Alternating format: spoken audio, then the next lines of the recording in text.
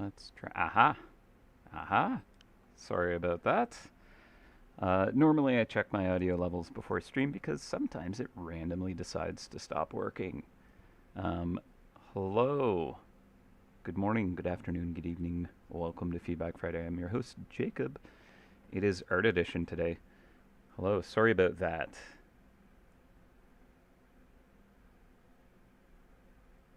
All right. Welcome to the stream. Um, am I done with the Boiling Cauldron Trap Skin?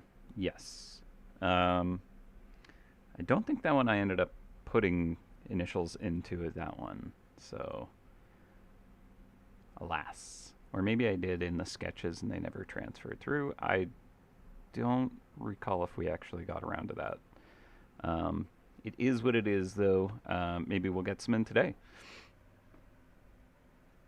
Thank you, Trevor. Yeah, no, the team did really, really excellent work on the new area. Tons of amazing mice. And we're going to be working on a ton more amazing mice for part two, conclusion, the conclusion cliffs, as it were. So those of you who have been kind of like following the Mythweaver's arc, um, there have been quite a few areas that character has kind of influenced heavily, and this is kind of like the final showdown, if you will. So I'll be going into one of the pieces that will be a new character for the area that we're going to be releasing as part two.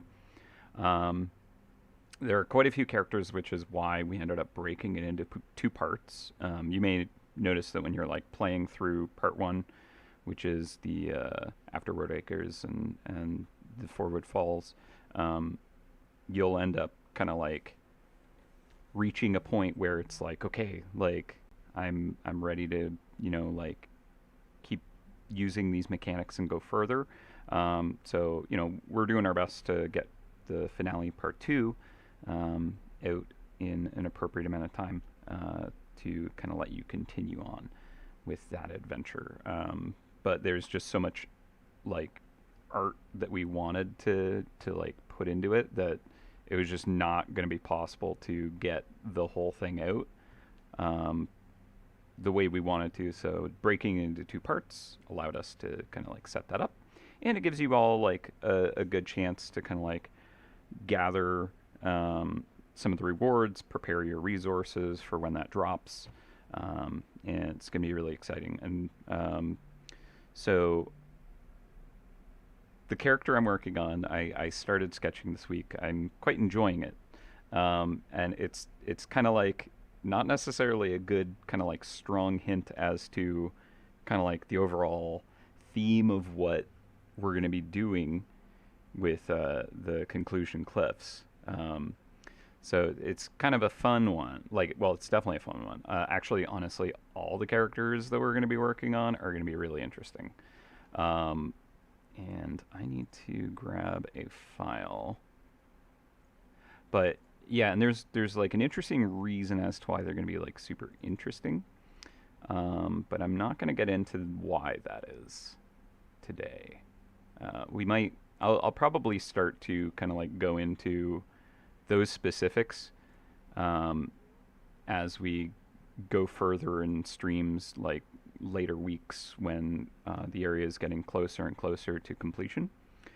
All right, just downloading that file that I need. Uh,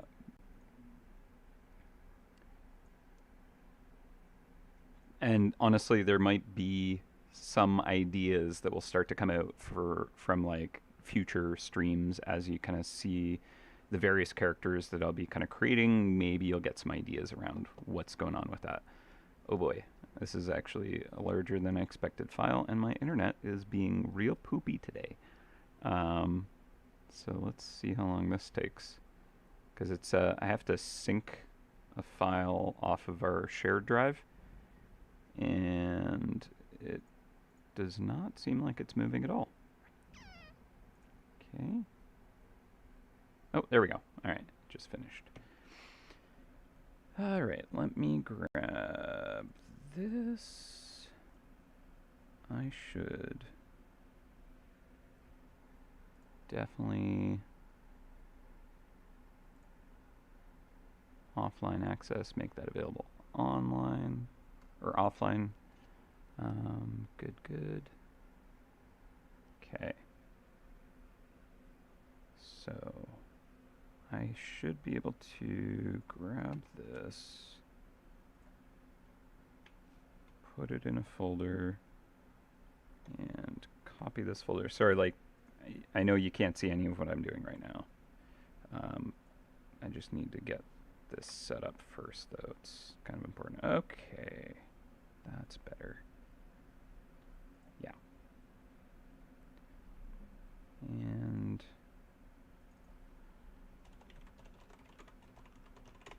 cool. Okay. Give that a save. And all right. So, sorry for that awkward kind of intro and just kind of me doing stuff without being able to see what I'm doing. Okay, let me close that. And I think we're good to go now. So, what are we doing today? We are going to be working on a brand new character. It's for the brand new area coming out, permanent area. It's the follow-up to the area that we just released. And let me see if I miss anything in chat.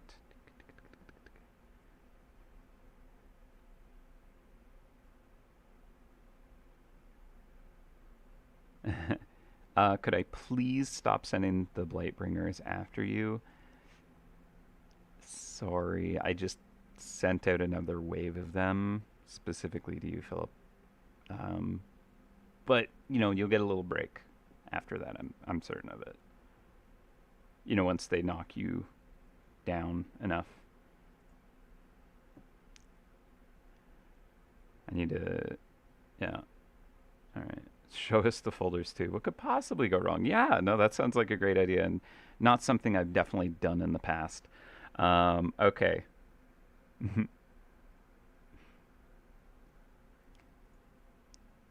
Listen. Philip is like taking one for the team, having all those Blightbringers chase after him. Um, that is a heroic deed right there. Okay. All right, so onto the art. What we're doing today, new character. Now, what's kind of fun is we like to kind of like reference media at times in the game. Just kind of like really cute kind of nods to known characters or like memes or whatever, is kind of just like a fun little Easter egg. And the character that I'm working on right now is a very specific character, and either you'll know kind of like who they are or have no idea. But let's go for it. So it might not be obvious right away, but I will say that this character is one Hoopy Frood. And uh, you might be like, okay, that's quite the garment they are wearing. Also, 3 arms, 2 heads. That's kind of curious. Uh, Now, one thing I do know about this character is they have won the worst dressed sentient being, I believe now 8 times. So if you have any idea who that is referring to, hey, there we go. Schoolwork knows. Yeah, Jason. Yes. Yeah, so this is a very heavy reference to Zaphod Beeblebrox. And yeah, no, like honestly, amazing kind of author, created Hitchhikers to the Galaxy. Well, I mean the book that this character comes from, Hitchhiker's Guide to the Galaxy. Also radio drama, I think multiple video games and definitely multiple movies. But yeah, so kind of taking that concept of that character, and giving them the garb of the folklore kind of genre, if you will, with the very kind of like Victorian era clothing, and basically just grabbed a bunch of jester outfits and, fancy outfits. And basically, this character just wants to be the absolute center of the universe. And they dress in a way that, if they walk into the room, you're not going to be able to not notice them, right? Going to be very, very noisy looking. And that's just part of this character. So, yeah, biker mice from Mars, totally right. Um, so, this is the character that I've been kind of working on. And basically, I think I got the sketch where I'm pretty happy with it. This was the background. That I wanted to grab this kind of texture to put behind the character. So I have that when I need it. But yeah, effectively, I'm relatively happy with the sketch. There might be other things that I'll tweak on it as I go, but I think we're pretty much ready to render today. Um, I will say one thing. Woke up with like a crazy stiff neck and shoulders, so we'll see how far I can go today on stream. For those of you who aren't familiar with the art streams, they can generally go all day long, with like an hour lunch break in the middle. But I kind of go as long as the art is flowing and, I'm kind of feeling it. Some days I kind of like either complete it or I reach my goals and I had other things I need to get done that day, or whatnot. Just run out of kind of like steam because, when you're live streaming for 6 hours straight, you can kind of get like mushy brain from it. Especially because I just kind of ramble to myself rather than, let's say, like host it with someone else and have a conversation directly with them. All right. So I do have a time lapse going. So basically, at the end of the stream, if you're watching this on YouTube later, like not live, you should be able to just kind of like skip to the end of the video if you prefer to just watch kind of like the time lapse of the art. But otherwise, thank you again, as always, for tuning in and hanging out with me. This is a live painting session where chat gets to kind of like hang out, ask questions, influence the artwork directly. And what we create here ends up going into the live game, MouseHuntGame.com. So if you're part of this ride, you can legitimately actually like create like permanent in-game artwork that will forever exist in this universe. Become a part of the process. Join in live. All right, so I'm just going to start blocking in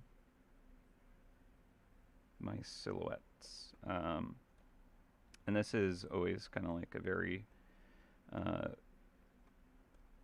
important part of the way I work. I'll kind of build up my sketch and I'll block in my kind of shapes with big flat colors just so that I have kind of those layers to turn into rendered objects later.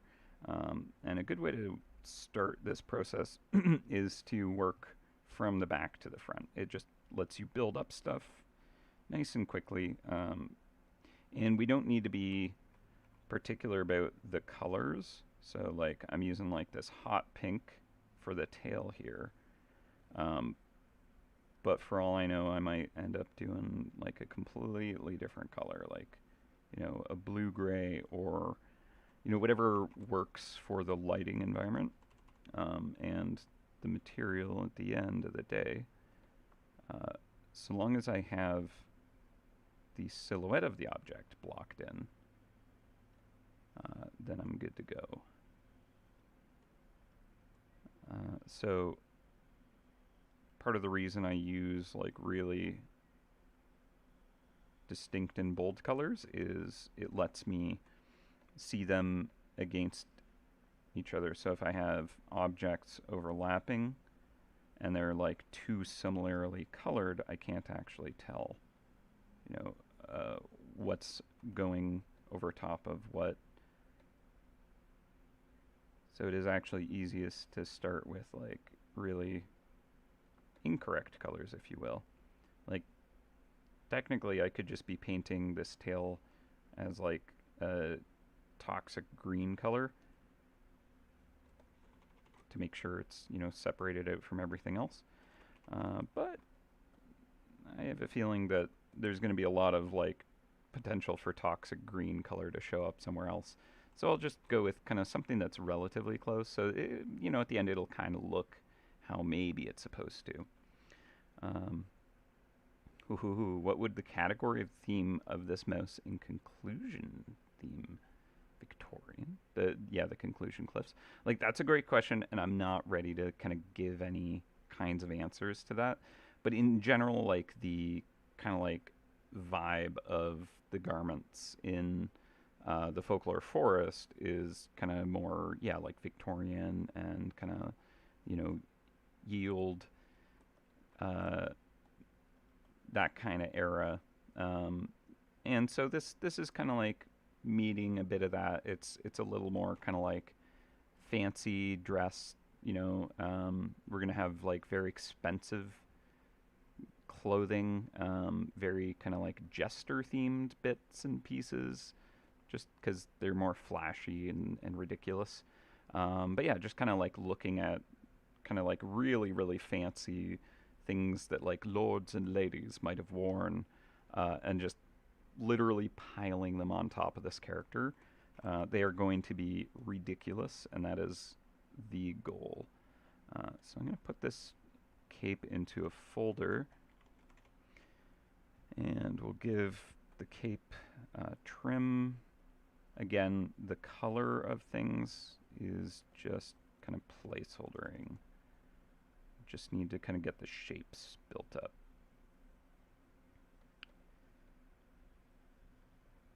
So for this, I can just kind of quickly overpaint what I need. And actually, I think this shoulder trim needs to go on a layer separate from this, because this is going to actually like go on top of the jerkin kind of shoulder piece here, but the cape needs to go behind like literally everything.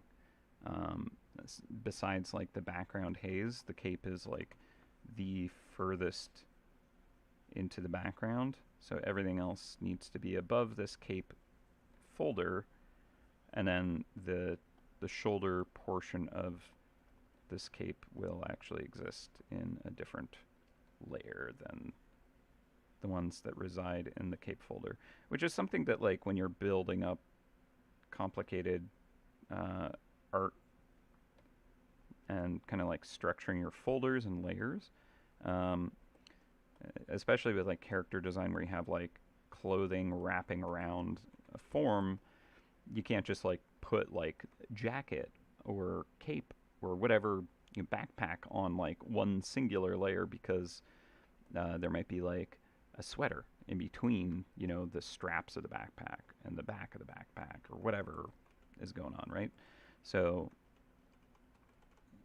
you kind of miss out on being able to like keep it perfectly organized in that kind of sense. I don't know, maybe there's a way to like have reference layers link into each other in ways that, you know, I could have all layers that are technically cape somehow in that folder, but I do not know how that would look or if it would be a good idea. Probably not. Hello. I've obtained a Charlie. She just clambered onto my lap, which she, honestly, normally it's not what she does, but she does like climbing onto my lap if I am talking to the void. So like if I'm in a work meeting and I talk a lot, she'll be like, okay, I'm here now. But also stream where I just ramble, she seems to love hanging out. Otherwise, she's just kind of like napping in a sunbeam elsewhere.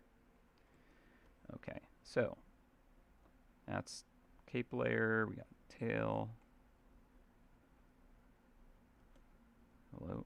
Just okay, I don't actually need to rename the layer, but I'm trying, and it's like not letting me select it. It's fine. It's fine.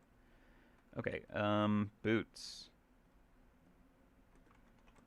Like big red boots are probably we'll go like dark brown. Just because it's different from the cape. Uh, these boots, I was thinking of Granny Weatherwax. Like, what would Granny Weatherwax's boots look like?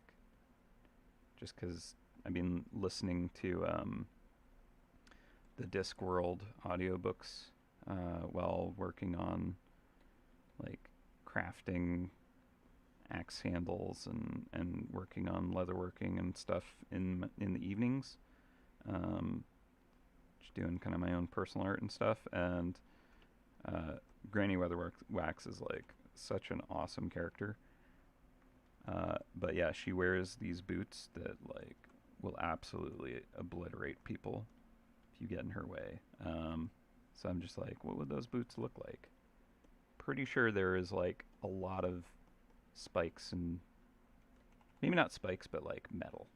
Definitely a lot of metal in them. Heavy witch boots. Um, this boot is totally not actually looking like the other boot well enough. Honestly, I struggle with trying to like put footwear on mice feet. Like, is it like digigrade feet? Trying to figure out how to like actually construct a shoe that works is not my forte. I've tried in the past and failed horribly, which is why if I'm kind of like this mouse is gonna have footwear, it's like a foot wrap rather than actually like something with heels. But yeah, like these boots, not working quite right. But I'll block them in. It already kind of has identified that these aren't working.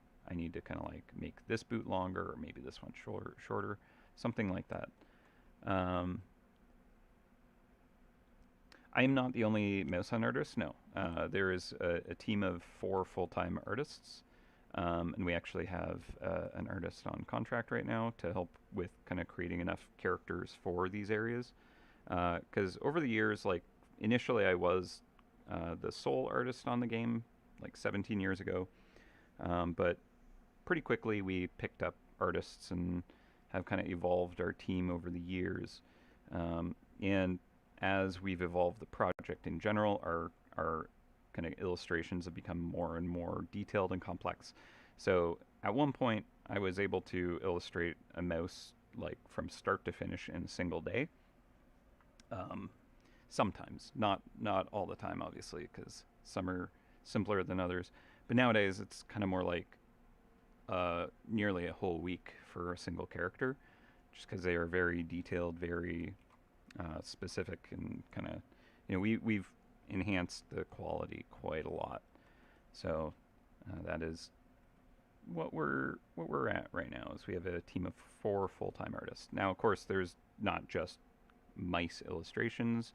There's like interface work. There's items and kind of like front end, like all kinds of work that we share the load around. But yeah, it's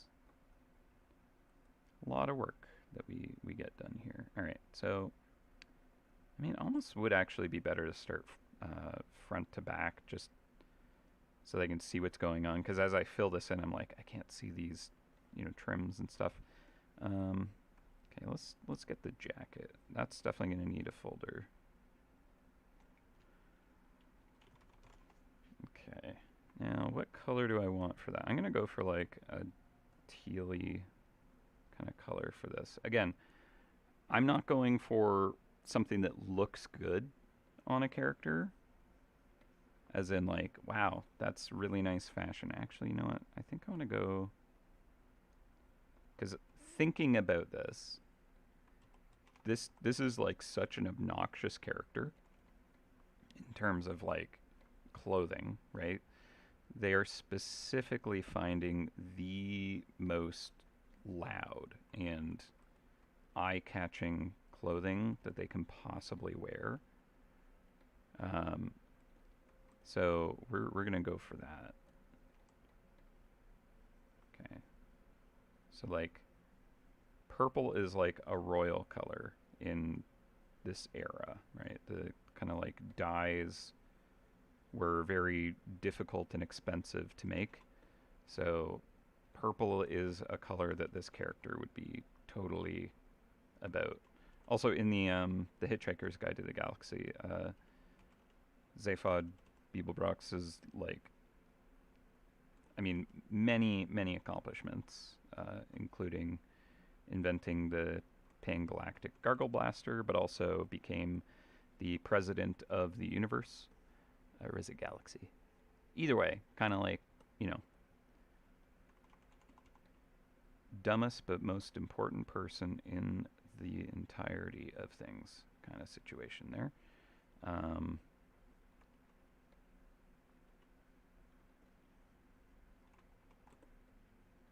loves himself so much, decided to clone his own head on his body, kind of situation. So that's this character. But yeah, so kind of creating that a version of that character in this universe.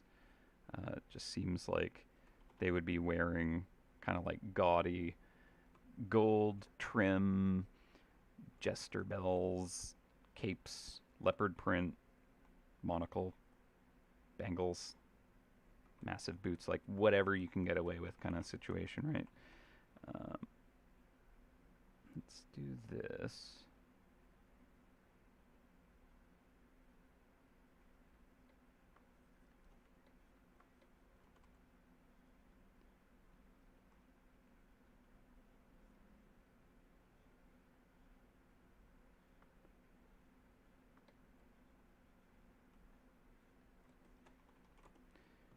All right.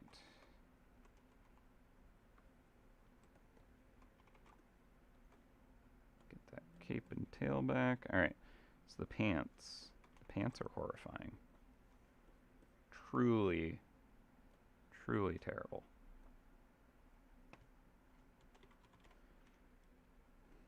I feel like these might actually be a crime. All right. So, I'm thinking like yellow for like these breeches. Like okay, so these on this side are kind of more like billowy, I guess.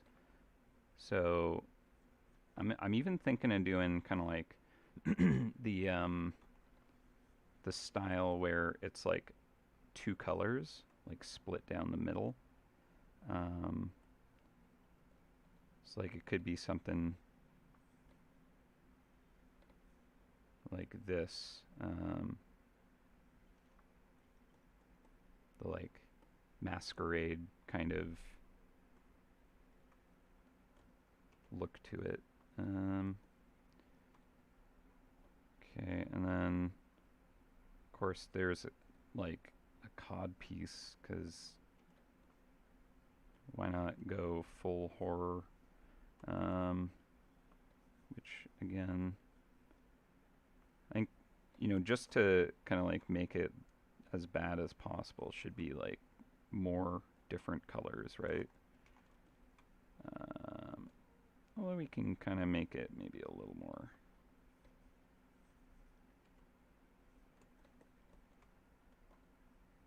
Okay. And then we'll do like,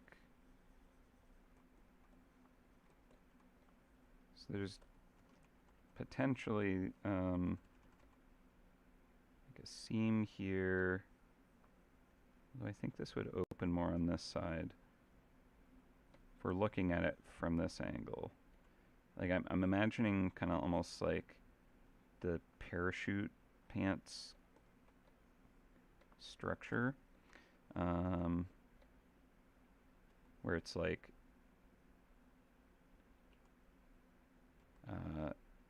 almost like corset tied down the side.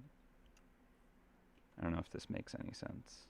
I do not create or understand how clothing is made properly. So I'm probably, you know, making a terrible design that would not be wearable. All right, and then we need like a proper leopard print, like leather.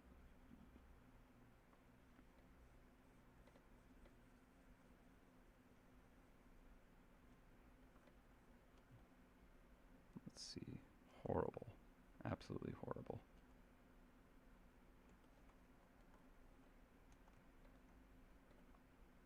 Okay, I should make sure the sketch is draft layer. Good. All right, so let's turn the jacket on. Guess this can fill up in there. Boots, tail, cape. All right.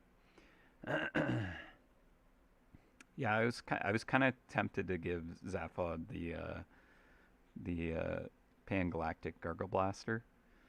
I might still kind of put that like in perhaps the hand back here, or maybe they're cheersing it up here. That could work too. Um,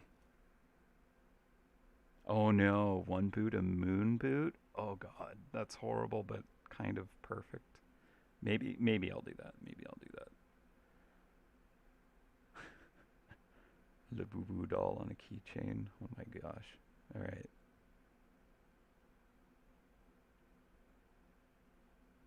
Yeah. McHammer time pants.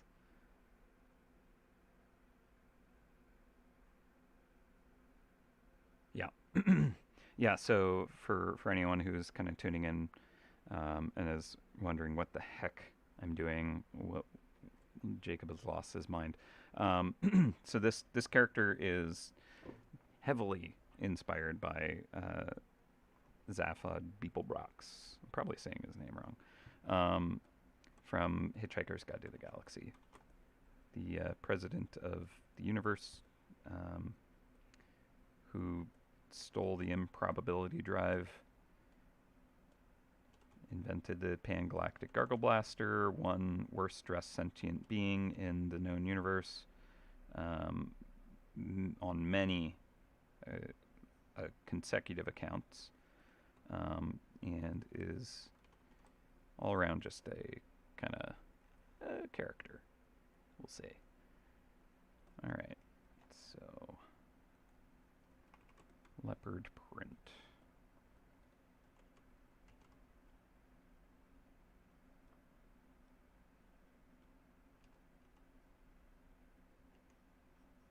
I don't think I've ever drawn a character in leopard print.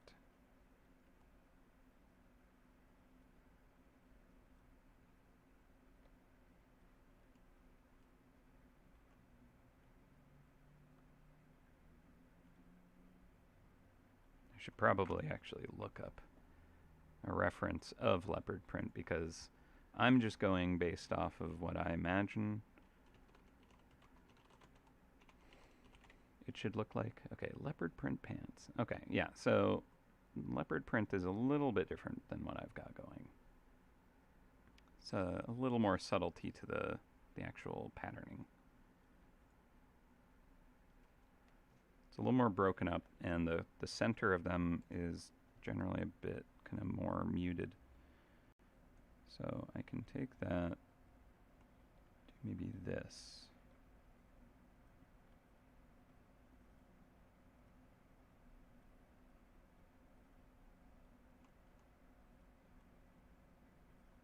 Kind of create these shapes.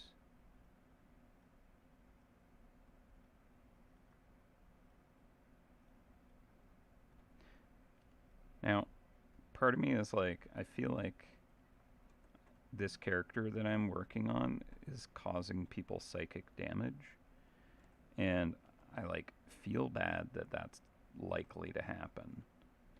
But at the same time, that's kind of the purpose of this, like, character's ego, is to just be way too much, right? So, I don't know, like, I guess job done is the thing.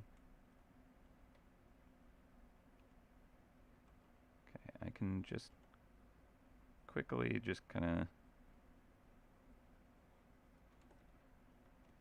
futz my way through this portion, because I don't need to worry about it looking, you know, fully rendered and all the details worked out. So the fact that I'm kind of like trying to make this actually look leopard printy is counterproductive at the moment. I'm just gonna finish where I started though. Are you all liking the new area so far, by the way? Managed to go on a long ride on a lovely lazy river, or get dashed upon some rapids?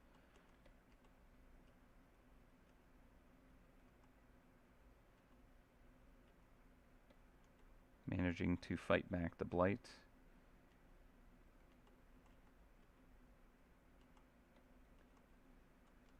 Okay, so that's leopard print enough. Love the R2. Thank you, Jedi. Looking more of a jester mouse, that's fine, right? Like, I want that to resonate for this character. The jester is totally, you know, kind of the base of the character, I would say, is kind of like, yeah, court jester, ridiculous character with the bells and everything. So that's appropriate that does resonate. So I'm glad to hear that. Yeah, I'll move this up here. That is on the pants layer. Okay, so we're going to put bells.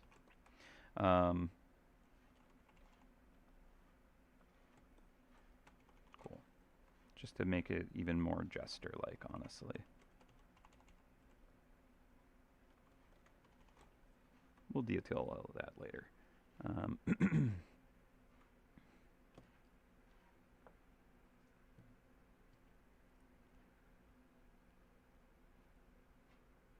Oh. Budabuck's good point. Leopard print doesn't have to be the traditional colors. Have you seen the gaudy fluoro different colored ones? Honestly, no, but I've probably seen them at some point, and yes, good point. We should make it like silver and like neon pink or something. Totally. Okay. Yeah, isn't that nice? The scenic background of the falls as you progress through it. Lauren did that, and it's really cool because it's like the HUD lets you scroll back and forth using the arrows at the ends, so you can really just kind of appreciate the actual kind of like journey. And what's cool is it's kind of like showing the areas of the folklore forest and such. So it's a nice detail. Um, Quite enjoyed that. All right, so we got pants. Good enough for now. Again, we're just blocking in pieces of this horrifying puzzle. Okay, so the jacket, let's get this kind of like jerkin top, whatever. I mean, maybe we go for green. That's kind of a strong green for what I'm looking for, honestly, but let's do this.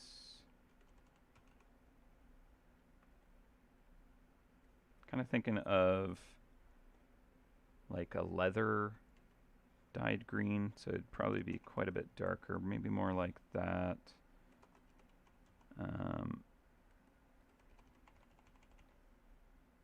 Again, we're not rendering really yet, but I want to block in a little bit of depth so I can maybe get an idea of what this should look like.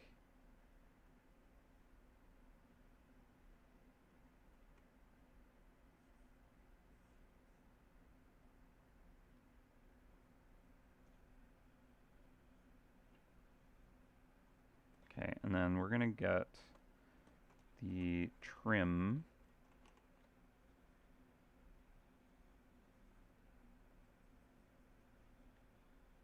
for the royal looking cape. Get that kind of built up here.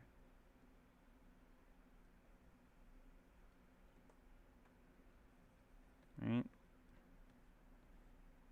Okay, this is interesting. The hand itself.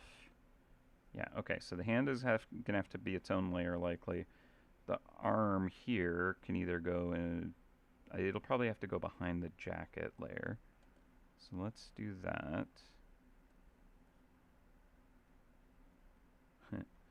Arm 1, 2, or 3? I wonder. Okay, so let's grab this color. Sure.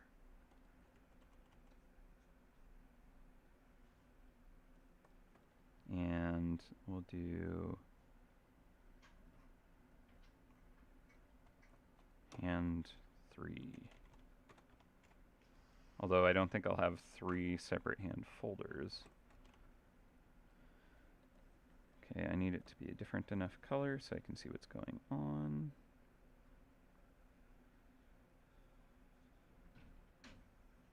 Half tempted to make it just hot pink.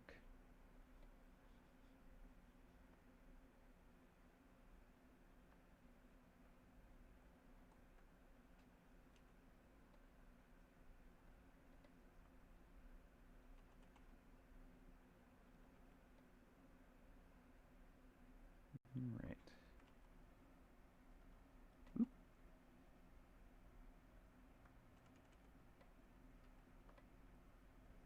Now I'll do the fingernail on a separate layer. Cool. All right. Fingernails.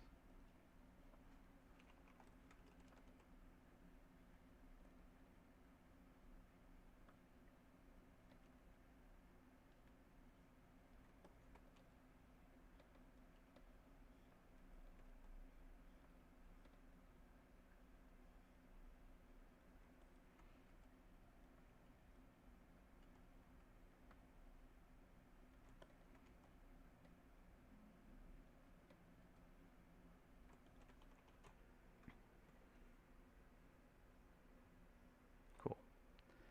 All right. Prepping for your first rapids run. Good luck. Hope it goes well. Where are you gonna try and target?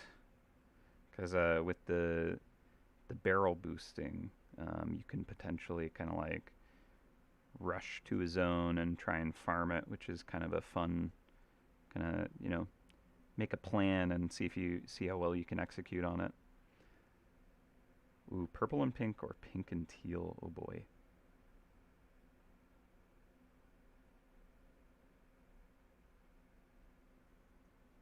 No, it's awesome. I love that you guys are really enjoying the artwork. The team put a ton of work into every character, and we're all really proud of what we created. So I'm glad that you all are also appreciative. Always love to hear that. Okay, so I'm gonna have the trim end here because this is behind, so I don't want that to kind of interfere. Yeah, see here, I would have missed that little gap there.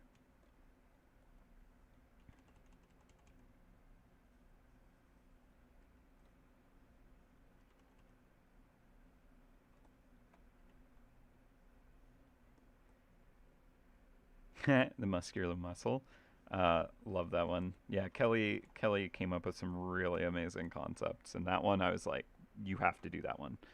Because yeah, there was at the beginning we will often kind of like, sit down and do a bunch of concepting, and try and kind of figure out the tone and kind of like overall themes, etc.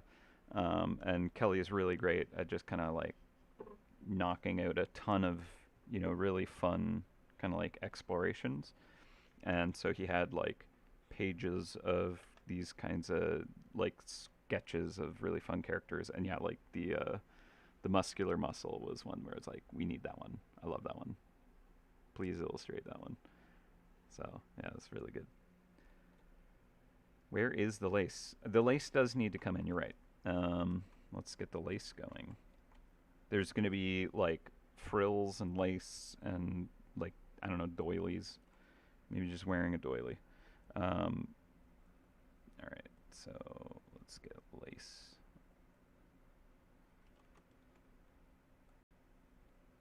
for now, I'll just use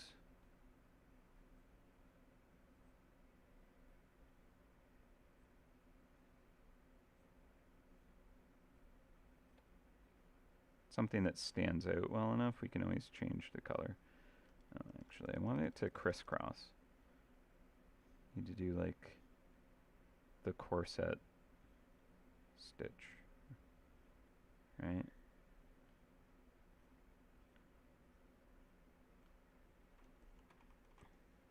Looks bad. Kinda does. We'll figure it out. We'll figure it out. Okay, I do also want it behind here. This will actually go all the way down here.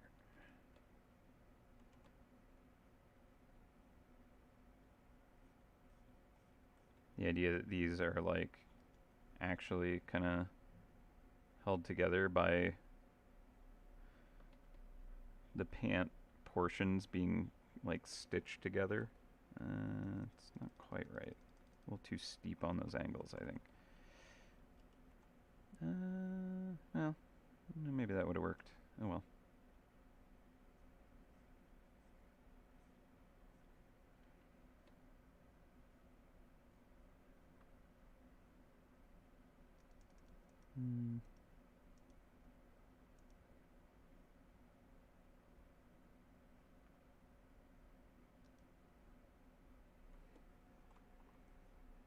Okay, that doesn't quite look right. I think I need to make it denser.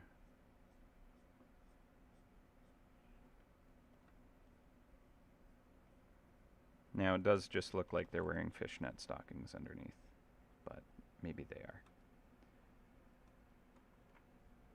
Zaphod needs his drink. Probably need to put a Pangalactic gargle blaster in his hand, you're right. Yes, eyelets on the laces where they enter the fabrics. You're right. I agree with that, actually. It would look correct. And it might help me actually align all the lacing. So let's actually do that. All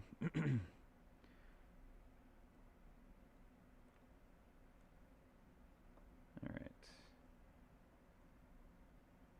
Yeah, it does not want me to name layers. Eyelet. E-Y-E-L-E-T?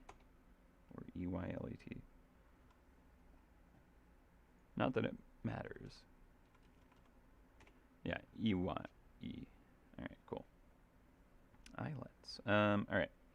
So let's grab, I guess, this kind of brass looking color. And start up at the top. And just kind of give them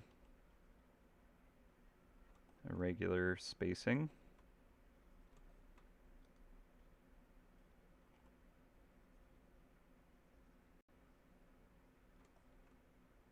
This one goes around a bend.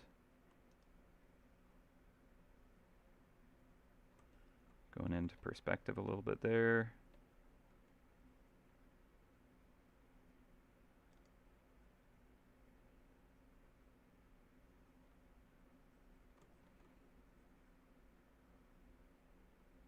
Yeah, this should help me to kind of like space things out as needed, I hope.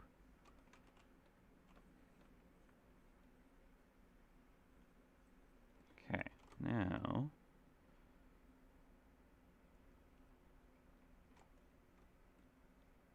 wire brush. Should I use the wire brush? I think the thing about the wire brush that works is I don't change thickness based on like pressure. Can also just, do I want to skip a stitch? Probably not. Like, it's less efficient in terms of how you stitch, but maybe it'll look good. Honestly, if I do that, and then I have the stitch go from underneath, like so,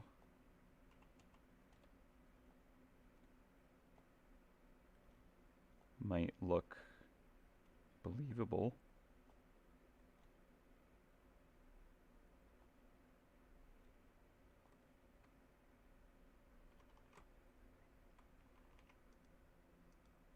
This looks really wrong here. Do that.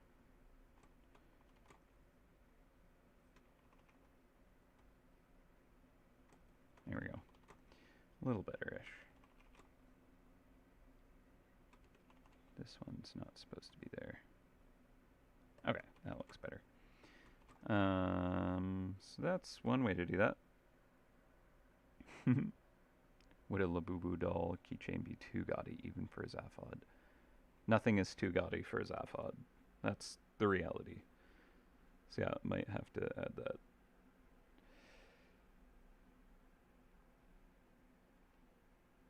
Oh yeah, definitely some good creepy mice in the acres. We had some fun. Definitely had some fun with the creation of our character, our cast. All right, let me grab this eyelet. Okay, gonna go up here again. I guess I can just use the same eyelet layer here.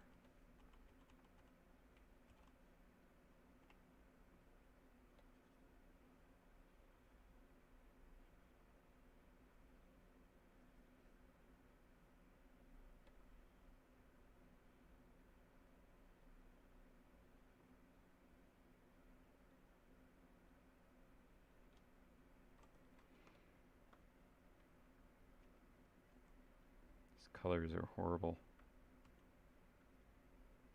They're like stinging my eyes. But that's precisely what they should do. Okay, let's get that there, and then... Oh god. So much lag. Hello. There we go. Wow. That was a lag spike.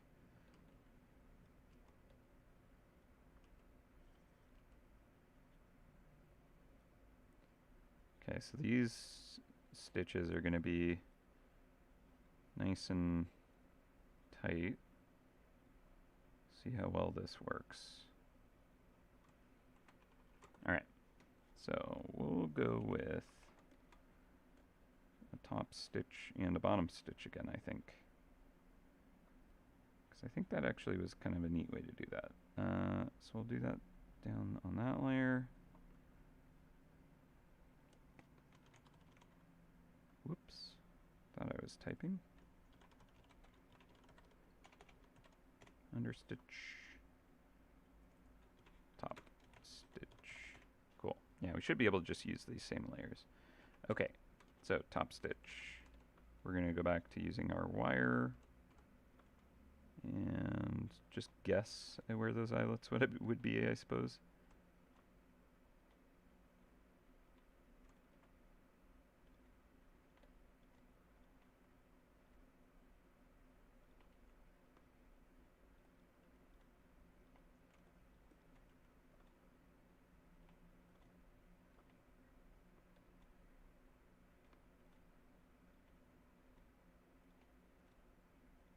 See how poorly this decision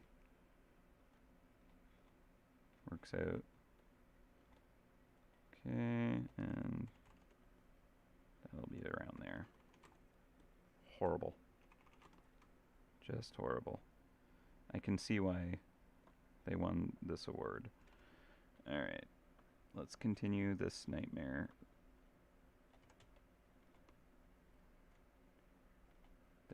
So, yeah, and yeah, okay, boom, boom, boom, boom, ba-doom, ba-doom.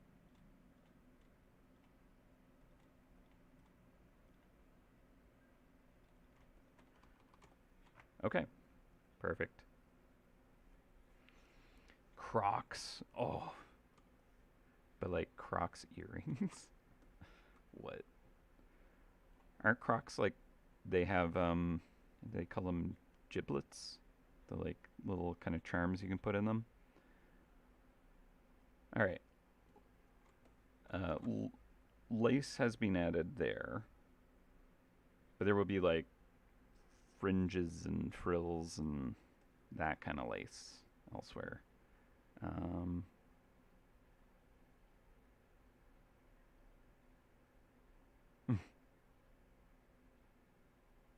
Blue dots on the yellow part. Can definitely put blue dots on the yellow part. That's horrible. That sounds just and like depending on the blue, right? It can be just so bad. Oh, terrible. Okay. Now,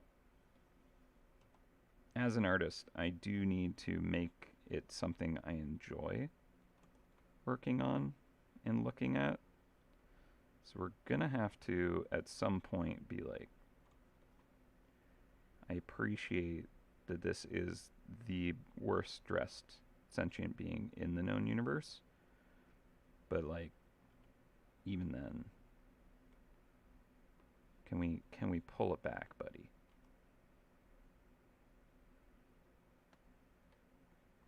Don't worry, we see you.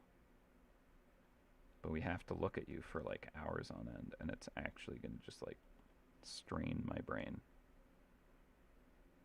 Okay, that is horrible. Great suggestion. Ugh. Okay, that blue on that yellow. Okay, so something that is important to understand as an artist is how important values are. Um, Looking at kind of like uh, a color and comparing to other colors is all good, but the values themselves matter the most. So something I will do is try to still create a responsible looking value structure to this piece.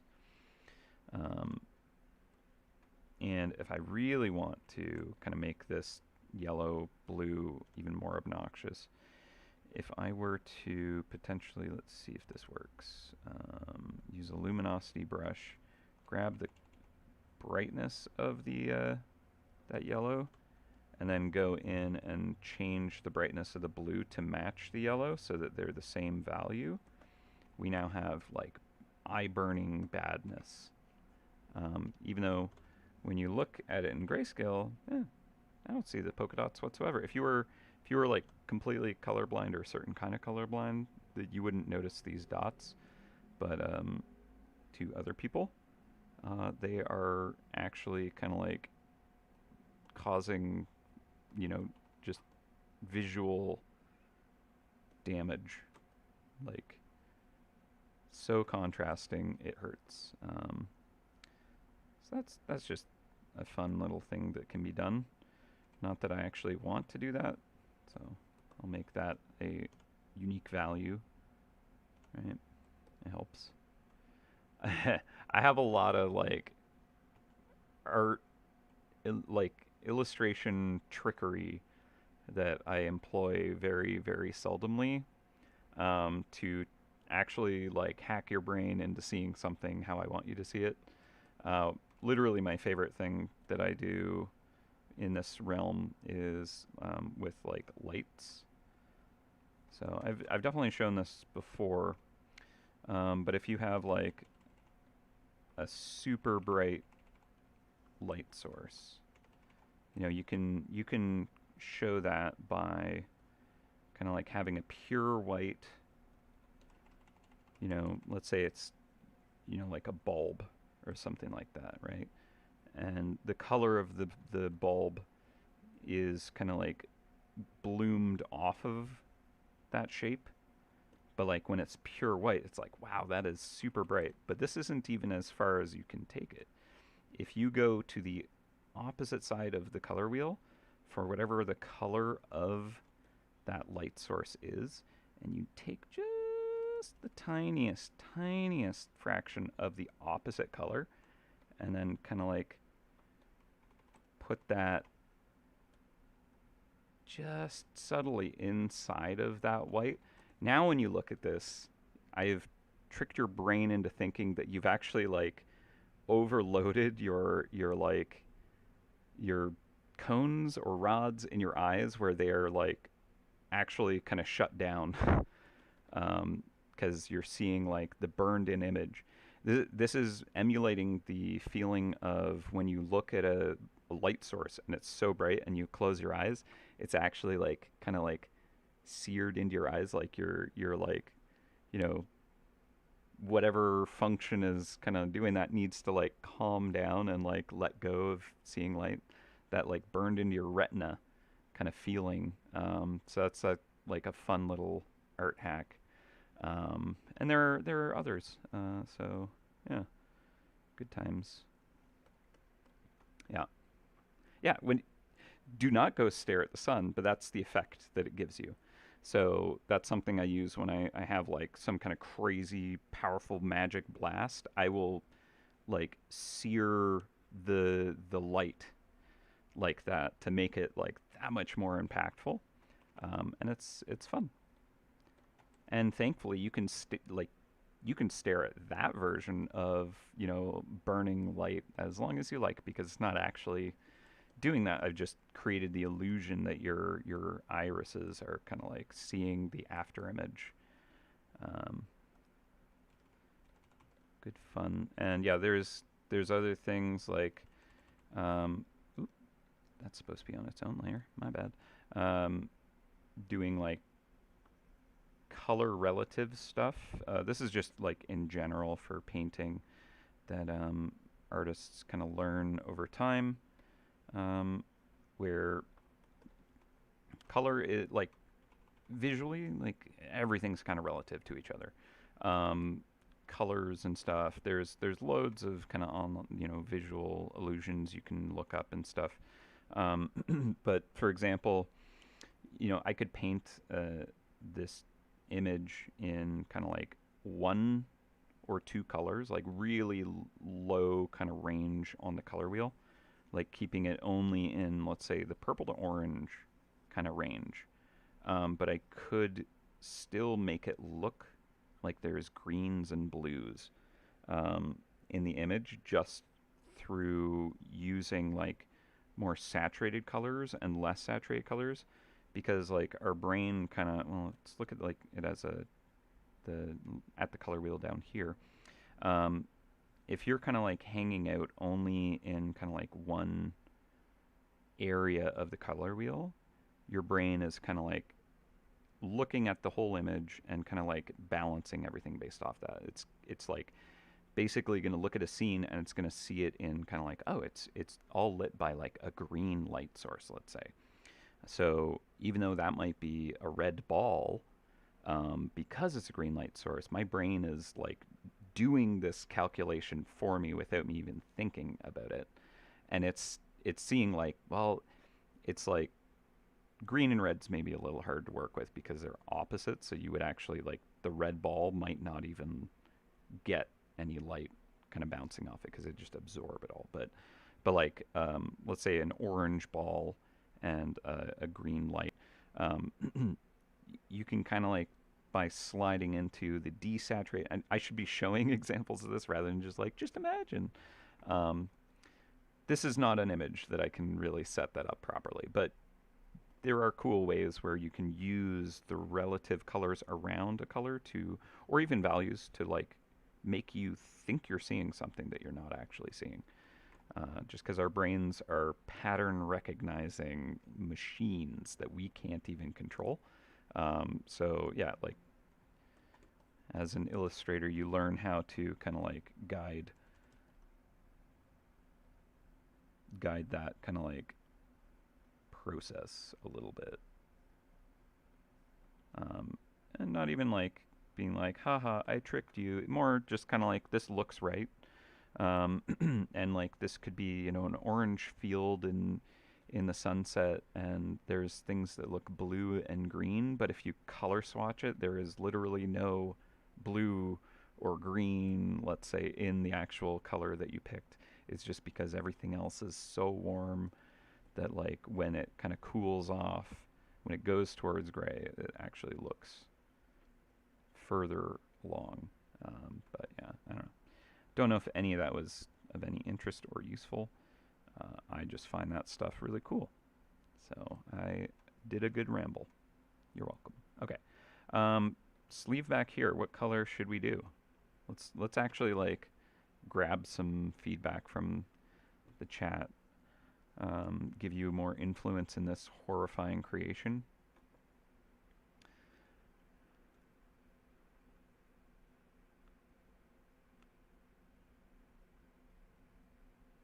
Wish I had the talent for high quality artistry. Easdal. I mean, like you can, like, there's no too late to start kind of rule about becoming a creative person.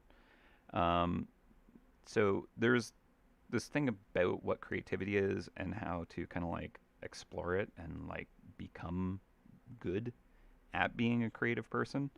And the number one reason that people can't do it is because they are afraid of failure. That's like, honestly, I believe the number one way that people kind of like hinder themselves from going and learning how to do art or music or whatever kind of creative pursuit you might want to try, or any skill in general, honestly. um, so when we're really young, our brains are sponges, and we do things to figure them out. Like we babble to try and learn language. We kind of like tactilely kind of like try things. We smear them all around. Like as like babies and children, we are just experimenting, and we're not kind of like hindered. You're not kind of like, you can't like, incorrect. You said goo goo gaga instead of like daddy or whatever, right? Like you have kind of this freedom to just try things, and just there's no wrong answer, and like you didn't get the result you were trying for maybe, but like you keep trying, you keep getting to explore. And what ends up happening in our kind of society, I find, is that there becomes a point, and I think it's kind of in school mostly, where you kind of try a thing and then you're told that you did it wrong, or like you're not doing it correctly or whatever. And you're more so, instead of like encouraged to, you know, try again and try something different and explore that space, you kind of are like dissuaded. Um, so like a lot of people that get into the arts are, maybe discouraged at, learning math and sciences because they're told that you're bad at this, like bad grades, you fail. Or you're struggling to kind of like learn this, and we don't necessarily teach you how to learn that stuff very well. Some people are just wired in ways that it's easier, of course, but they might have like, done some doodling and had encouraging kind of feedback and being like, yeah, that's fun, and I get something from this, so you do it more. Um, but yeah, like if you are someone who's doodling and wanting to learn, and no matter what age you are, if you're kind of comparing yourself and seeing what you've done as failure, then you're just going to get in your own way, right? So I completely encourage you to kind of like embrace failure and like get excited, because like try doodling, try doing art, try, you know like I've been asked kind of like what's a good way to like learn how to do art, and I there's lots and lots of different answers. um, and it depends on like what kind of art you want to do. Orange and pink for the stripe sleeve, thank you. But the way that I encourage people to kind of like explore it easily is, and this is controversial because a lot of people would disagree, but literally find art that you love, that inspires you, that you want to kind of like be able to get something from. Like you love the look of it or whatever, and actually try to copy it. Like try to recreate that, um, and do a bad job. There is no like you know uh, fail state for an experiment, right? You're just kind of like trying things, and you don't complete it and be like, I made this, because no, you didn't. You're kind of like emulating someone else's hard work, but you're doing it as a study. And what you will find if you actually like go for this and try this is you'll actually be able to kind of like start to pick up potentially, as you kind of like do more of this and you start to kind of like analyze, why doesn't mine look like that, and you compare them and you actually try to solve that by like looking at it constructively and kind of like critically. You start to develop the tools to understand, well, why did an artist kind of work this that way, and you can maybe start to break it down. Now, having like another kind of artist that's further along that can kind of like directly guide where you're at can really help with the process to be like, okay, here's what I think you should kind of like figure out next, etc. um, but like, yeah, I would say that a really good way to like start to kind of like just hone in the skills that you've kind of like created thus far is to actually like look at art you love and try and emulate it and try and figure out why, like, what did the artist do to create this thing that I think is interesting. And you start to understand why it works the way it does. You start to kind of like figure out how to do that for your own work, and kind of like um, all that. Something that a lot of people know from the art world is artists early in their journey, they're really concerned about style and finding their style.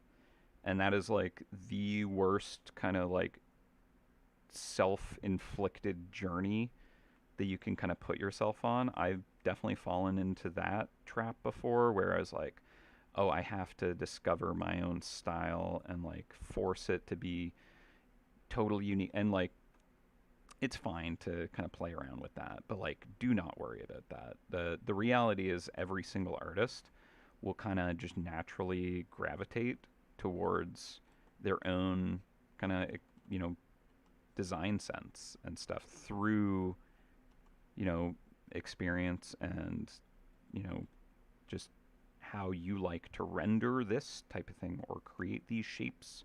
You get your own sensibilities, and the truth is those always kind of come out of your kind of like built up interests and stuff. So like, I'm very much influenced by the artwork that I love and have kind of like studied, and kind of the artists that I've been taught by and all that. But like, I never had to like try to purposefully like forge my own path and kind of create my own unique style. That happens naturally. Um, and so, yeah, like if you're starting to kind of be like, oh, I should really kind of like find my own kind of like unique art thing, like it's fine, but don't like burden yourself with that being some kind of requirement to like becoming an artist, because it's super not. Every artist always has their own unique quirks. Um, Even if you're trying to be making art like another artist, you're not gonna be like, you'll never paint the same paintings or whatever as another artist. And having influences that are like really strong, totally fine. It's a very normal thing, and embrace it. That's what I'll say about that. Um, but yeah, so I do feel like there's a very strong issue with what we do to our natural creativity as human beings, where we get in our way if we're afraid of failure. So honestly, failure is like one of the greatest teachers that exist if you are open to kind of like welcoming it and looking at it. And this is like, I teach a leatherworking workshop. The students that I get in my classes, they've never most of them have never touched a leatherworking tool. A lot of them are not artists whatsoever. They like aren't crafty people, but they were curious enough and willing enough to kind of like, you know, give themselves an opportunity to learn. And they end up discovering, like every single class I've run, that like even though they can't draw a stick figure to save their lives, let's say, um, because there's like a variety of tools that can let them express creativity, they end up like actually making works of art, like where they stamp leather with their own designs and ideas that they had no idea that they had access to, just by like mixing and matching pattern shapes and hammering that into the surface of leather. They're like, wait, I actually express some creativity, and I thought that I had to be able to do that with like a pen and paper or something like that to be able to kind of like draw an image, but actually you can use stencils and stamps and, you know, combine geometric forms and whatnot. I don't know. It's pretty fun because like they're all adults and stuff, and it's like handing them a box of crayons and being like, "Have fun," and then they actually have permission to have fun, and they do. Uh, I've every single class I've run threatens to go overtime because people get so caught up in kind of like stamping artwork into their leather that like it's it's almost, you know, kind of like, okay, time to move on. We've had a lot of fun, and I know you want to keep having fun, but we do have to finish the class. But it's cool. No, and yeah, I think a lot of people don't realize that they can just try and do things. And a lot of the time, the stamped artwork in my classes don't turn out amazing, right? Like they had an idea for what they wanted, and they, you know, made mistakes. They kind of like double stamped something and like, you know, put a big dent somewhere that they regretted, or just took it too far and are like, I should have stopped while I was ahead, and that's okay. They learned a thing, and honestly, every single time, even when they'd be like, I know how I could have done that better, that's actually a, you know, like they're not upset, like to the point where it's like I ruined it. They're just like, okay, I've learned a thing, and if I do this again, I would actually know how to do that better. So they willingly learned a thing through failure, and this happens with like every student practically, and it's awesome. So I feel very lucky to be able to kind of like discover this kind of place where I can kind of give anyone that can kind of like pick up these tools and try them out, the ability to discover that, which is super dope. Um, yeah, if you're in the GTA area, by the way, Greater Toronto area, I do a leatherworking workshop every other week. It would have Site 3 can find me on Eventbrite. But yeah. Yeah, I do a lot of like crafting things. I can't stop it. I will literally go on a vacation for a week with my family or whatever. Go to like the cottage to kind of, you know, relax and get out of the city for, you know, or like go for Christmas uh, holiday or whatever. And I can't not bring at least one project with me because like I just am always working on something. Um,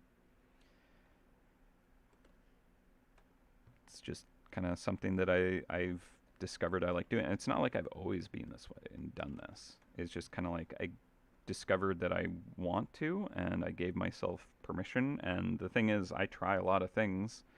Like I'm a blacksmith now. I do woodworking things. I taught myself leatherworking. I do metal art, all kinds of fun stuff. But like every single one of those, it's just kind of like I had to fail through it to figure it out. Um, and that's a thing that you can all do potentially. So have fun.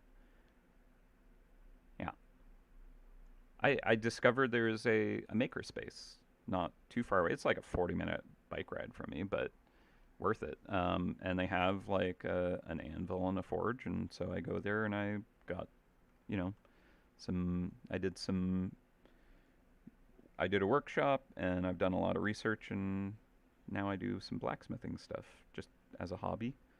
But yeah. No, you should like if you're interested in anything like that, you should see if there is some kind of makerspace in your area because it's one thing to be like, oh, I'm gonna like learn this cool hardcore craft, but then you have to like tool up, you have to have the workspace to do it.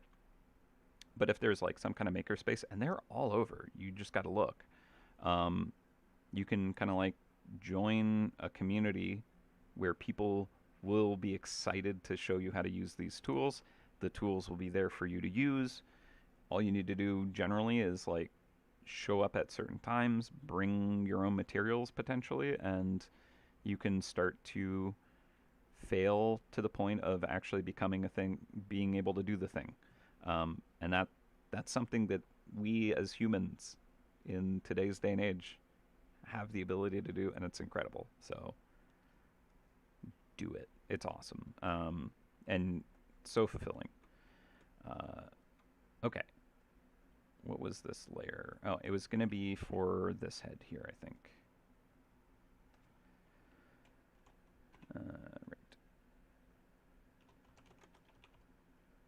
So this one I'm calling the profile head because it's looking to the side and we are seeing its profile. A Mythweaver Labubu doll keychain. Nice. Yeah, we gotta put something on the tail. Yeah, like the tail, like the hand warmer kind of puff would be good for the tail. I like that. Um, Vampire Goblet from the Halloween feedback. That could work actually for the Pangalactic Gargle Blaster because it is. So one of the things for it is kind of like oh, I kind of want to see what the drink looks like. Um, so it'd probably be I don't know. I guess like a neon green. And that goblet is very gaudy and glass. So get all the elements that we would want, I think. Ooh. New Brunswick area myself, my friend has taken an interest in chain linking, making chainmail and some of the undergarments. I've done it. It's awesome and it's so easy to get into. The way that I've done it, it was for costumes, but it's legit chainmail. I just went to like a hardware store. I bought a spool of, I think it was maybe 16 gauge wire, maybe 20 gauge, something like that. Bought a metal rod, a a vice grip that you can kind of like lock when you clamp it down, and used kind of like a work glove, and I clamped a piece of this wire to the metal rod at whatever the dimension of the rod is, kind of like the inner diameter of the jump ring that you make. Clamp it to one end of the rod and just twist the rod while kind of pulling the wire taut and letting it kind of slide through your glove so that it stacks in a coil along the rod.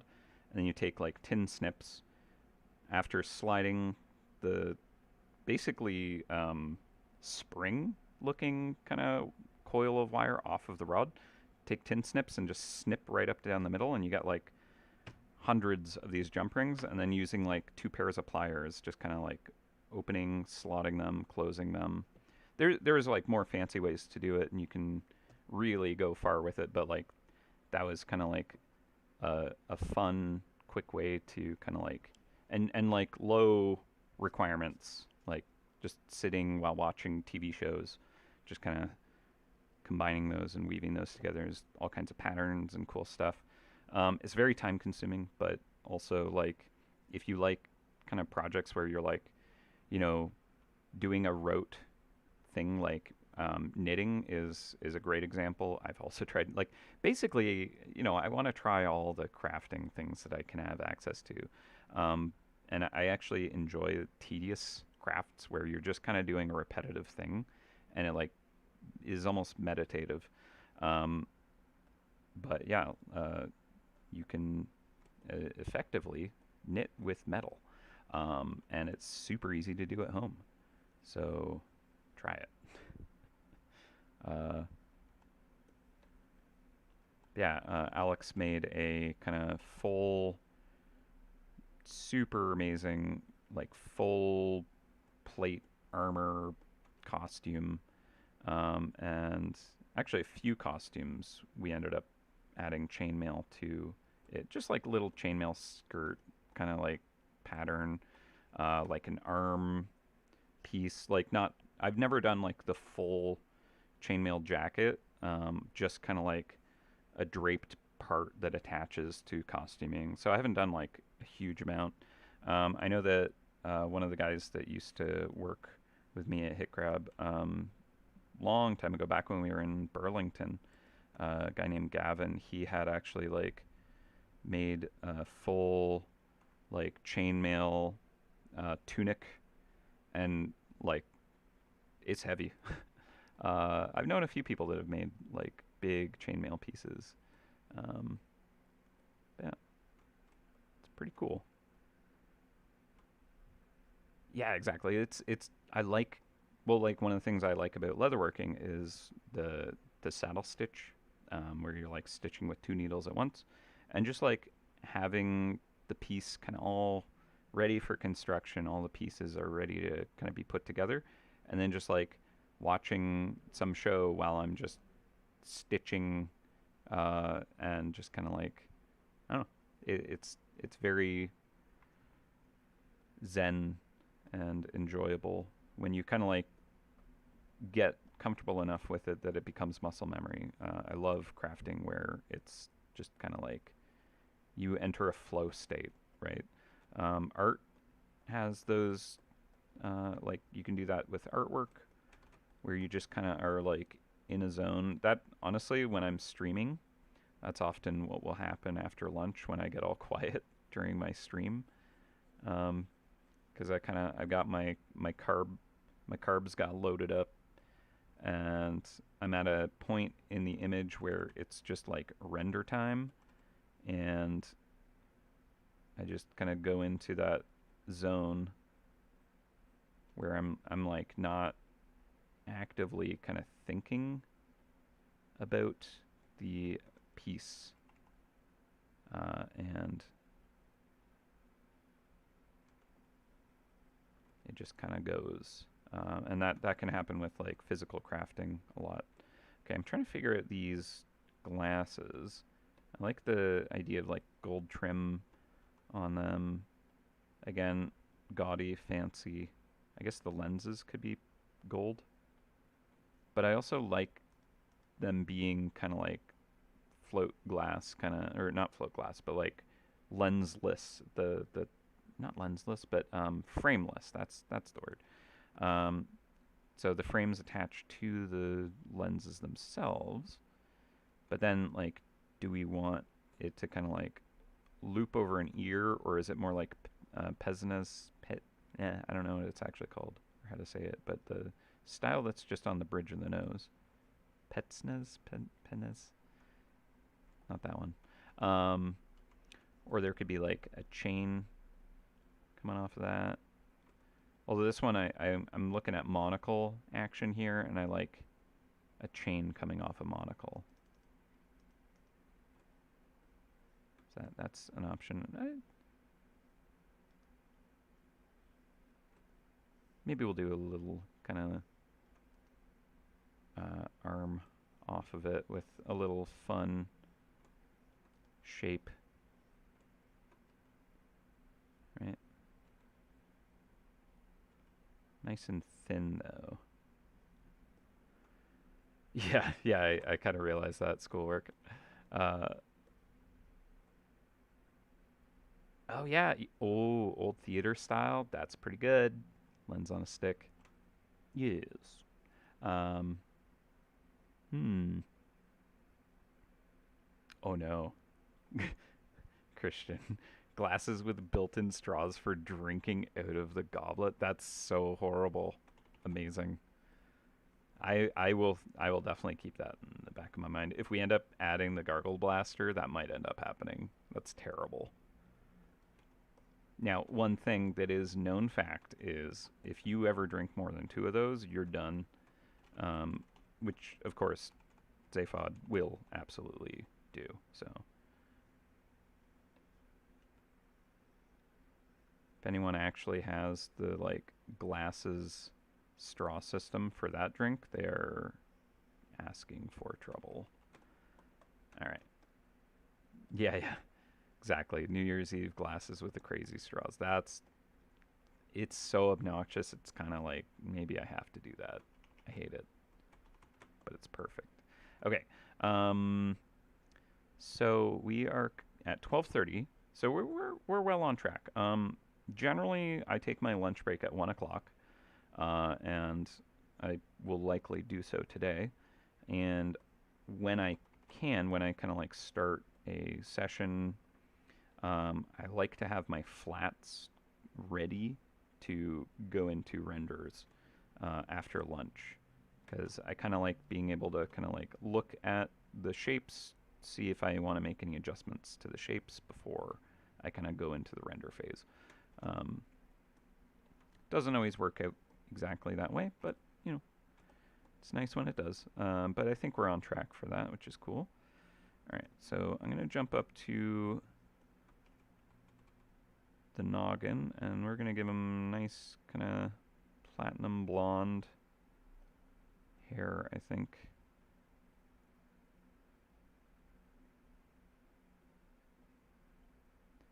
And I just need to block in all the shapes.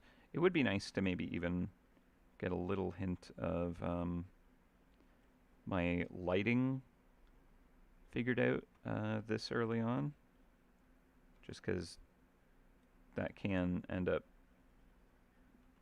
mattering a ton.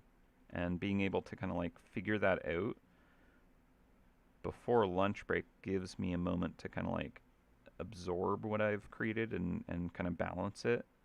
Because a lot of the time after lunch is when I kind of like, okay, I've stepped away from the piece for long enough to appreciate, you know, this doesn't quite work. And so I can see that I need to make that tweak, but only because I kind of like took a break from looking at it. So that's kind of why I want to be able to maybe have that ready before I start lunch. So yeah, I have no idea what the lighting kind of scenario is, but the background color that I'm gonna go for is this actually. This kind of like textured green haze is the kind of like backdrop for this character essentially. So I am gonna try and make this work. So obviously I'm really actually gonna have to shift a lot and do a lot with the lighting, but that's fine. I generally like having kind of a gray backdrop for the sketching phase because it lets me really kind of like figure out, can I just turn off the mouse? Oh, that should have been in mouse. Oops. Okay, let me move all these into the mouse folder because that would make more sense. These are all pieces of mouse, therefore should be in mouse folder. Huzzah. All right, let's go. Boom. There we go. So now I can just turn that on and off. Yeah, so I really like building up a sketch in grayscale because I can add shadow and highlight to like quickly explore and kind of work out a character. I also actually like render it at a much smaller size to begin with, so I'm less focused on details, and then I blow it up to the size, and it's crunchy, and that's fine because this is just a sketch. I then refine the sketch, and once I'm happy with it, I'll kind of like knock it down to around 30%. Leaving the highlights on in this kind of render build-up phase is okay, but it kind of gets really messy the moment you start actually lighting anything in the scene. So turning this to a multiply kind of like removes that awkwardness. Because honestly, the lighting is going to be solved separate from what the sketch kind of informed me of anyways. You can kind of like figure out lighting in the sketch for the most part, and I do often kind of like do a bit of that, but more as kind of like a really loose, kind of like, here's my main light source, that's about it. Just enough so that I get like three-dimensional form on a sketch. But I generally don't even bother with the shading in a sketch. It's not necessary for my workflow anyways. Okay, so I'm going to give this a save. It has been a while.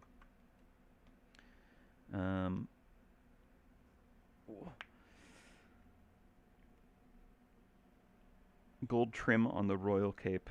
Gold trim on everything. Definitely. Gold buttons, gold lacing.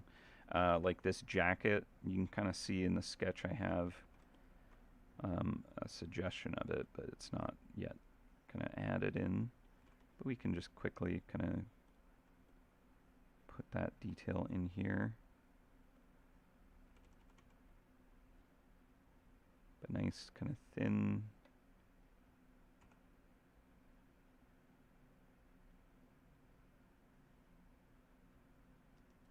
Honestly, maybe I should use the wire brush here, because it really does make a difference if the thickness is consistent. It looks more profesh.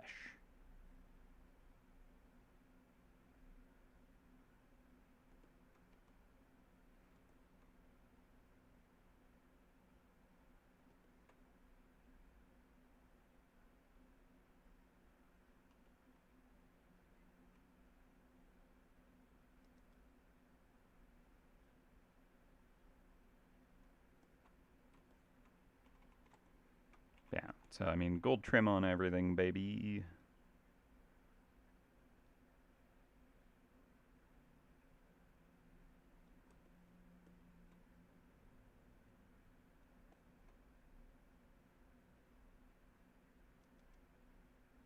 I don't know if we'd see the gold on the inside of the sleeve there. Maybe not. I want to get like the shoulder rope action here. I don't know, like, I feel like who would have that? Pirates, Town Criers.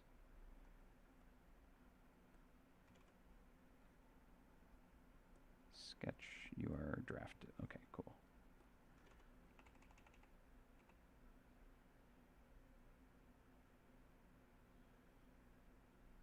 This dude is a pirate and a town crier at the same time, so it's like necessary, I think.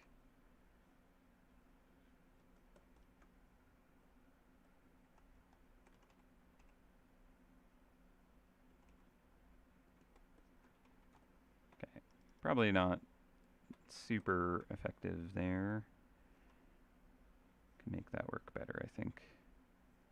Yeah, I think this color is maybe more rope-like.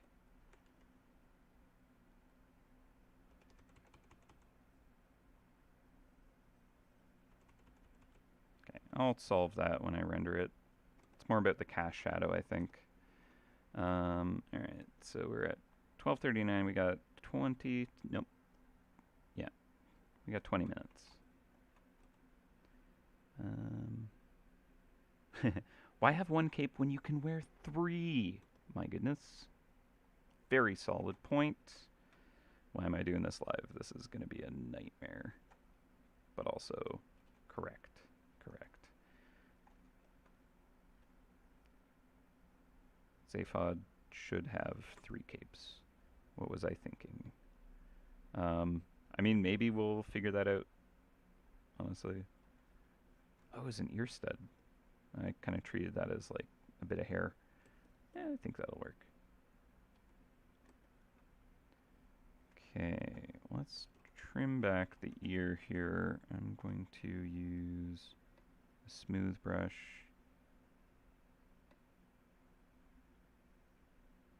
And I want to tweak the ear color to be a little more pink.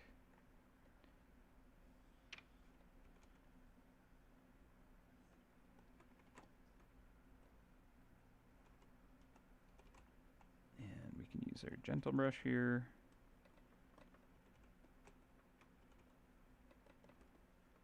And let's get this gold.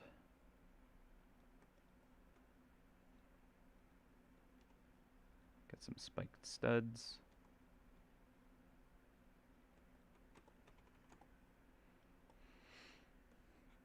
Probably have like a terrible mix of gold and silver for the earrings. We'll figure that out later. Okay. So I want another noggin behind this one. We're gonna call this one the portrait head because this one is facing us in a portrait direction. All right. So now this character has so much narcissism that they need more of themselves, so they actually have created a copy of their own head on their body. And so they will look the same, hopefully. The goal is they will look the same.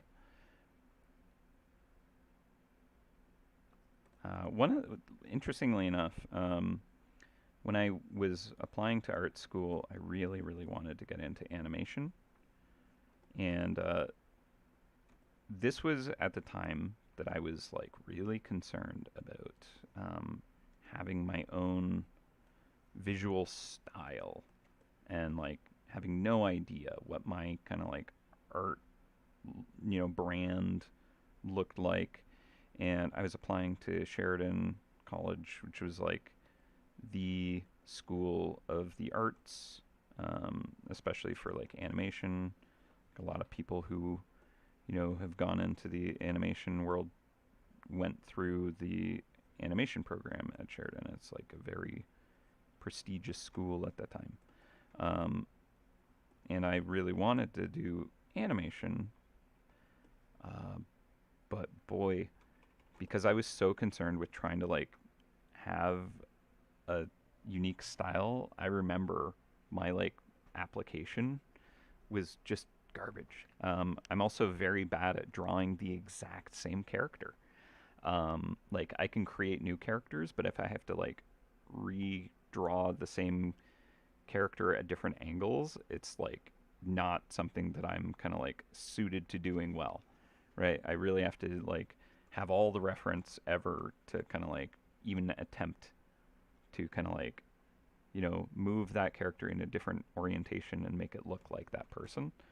Um, and yeah, so I definitely got rejected from animation because yeah, I was trying to like have really stylized characters that I was drawing, and they were just bad. Like it was not good drawing. Um, like I wasn't really kind of like using the things I knew properly about art, about kind of like how to use shapes to build, like using simple shapes to build uh, characters and structures and that kind of stuff, and like yeah. But I got into the illustration program, um, and it's because I was very good at kind of like being able to draw something that exists. For my application, I like went to a big old church and drew it in graphite and pencil, and like I was honestly impressed with it. It's a very kind of involved, detailed piece, and I was really lucky in my high school. I had like a specialized program that I got into where I got to do life drawing in high school, which is impressive. Where you're actually like having a model posing that you get to draw from. So that definitely gave me a lot of kind of like credit into my portfolio and stuff. So good illustrative portfolio, terrible animation portfolio, just terrible. Because I just did not know, what I needed to. I hadn't done really much exploration of narrative storytelling. Character design was like, eh. Um, but it was interesting because like I could look at the portfolio and I knew that I just was not quite there. And like looking back on it, I know exactly what I would have needed to kind of like do to kind of like have those skills. But it's hard to know at the time, right? Um, so I don't really, blame myself. It's just I was not ready.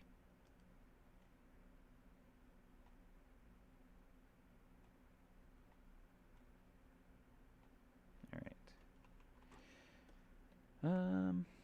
Hmm. Mm. Oh no. Oh no, not that. Yeah, creating consistency in kind of characters, not actually something that I'm good at. Um, like if you need to attack something from like more of an engineer mind, I'm good like that. But like if I had to rotate this character around and draw them in different poses, I would it would be a really difficult task. Even though I can create a brand new character pretty easily, each one as I create it, and I've talked about this like constantly, but like anytime I'm creating, I have no idea where I'm going with it until I see it on the page, and then I can understand it. Like I have kind of like a bit of a mild aphantasia, where uh, if someone was like, picture an apple in your head, trying to actually imagine, like picturing an apple in my head does not summon an image of an apple. It summons the concept of an apple. I can like understand its silhouette. I can see it as this kind of like gray shape. But when I see an apple, I like understand the surface texture. I understand like how light reacts on those surfaces and penetrates into the material and the depth of it and like the volumes. But I do not see it. Um, but at the same time, I can rotate it in my head and like spin a three-dimensional apple concept in my head. But I don't actually view what it looks like. It doesn't look like an apple. Um, so as an illustrator, that's like an interesting thing. But I think it makes something like an animation or like character concept or like a narrative kind of like it gives me a bit of challenge because I can't picture like a specific character and see what they look like. I can create and invent characters very well as I put them on the page, but if it's a specific character, I need that reference the whole time to be able to kind of like create them. I find it's one thing to invent a new one, but another to just kind of like recreate an existing one. So yeah, it's just an interesting kind of like way that I've discovered it works for me. But yeah, like if I have a piece on a page, I can see how to change it and make modifications in my mind's eye, but I have to literally be looking at it for that to work. I definitely can't just summon up an image in my head. Like some people can definitely do that. Some incredible artists will literally like have a whole image in their head, and then they can just start painting it on a wall without drawing it out first. One of my friends in college, who's also a Twitch streamer, Carson Wong, can literally like just create crazy detailed images where he just starts drawing and doesn't need to like build up all the structures to like figure out where a leg goes. He can just kind of like have an idea of it, and it just works. I'm just like, how do you do that? We're all wired a little differently, so there you go. Okay, so we're 10 minutes out, 9 minutes out, and we're almost at the point where things are blocked in sufficiently.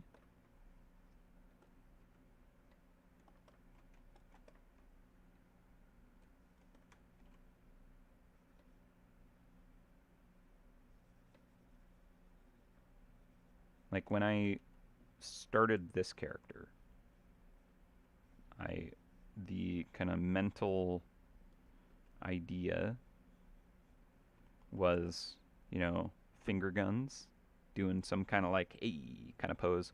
Um, I wanted to create a character that had um, a nervous energy that is projecting calmness, uh, and just kind of like being dressed in the most insane clothing. Like that's the concept that I had.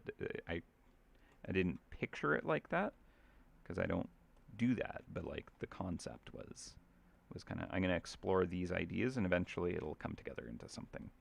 And this is how it works. I always start with kind of like my really, and actually like let's take a moment. I'm going to give this a save and we can look at the time lapse and just see how a sketch builds up.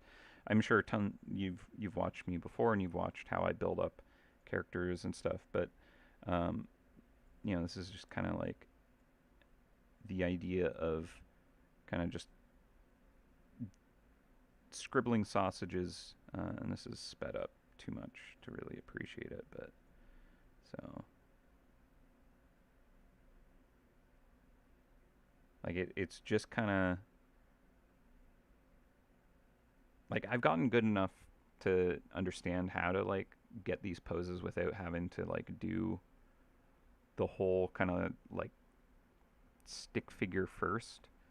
Um, and honestly, because I've drawn like hundreds and hundreds of mice, I kind of just have this like working formula that I kind of modify, right? But most of the time, it's just like tubes attached to tubes and cylinders, um, and sometimes plates and dishes and panels, um, and then just kind of like adding and carving detail into those until I'm like happy with the balance of things. Uh,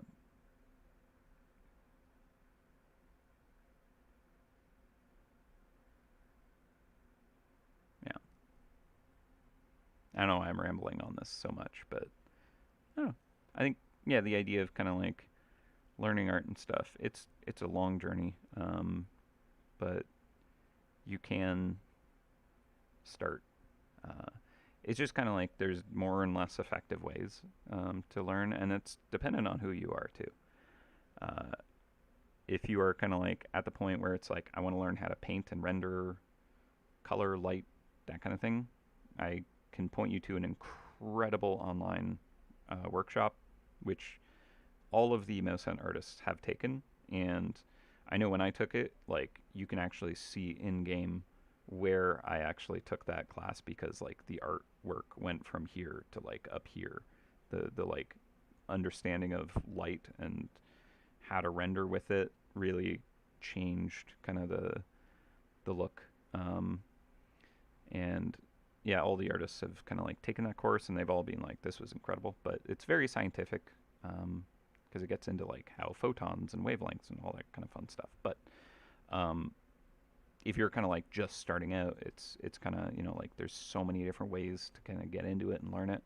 Honestly, the way that me and most of the artists I know got into it is because we weren't you know um, chastised for kind of exploring and experimenting and just trying anything when we were young.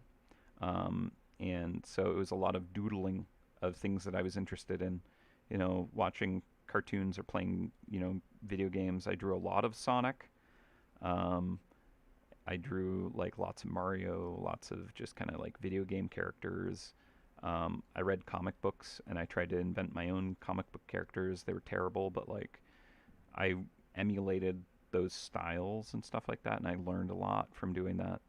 Um, I learned about composition, learned about kind of like building characters and objects with shapes, all that good stuff. But yeah, if you want to just like do characters, you can kind of focus more on how to construct volume through kind of like attaching sausages on top of a stick figure kind of thing, right? Tubes. There's tons of books, tons of videos, all that to kind of teach you how to explore that. But um, If you want to like learn how to paint a scene, then it's more kind of composition and learning about color theories and that kind of stuff. But they all end up relating in the end. So no matter what path you kind of go down, you're going to pick up what resonates with you, and that's going to influence your style no matter what. You can't control it. You're going to just end up figuring it out the more you do. There's no stopping that force. It's just inherently human to be creative, and if you allow yourself to express it, which is to be free of failure, in terms of being fearing it at least, like fail all the time. It's awesome. But I think yeah, when we start to punish ourselves for failing, that's when we stop being creative. And I heard an interesting quote recently. I don't know where it comes from exactly, but the idea of imagination is letting intelligence just like have fun, and just foster that, right? I think it's awesome. All right, so I should stop kind of just rambling about stuff that people are probably not here for and actually just kind of finish what I'm doing, because that would probably be good because we're going on lunch in like 2 minutes. So I'm just going to pop a folder here for upper arm, and we're gonna grab this color.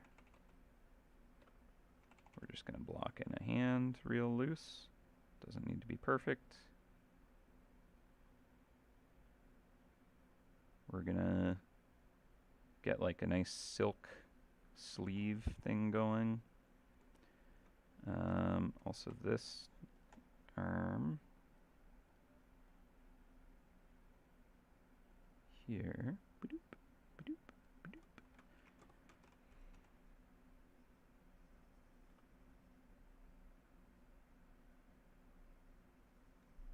Also, I love looking in the MouseHunt Discord. There's like sharing art there, and seeing people recreating like some of their favorite mice, like drawing their versions of it, um, and kind of like inventing new characters and stuff. Like I check that channel all the time.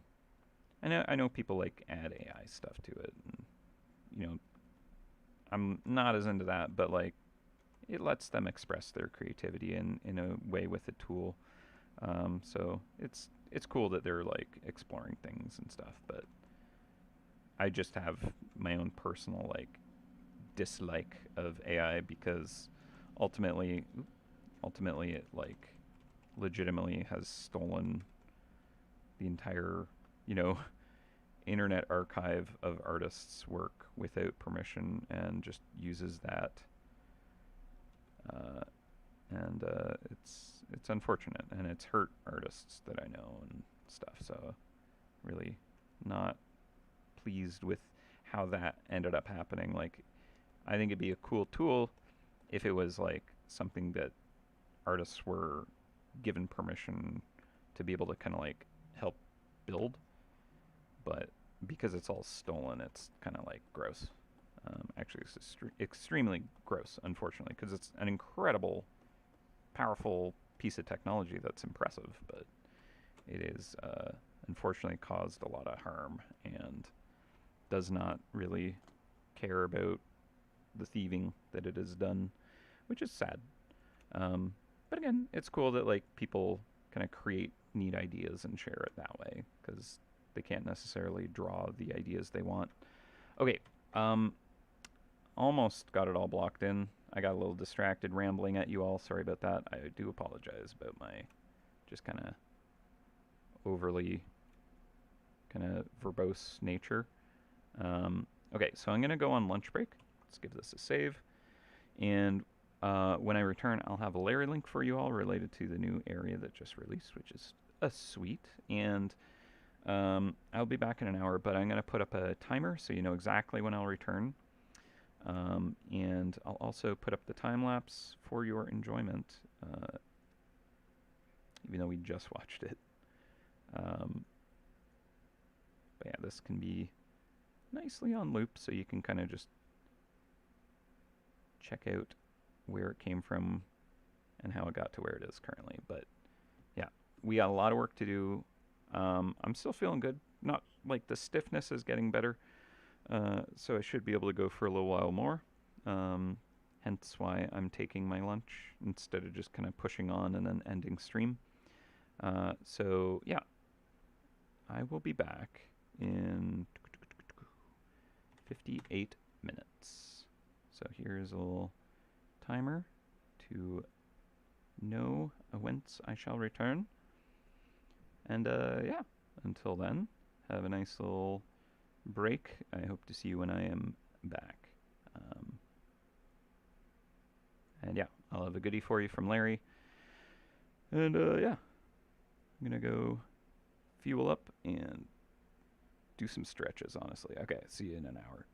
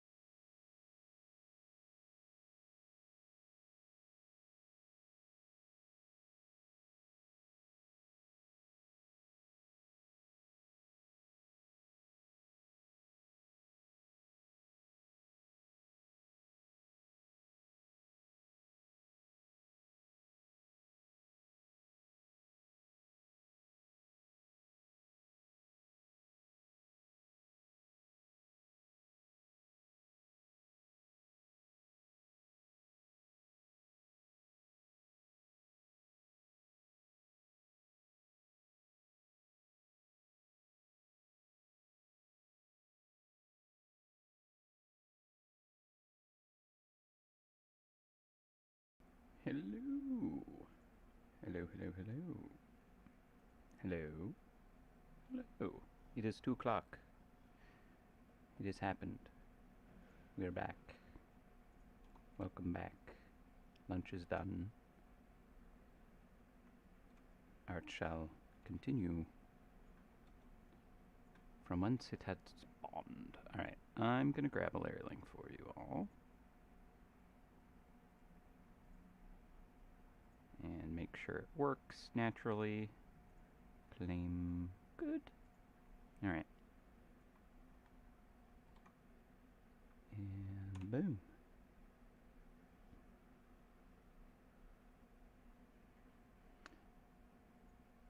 I had a nice light lunch. A toasted and buttered English muffin with some fruit on the side. And a tasty milk tea.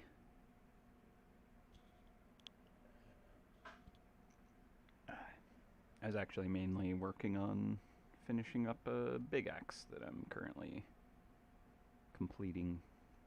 Actually, I'm gonna go grab that. Kind of show what I've been working on recently. Because a lot of failures with it. It's good fun. Good fun. BRB.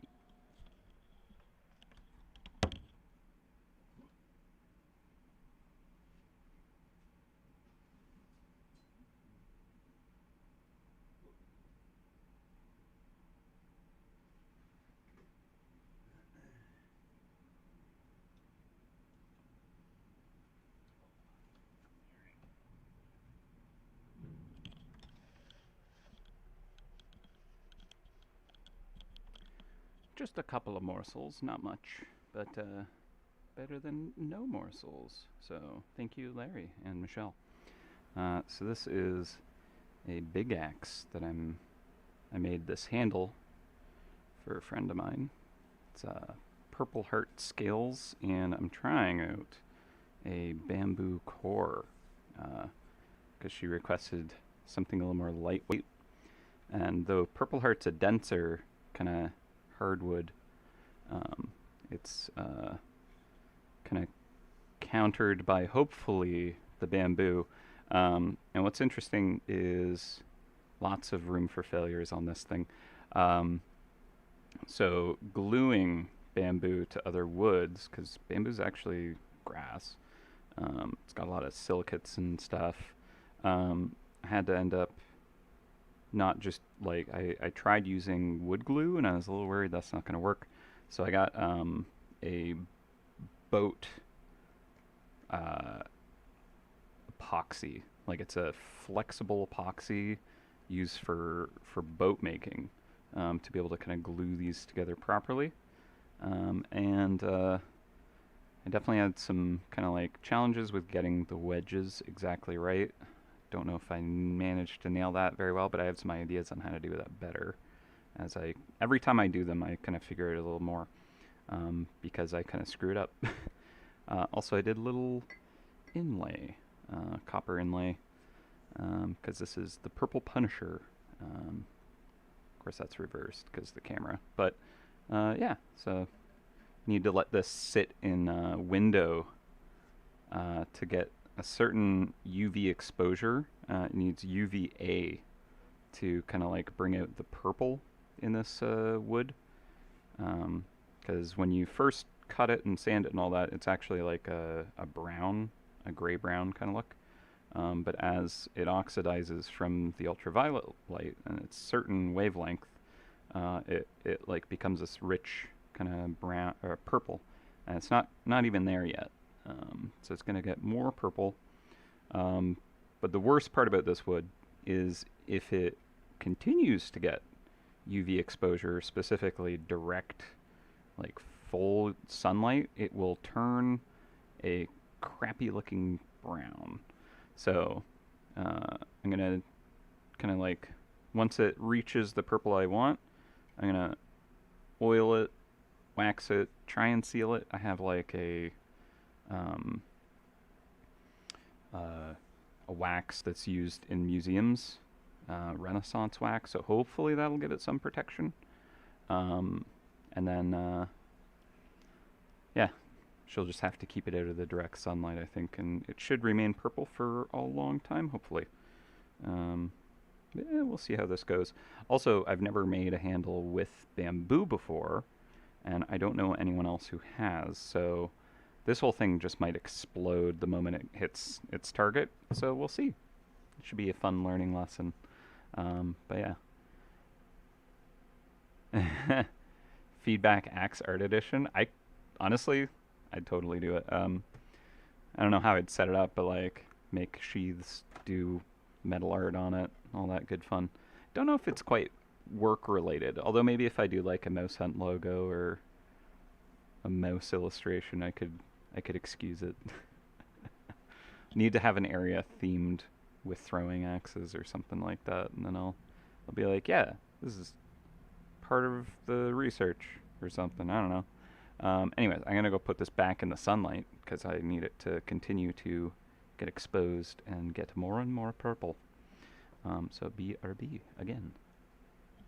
Yeah, yeah. I'm part of a axe throwing league, and so this is for a friend of mine who also is in axe throwing. She's like professional tier, unlike me. I'm not so good. She is extremely, extremely good. BRB.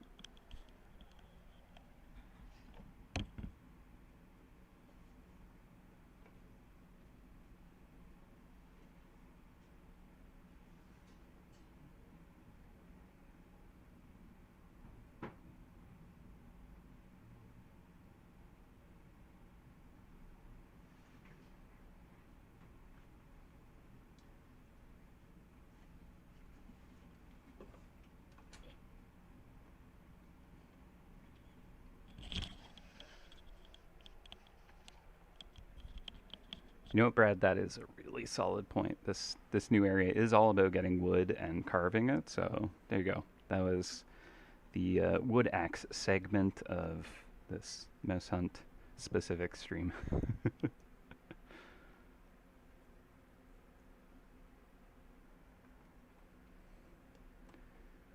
My house looked big. Uh, it's a decent size apartment.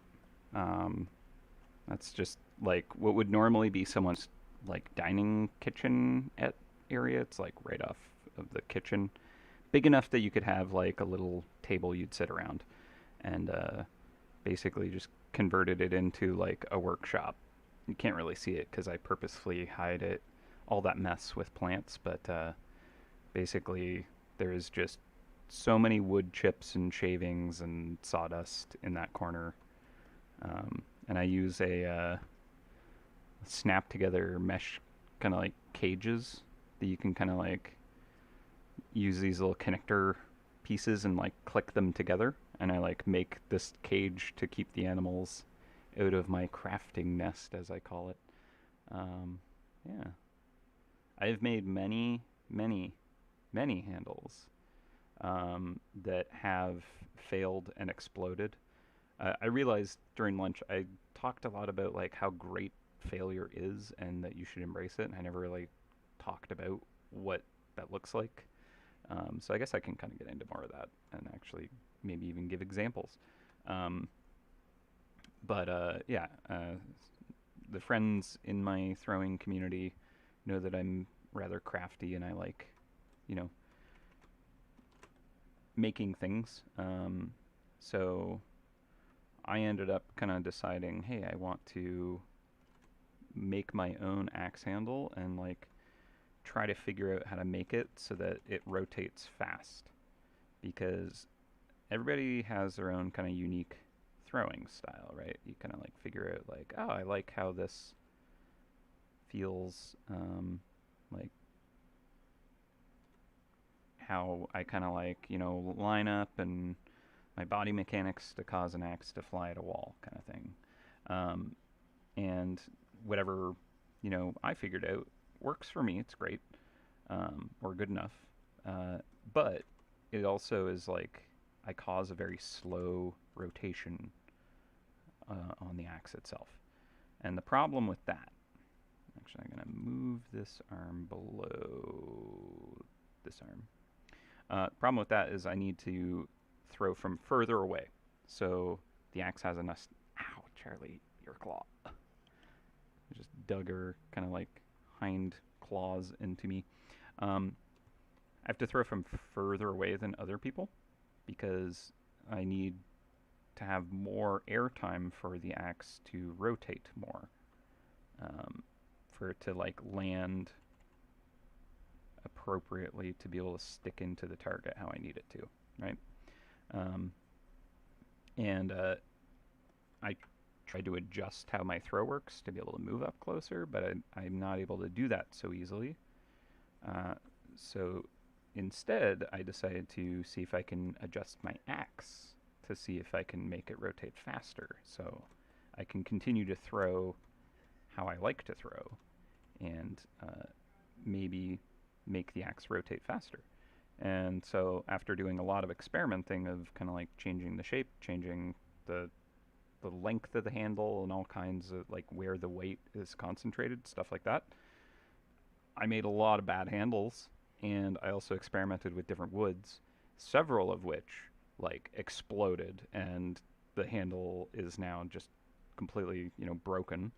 Um, but like that was all purposeful, right? Like I very much was wanting to test things and see like what can this achieve, um, and now that I've done a bunch of that and like made failure happen for scientific pursuit, I have a much better understanding of kind of like why something works, why it doesn't, and how to kind of account for those things.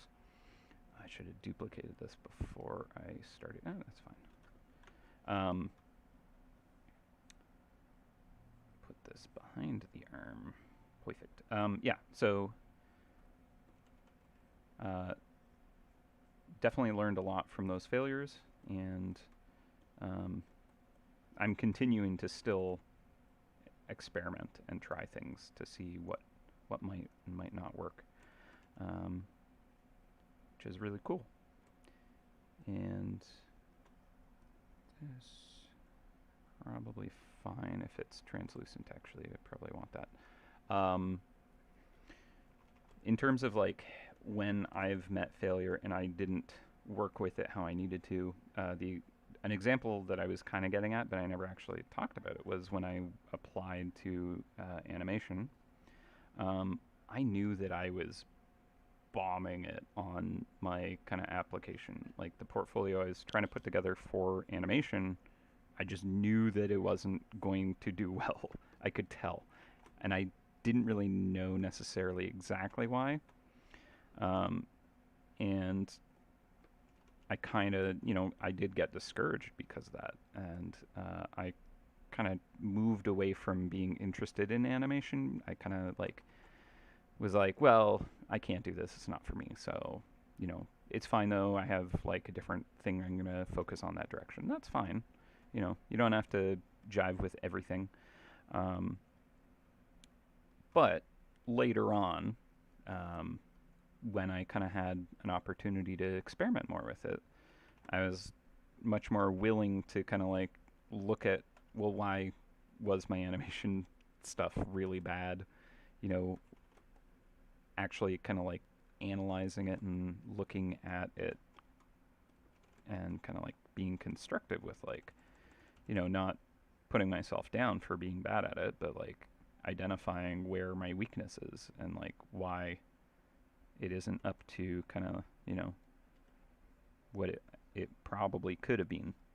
Um, and was a lot more open to kind of like trying to figure out and answer those things. And it wasn't actually very hard to kind of like figure out what resources would point me in the correct directions. And I definitely kind of like ended up kind of making stuff that, you know, I was able to kind of start to solve the the weak points because I could actually start to identify them and like figure out, okay, well, the kind of like consistency is a problem. The like balance and weight of things doesn't flow, and finding how other people actually do those things, and like learning from the other people who have figured this out,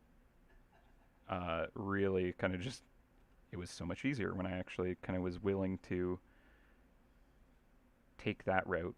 Um, and so then I've had fun doing some animation projects. Nothing big or important, but like just playing around with it instead of kind of being like eh. Um, so it's been a joy to kind of like get to experiment again and try things in that realm. Because for a long time I was just like, nah, I'm not going to touch that. But I knew that I would have a good time with it if I like figured out, how to make it work for me. Um, and yeah, I definitely got to try some of that in MouseHunt here and there too, and it's always fun. But yeah, it's not always successful.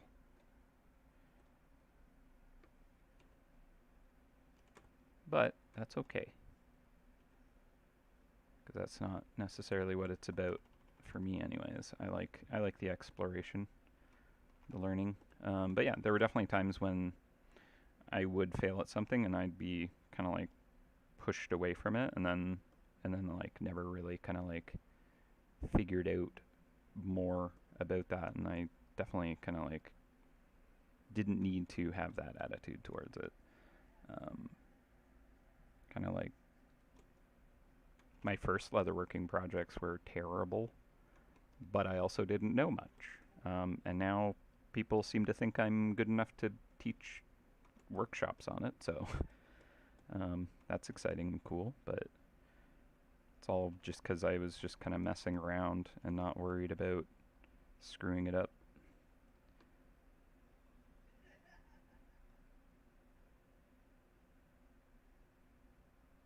And what's pretty cool about it is like I've discovered there is so much opportunity to have like transferable skills, um, where like, oh, I it's not the same thing, but like I can kind of use some of my experience doing this thing, which kind of makes doing another thing easy because it's somehow related in an unexpected way.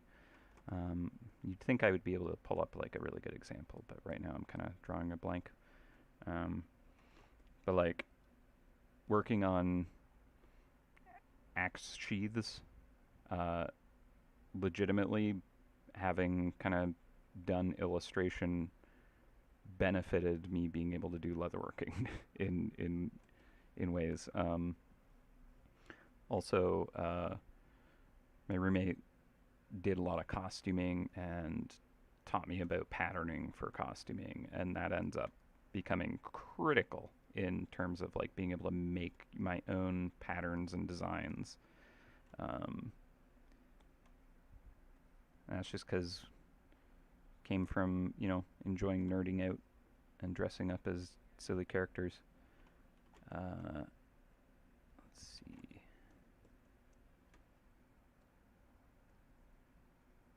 Okay, so we're getting pretty close. We've basically filled in all of our kind of shapes. Our silhouettes are kind of like constructed.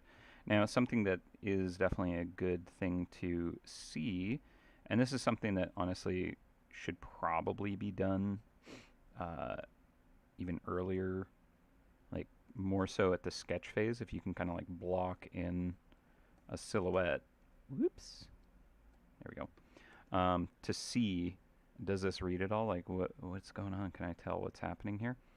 Um, so doing that right now, I can kind of see like, well, I don't really see what's happening on this side. Like, cool, finger guns waving. Maybe those are ears. That's like a sleeve. That's a tail. Cool.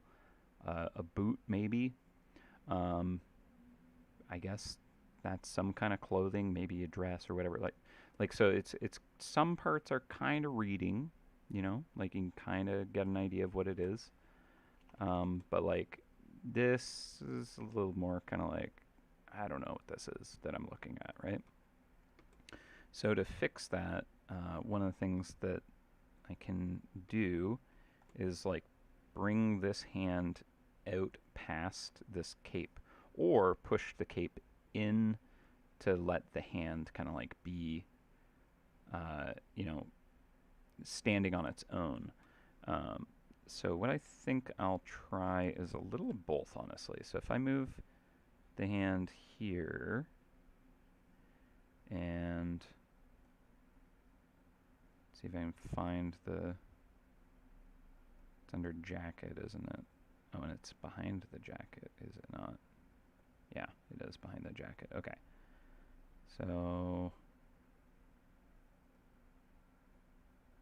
where behind the jacket? Here it is. Okay, this should be, you know, I'm going to put it in the jacket layer. It's fine. Okay. So if I pivot that there, this actually gives me better access to being able to draw this sleeve anyways, so I'm kind of digging this angle more anywho. The sketch is going to be off, but that's okay. I can just make this quick adjustment if I want.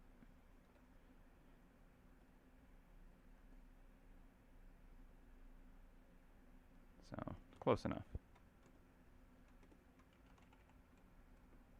Okay. Alright, so the jacket needs a little bit of a tweak.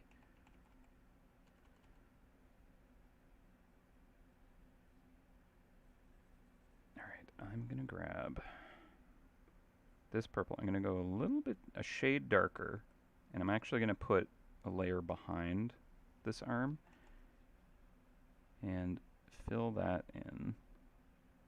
Maybe not as high up as that, but I'm also going to do this. So I'm erasing the back side of that sleeve and putting it here on a layer behind, because that just makes it easier to build it up. All right, cool. So let's turn off the sketch. Let's see how this looks with a full silhouette. Okay, now we're getting a little bit more of an independent hand that maybe you can kind of maybe understand what's going on, but still is a bit nebulous.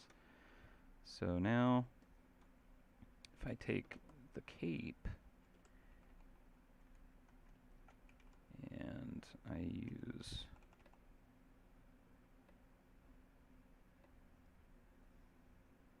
that,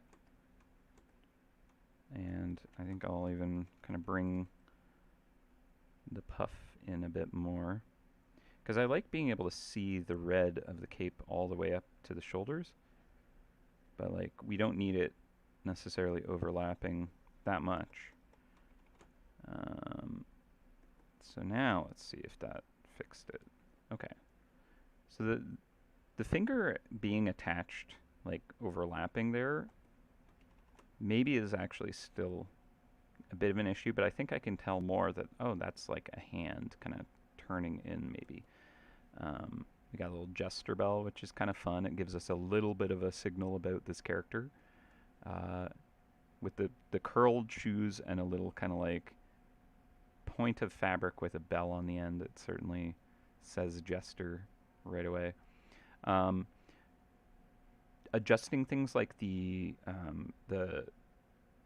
edge, kind of the way the edge is detailed, for something like the fur, if that's a little softer, this might actually start to read as like, oh, there's a bolt of fabric with soft fur on as a trim around it. Like even just seeing the silhouette of something might be enough to describe what you're looking at. Like this sheer fabric, right? Like just seeing how that is shaded, like the light not being able to pass through where it's kind of folded, there's wrinkles happening, like it kind of communicates like, hey, that's like a very billowy fabric, which is kind of cool. Seeing this tiny little gap here is making me realize I kind of want this finger to be like kind of floating out a bit more to kind of accentuate this gesture. So I might push that. There's like a little tiny gap here where I don't think there should be one. Yeah, it's like under its scarf. So I'm just going to grab that and fill that in, or rather fill this in up underneath the scarf more. That should plug up that gap. Yep. Interesting gap here.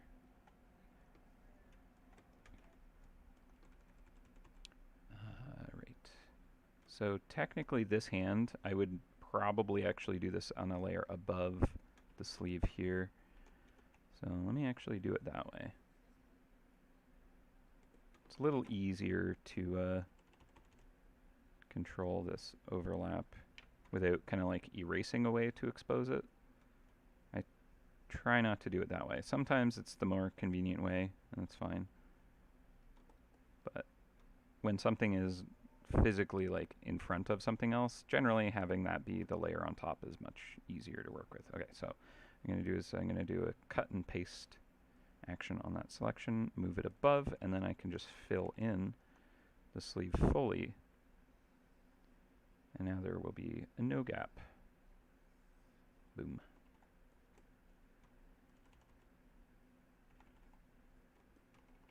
Cool. So now if I turn that back on, no gap, makes it easier. I can definitely make adjustments to, I'm gonna turn that, I can't do it as a draft layer? Interesting. Okay. Make like tweaks to the actual shape of the fingers to kind of like really make them read as fingies.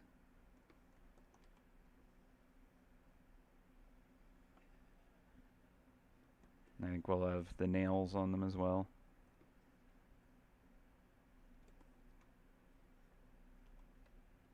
Right? And I remember like looking at how someone, you know, an artist might draw like a hand and being like, man, there's so much like good shape language and style in that. And then being like, I have to learn how to do that on my own and not be influenced by this like really good design sense. And that's just like so counterintuitive. There's like back when I was in college and stuff, and even before that, I think there's this company called Monster Box. They're probably still around, honestly, and they are like the masters at using extreme shape language. And I used to be like, man, I wish I was that good, but like avoid trying to learn from, you know, their skills and like look at what they do and kind of, you know, try and understand why what they're doing works so well. Until I decided finally that like that mentality is kind of just dumb and I should actually try and, you know, study what they do and try and figure out why they are able to pull off the crazy shapes and why does it work so well. And I still honestly like have a lot to improve in that realm, but like that's good stuff. Like being able to look at a silhouette and know that, you know, this thing's coming at me and it's like these are knuckles on a hand and stuff. Like if you can pull that off, that's really hard to do. And I strive to be able to do that, but it's not always something that works.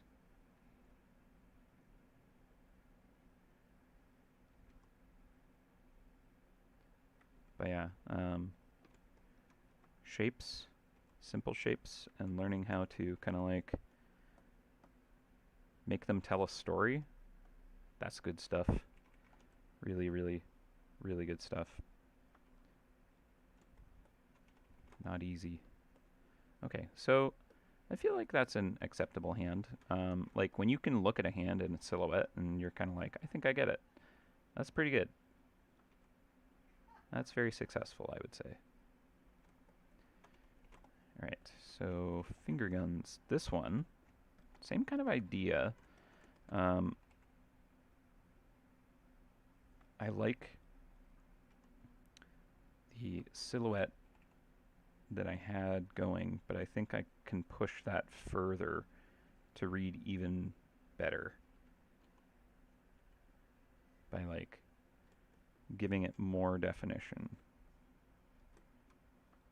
Hopefully. We'll see if it works.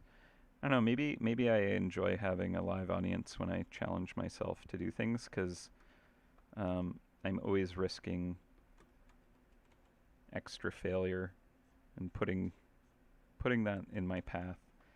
When I kind of commit to it on a stream, I kind of have to stick to my plan and follow through.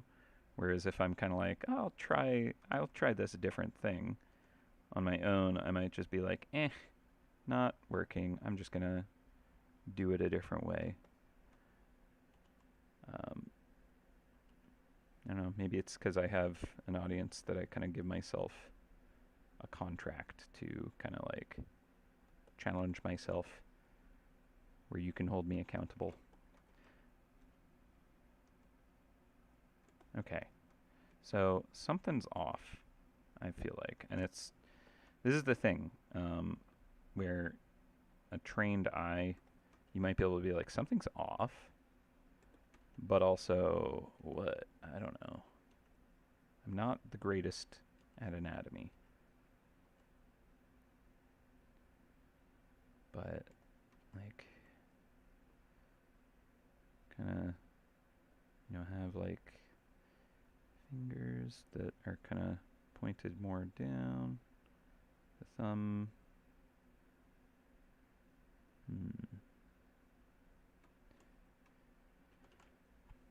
I mean, maybe the floating finger down at the bottom is just not gonna work. Like, if it's more like that, that might work.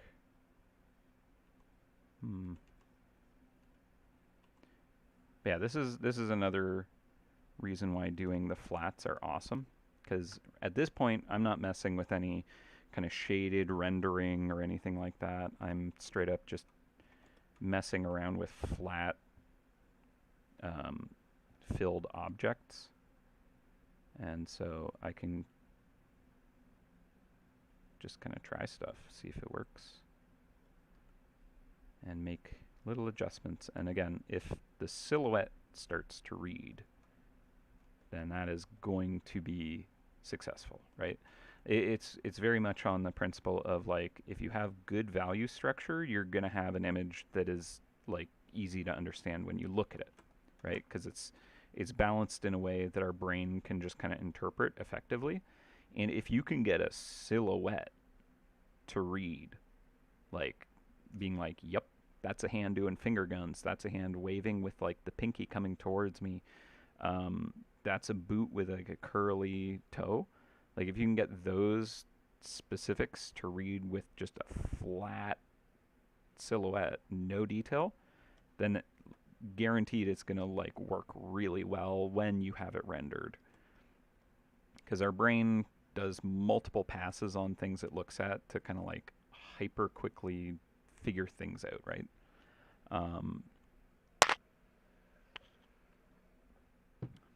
Thank you, Yappy.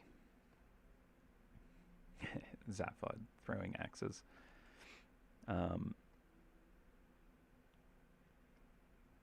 Yeah, I think I'm going to have to do a little keychain of the Mythweaver. Seems like it could be fun.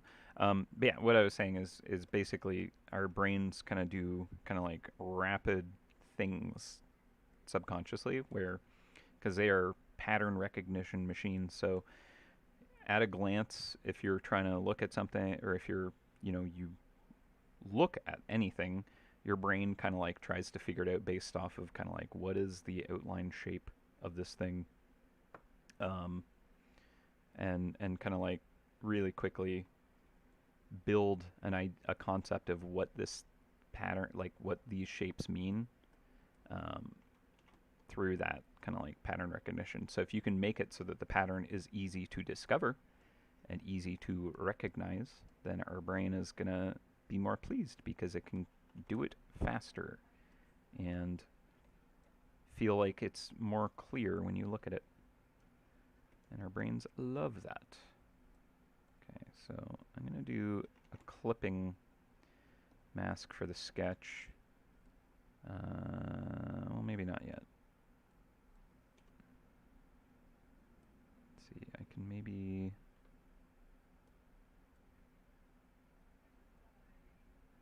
move the fingy just a little bit there. There you go. Just because it'll be useful to have the drawing for filling things in, but you know, you can see how far off from the drawing it's become. Need like the top of the heel there on top of this boot.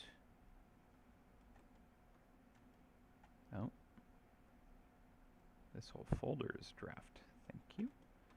Okay, layer above the boot, and let's do some pink socks, hot pink socks. Why not? Extreme and horrifying contrast.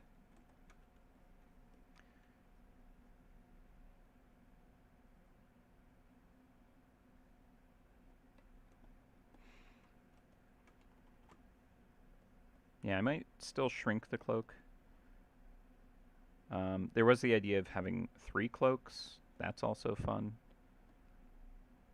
Like stack them even. Could be.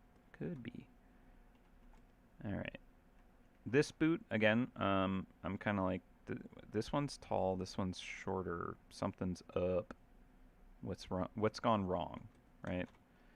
And I fear it is an anatomy issue, which I sometimes suffer from doing effective anatomy.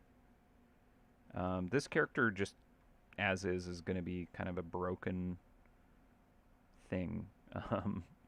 So I'm like, I'll use hot pink because that'll show up on it. And oh wait, there's hot pink. And what's a color that I can use that will show up? Oh, I've used all the colors. Oops. This is going to be a difficult one to render because it's just kind of like the full spectrum of colors. But I think I'm going to give it a kind of color influence. That might help.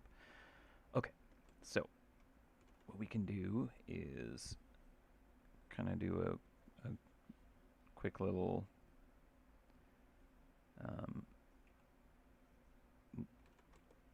basically stick figure drawing to just see what the heck is going on with anatomy today. Right, that's elbow here.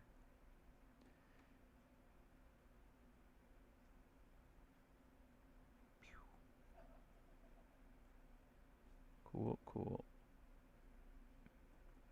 Alright, hips.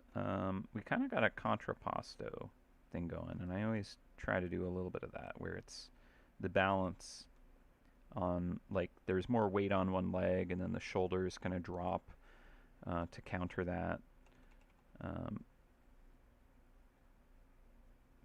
Plus, with 3 arms, you know, you kind of maybe end up leaning out of the way of that, and then the shoulder is, I don't know, being affected by the head that's higher up. I don't know. It's a weird creature, so rules of perfect anatomy may not work very well. Okay, so this leg maybe is a bit long, actually. Like, I think maybe the knee needs to come up higher and have the heel drop down. Whereas this one, the heel could be coming up, right? And then the boots should actually work. I think that, like, this boot length is actually pretty cool. So it could be that I move this boot down to keep that, like, cool length.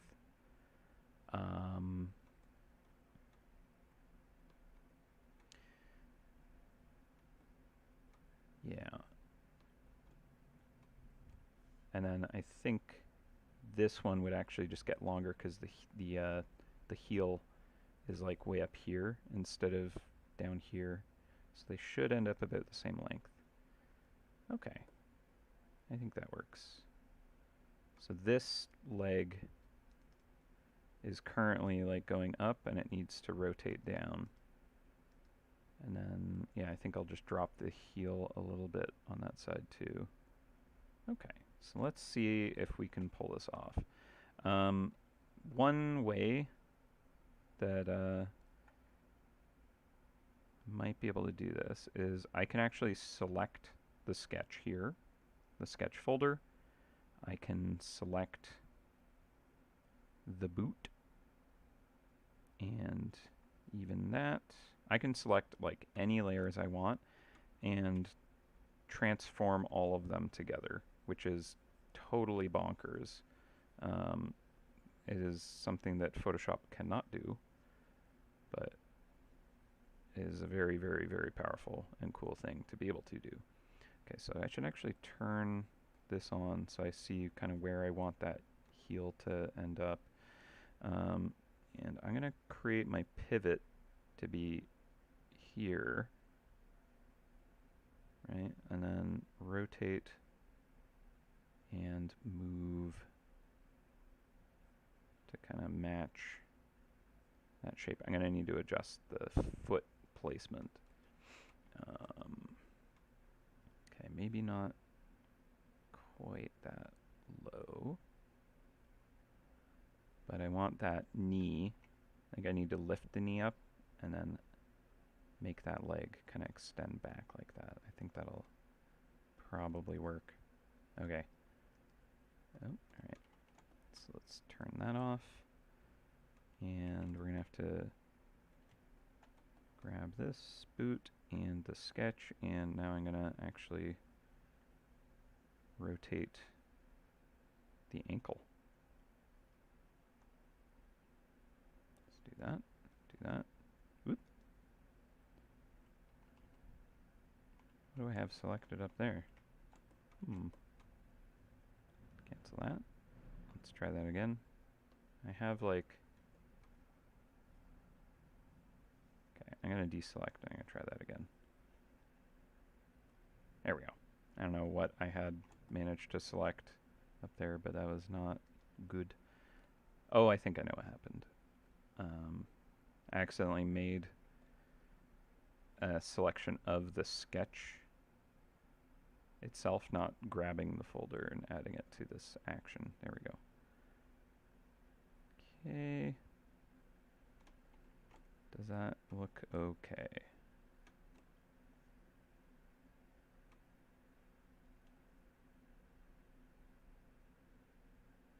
Kind of want the toe either turned in more or out more. Turned in more looks more goofy, so I might end up doing that. Big boots. Okay.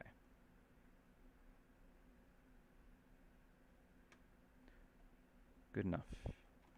Alright, so now the socks.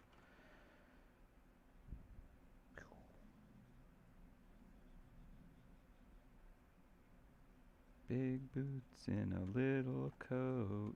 Okay, this leg is actually going to be like turned in behind the knee more than this one. Like this heel is going to be more kind of turned to the side and exposed to us than this one. So again, grab the sketch. Let's do a selection. That's not the selection tool. Grab the selection, and we're going to drag the boot over and behind more. Hopefully this is going to work.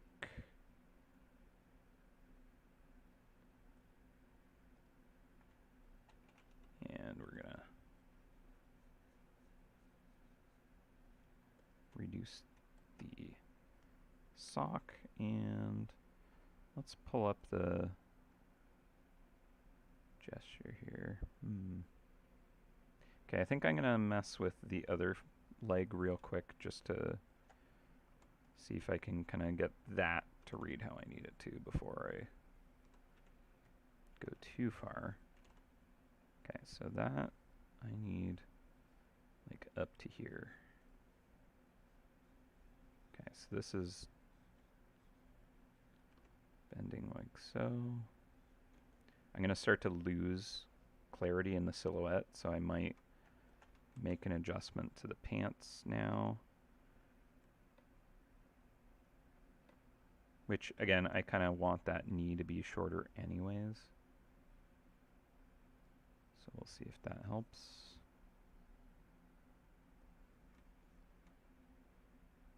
Yeah, maybe. The knee coming at us more, I can kind of like help that idea play out by adjusting the stitching on the side. And just even this line, kind of the seam here, where it starts to wrap, can be tweaked. So this knee is kind of more coming at us, hopefully. Not quite yet. I think it's... a nice way to kind of like work on foreshortening is to actually draw ellipses to kind of like tell yourself kind of like, okay, if this thing's just has like a bunch of rings drawn around it, this is like the angles that they would be at, to kind of like help me understand, okay, this is pointing towards me as opposed to straight down or something like that. Because until you have like your three-dimensional forms shaded, it might not always be as clear as you might need it. But okay, so that's coming towards me. This knee definitely needs to be higher than this one. Although we are kind of looking down at the character, I think what would help would actually be having the hip moved up. Now that I'm looking at this, so if this is kind of tilting there, and this sits higher, let's see if I can just move these eyelets.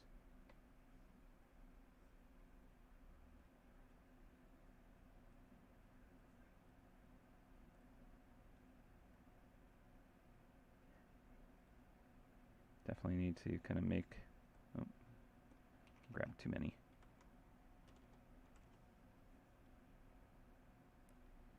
Gonna have to redraw those stitching.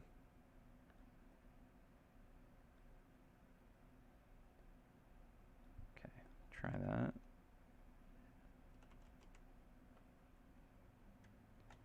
Alright. Let's try that again. So I've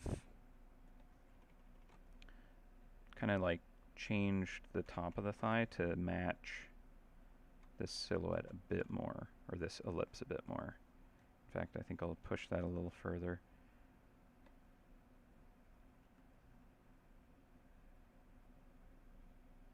Right? So that kind of helps me see that shape. Also, because I used a clipping mask, can more easily redraw that. Unfortunately, that whole thing kind of just failed. Need to redo the stitches and eyelets there, I think.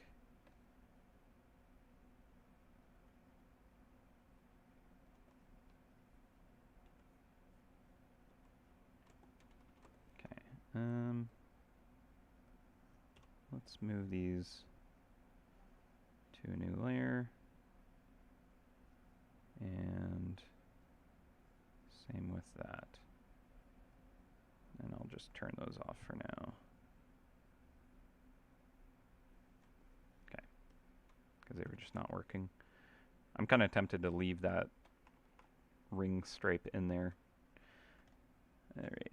So we're going to do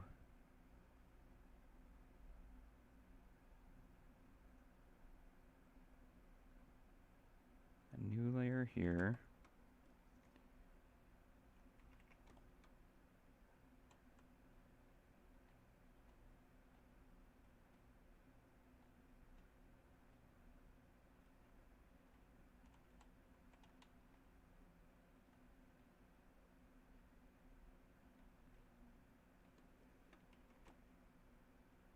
Honestly, these eyelets need to be even closer to that edge, I think. Yeah. Undo that. We'll just start it over. It's fine.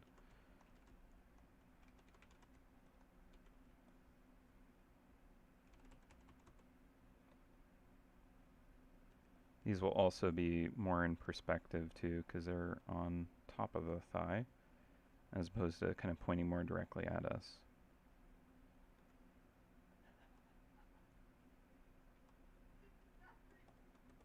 Okay. I think that'll be better. Alright, let's try the wire again. Alright. So this to that to that. Nope. Skip one. Whoop. Boom. Boom. And boom.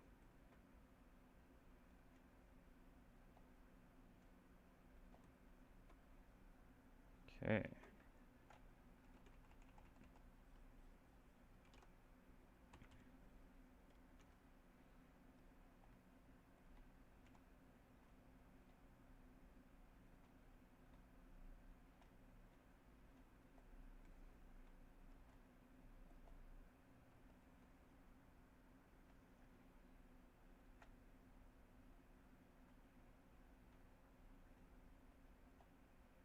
Is it perfect? Absolutely not.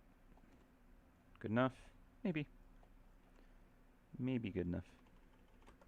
Okay, so that does feel more like that knee is coming out towards us, so that starts to make more sense in my mind. I'm going to trim that and just like make it more usable for this hot pink sock.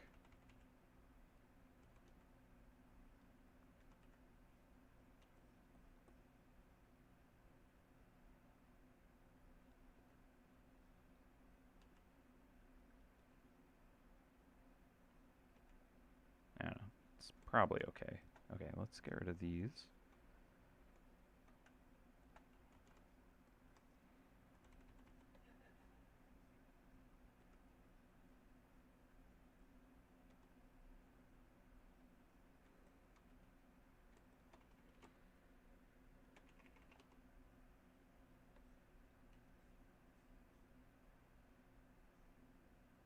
I don't know if we need this side seam.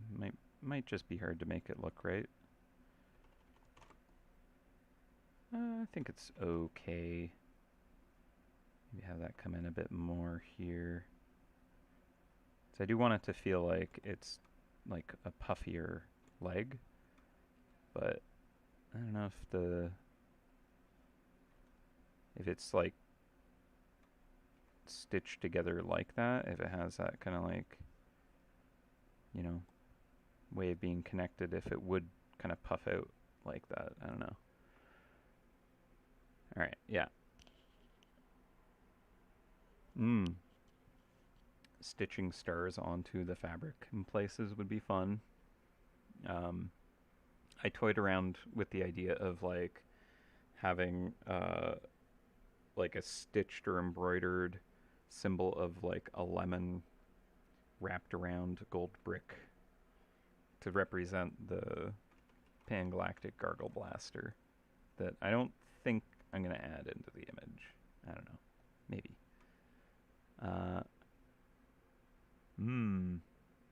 Got a rainbow quill, but not a rainbow or purple axe for harvesting logs. Good point. We have failed. Should have been a rainbow axe. Now I want a rainbow axe. You have to figure that one out. Yeah, tail warmer. I think I want to add the tail warmer. Okay, so I guess it can be the same kind of like royal fluff. Another thing about kind of like the fur trim is you can have little kind of like hairs um, that are a bit directional and kind of like are seen on some of the like fancy royal garbs. Trying to remember what they look like, but it's kind of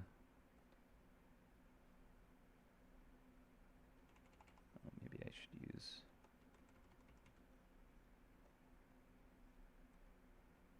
something like this. I remember I researched what the heck these were, and now I don't even remember. It was a long time ago that I was looking this up, but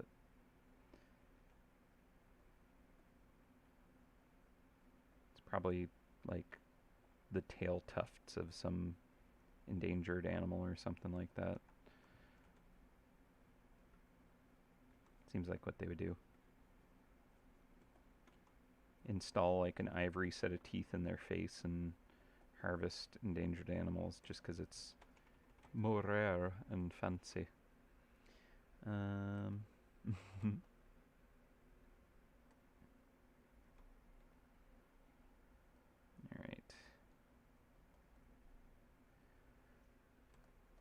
Oh, believe me, if I made that character, it'd be a lot worse.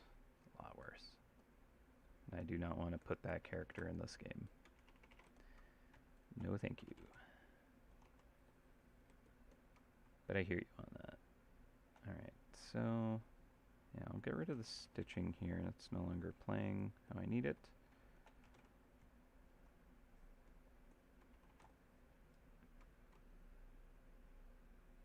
Even his tail has a cape. Oh, black Hawaiian style shirt with flames on it. Love it. I kind of want to put like flame detail on something now. I haven't really done anything under this kind of like jacket. Maybe it's got flames. Maybe the jacket has gold gilding flames or something fun. Who knows? Who knows? Lots of potential. That's the beauty of this horrible creation is can literally make it as gaudy and bad as possible. That said, I don't want it to be an eyesore either, right? Like so there is a balance to be made.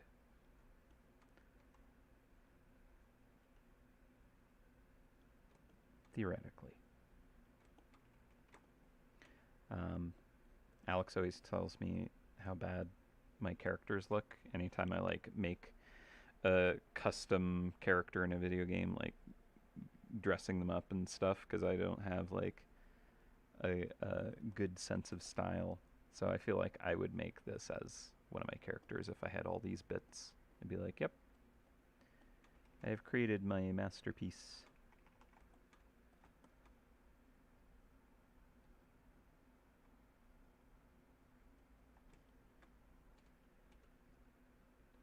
I also enjoy creating characters that are just like terrible in video games. I don't know why, but having a little monster factory potential is entertaining to me. Making a giant, beautiful man who rides a unicorn and has like tiny butterfly wings or whatever in a video game. Or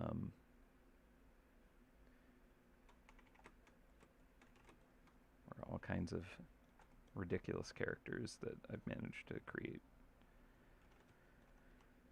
Alright, let's see.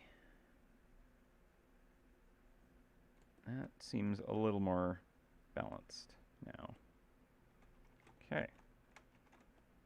Let's take a look again at the silhouette, see how we've gotten along. And we didn't lose that knee. I was a bit worried we would. The tail, still working. This foot actually kind of reads a little better, I think. I do kind of maybe want to turn it in or out. This hand does work, but I'm kind of like, do I want that finger kind of just sticking it a little bit more so it's standing alone, or are we fine?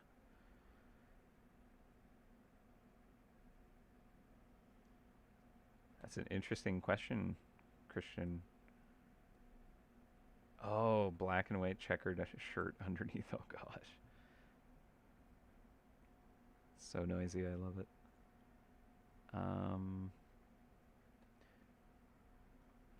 I'm so interested to like see how people react to this character who have like no idea about this reference, right? Like why would they create this? Hello? Oh, pfft. I was like trying to turn on and off my grayscale because I'm like, oh, I need to see the color again.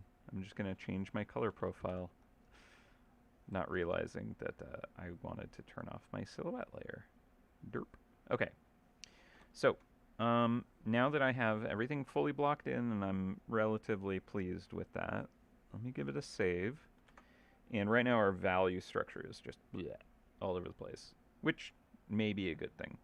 But I'm going to bring in the background color and turn off my kind of like, you know, neutral gray that I like to kind of like sketch over because it just lets me build up concept sketches faster.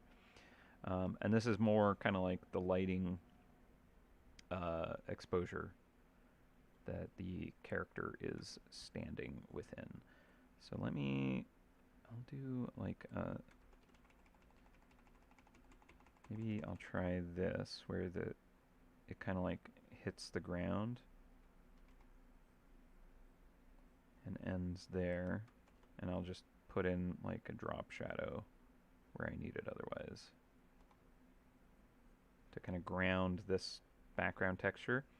But we're gonna, run into issues with like the value structure here. So like this kind of like silk light sleeve on this background color and texture, it's gonna get lost.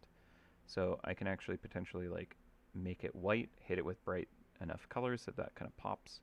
The hair, like if I like tell you to squint and look at the image, things start to kind of like blend together a little too easily. So like those are the things that I want to kind of push and make kind of, read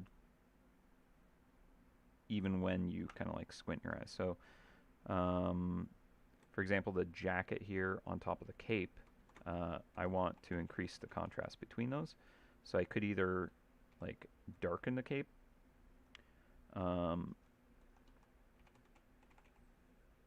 like so, and have the jacket be a bit lighter, or do the opposite, have the jacket go darker, which I'm kind of thinking I might lean towards that just because that'll balance with the boots a little better. And so right now I'm just going to start to kind of like adjust my values in this kind of a view. So I could turn the sketch back on so I can see a little better what's going on. I can even clipping mask that and drop it even more. I like when I kind of get into more of the rendering pass, I like to nearly make it disappear.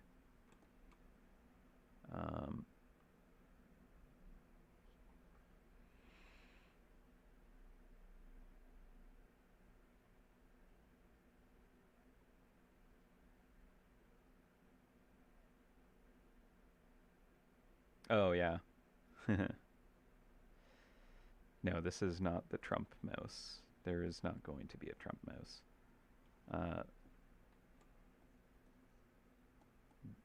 This character has too much self-respect and respect for others to be that. But so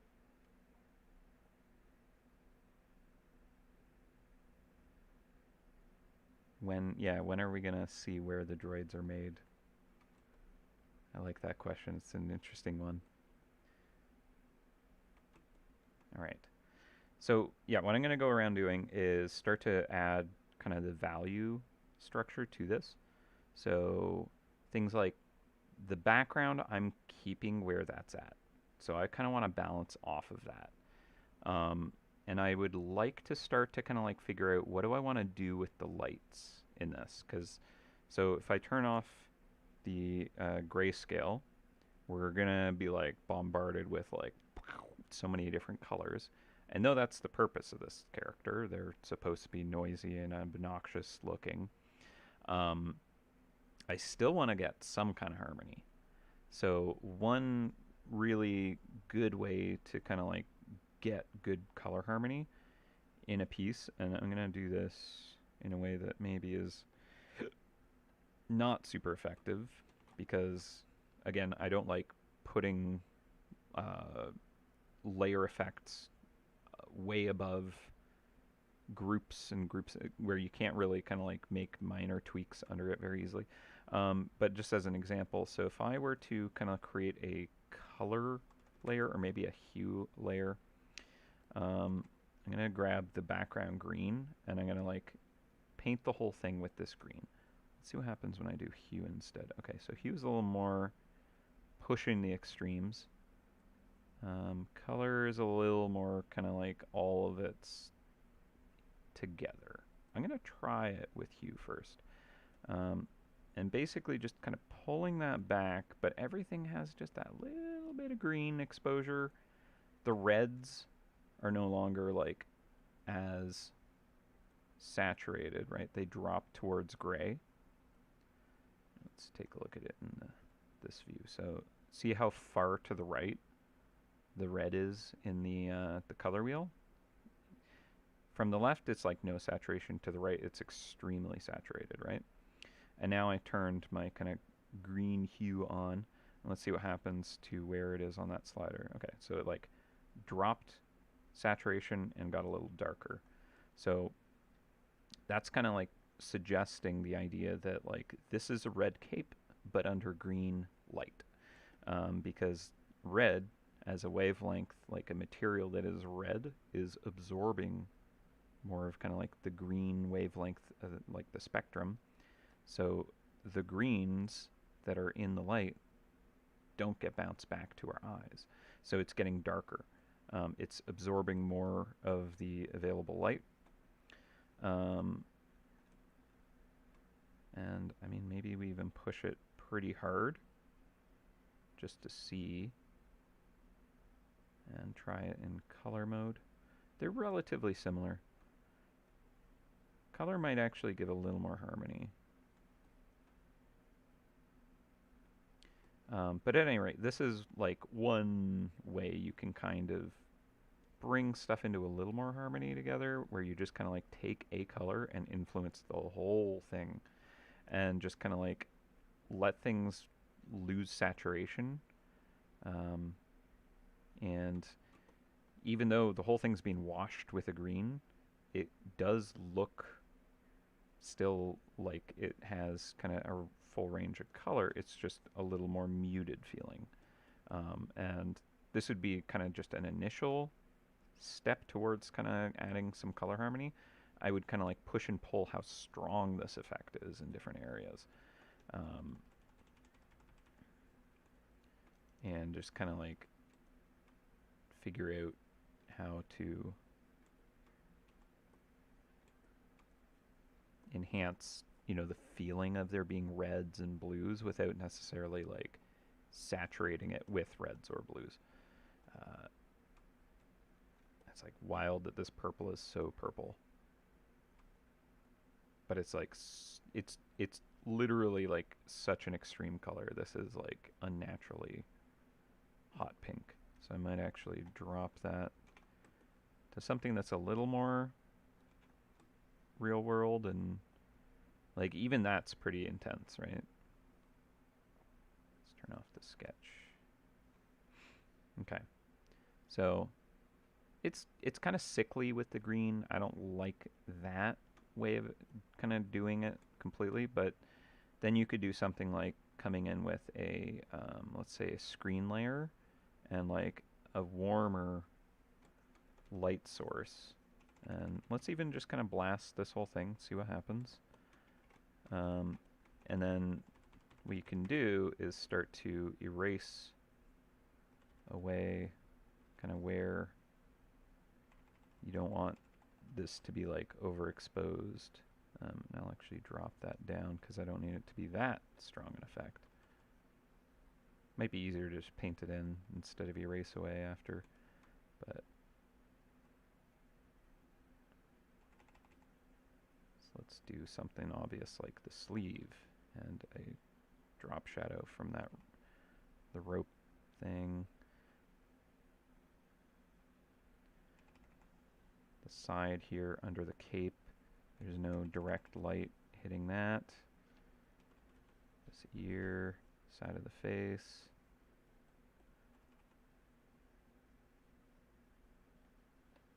Cast shadow from the face onto that. I don't know what those neck ruffles are called.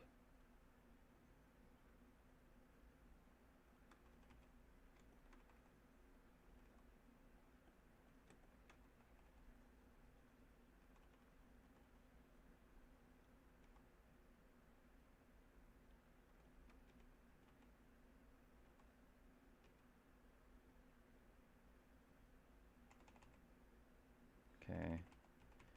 But now we're getting like, whoa, there's like strong blue in here, but like literally still green. I'm just kind of like adding a reference point for you to start to kind of like pick up the idea of like how strong something is exposed. Okay.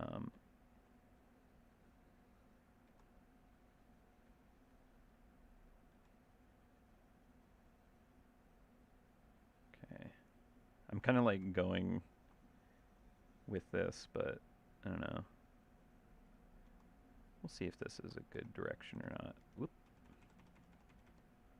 It's a cool way to kind of like block in an image to like quickly do a light study.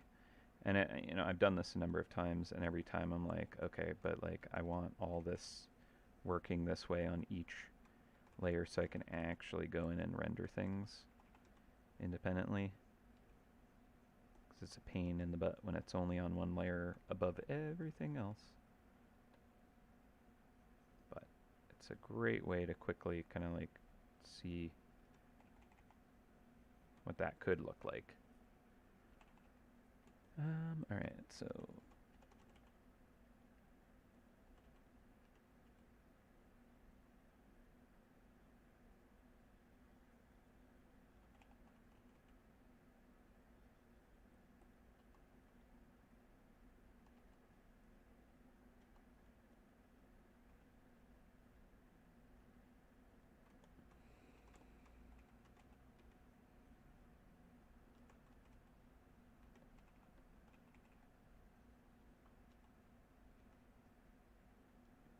also we can try it as like a lighten layer. We can try an add layer, add glow. Add glow can be really nice if you're like really blasting something with sunlight. Overlay is kind of like a nice kind of way to just add richness. Depends on the color you're using too. But screen is pretty good for this kind of like more subtle buildup, but it can feel like you're adding a layer of light to it. But you kind of got to mess around and play around with the different, you know, options that you could potentially end up using for it. See what actually works. Okay, so that's all in shadow. Boot.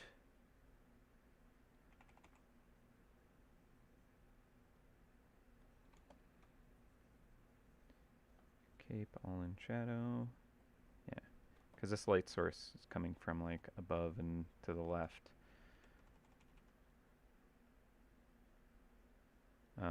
There's also lots of like good subtlety that you might want to kind of work in with kind of like, for example, like the tail and the ears having subsurface scattering happening, where there's like a nice strong light, which is where you kind of get the material glowing with its own kind of color. Um, I'll end up doing that on this piece for sure. I pretty much always do, because mice have nice thin ears. They're pretty much always, you know, able to be kind of like positioned to be under direct lights in the illustration, so they tend to get it. You can also get it with like the nose, hands, just where the skin is like thin enough but exposed to a direct light that's fairly strong and has shaded kind of portion to it. Cast shadow works well, etc.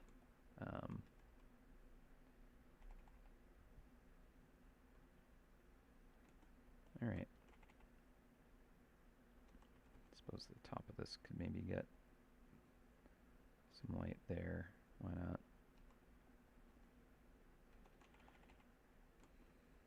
Okay. So the boots. Not quite with the boots. Let's dim the part of them down.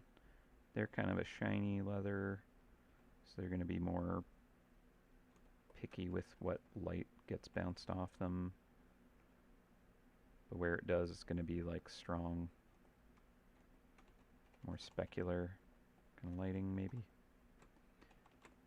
Perhaps something like that. It depends on the material and the finish and all that you want it to communicate.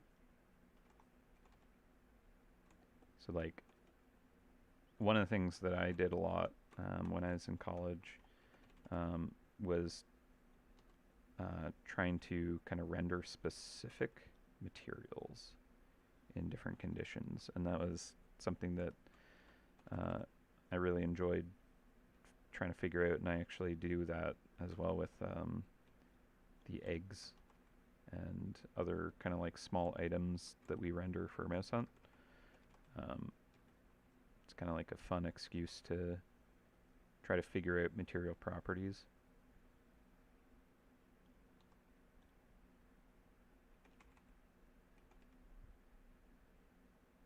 So if I make like an egg that is like jelly or a gem or gold or slime or whatever, it's just like a big solid object, or maybe translucent, of that material. And then I kind of get to do a little study of that.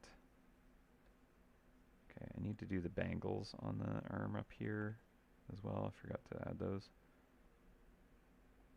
Okay, so I ended up going kind of all the way with this, which probably was counterproductive. But you can see that like we have a range of materials and the different kind of like colors happening in them, but they still kind of like feel red, blue, you know, different kind of like things happening. And you know, maybe we kind of like pull it back here and there, but ultimately I am trying to kind of like give it some kind of balance. Like if I leave it where it's just like all, you know, saturation can go extreme red and extreme green and extreme blue, and like you don't kind of like limit it, it's gonna just get like noisy feeling. And it's fine, you can have that, and honestly for this character it does make sense. But yeah, it's nicer feeling when you can kind of like give a little bit of limitation on the range, and kind of like put a bounding box on kind of like just what colors are occupying this. Honestly, like when you study composition and like painting a scene and stuff like that, one of the things that you're kind of like potentially going to learn to do and play around with, and it's a good experiment. It doesn't mean every image has to work this way, but like finding a hierarchy of kind of like colors is a really useful thing. So like deciding like, okay, 60% of this is going to be in the kind of like yellow and green range. And then, 20% is going to dabble in orange and red, and then, or maybe 20% dabble in like the blues and purples. But like, let's keep away from purple actually. And then like 10% in reds or whatever. And kind of like choosing kind of like a weighting on colors and then like designing it with that in mind, you'll actually end up with a more harmonious image that is kind of balanced. Often what it'll be is like really heavy on like one side of the color wheel, like really limited but really heavy, and then potentially having just like a touch of the contrasting color, right? Um, or it'll be, like, do I have the color wheel with the tools? Okay, I think that's in Photoshop. But you can set up like different color kind of theory selectors where you get like uh, try.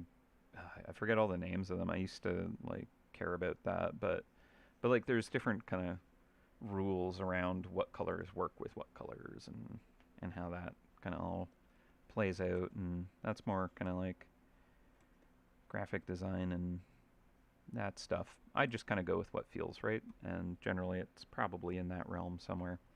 But yeah, basically you can do something like if you have like a heavily green image, maybe you have a touch of blue and a touch of purple to balance that green.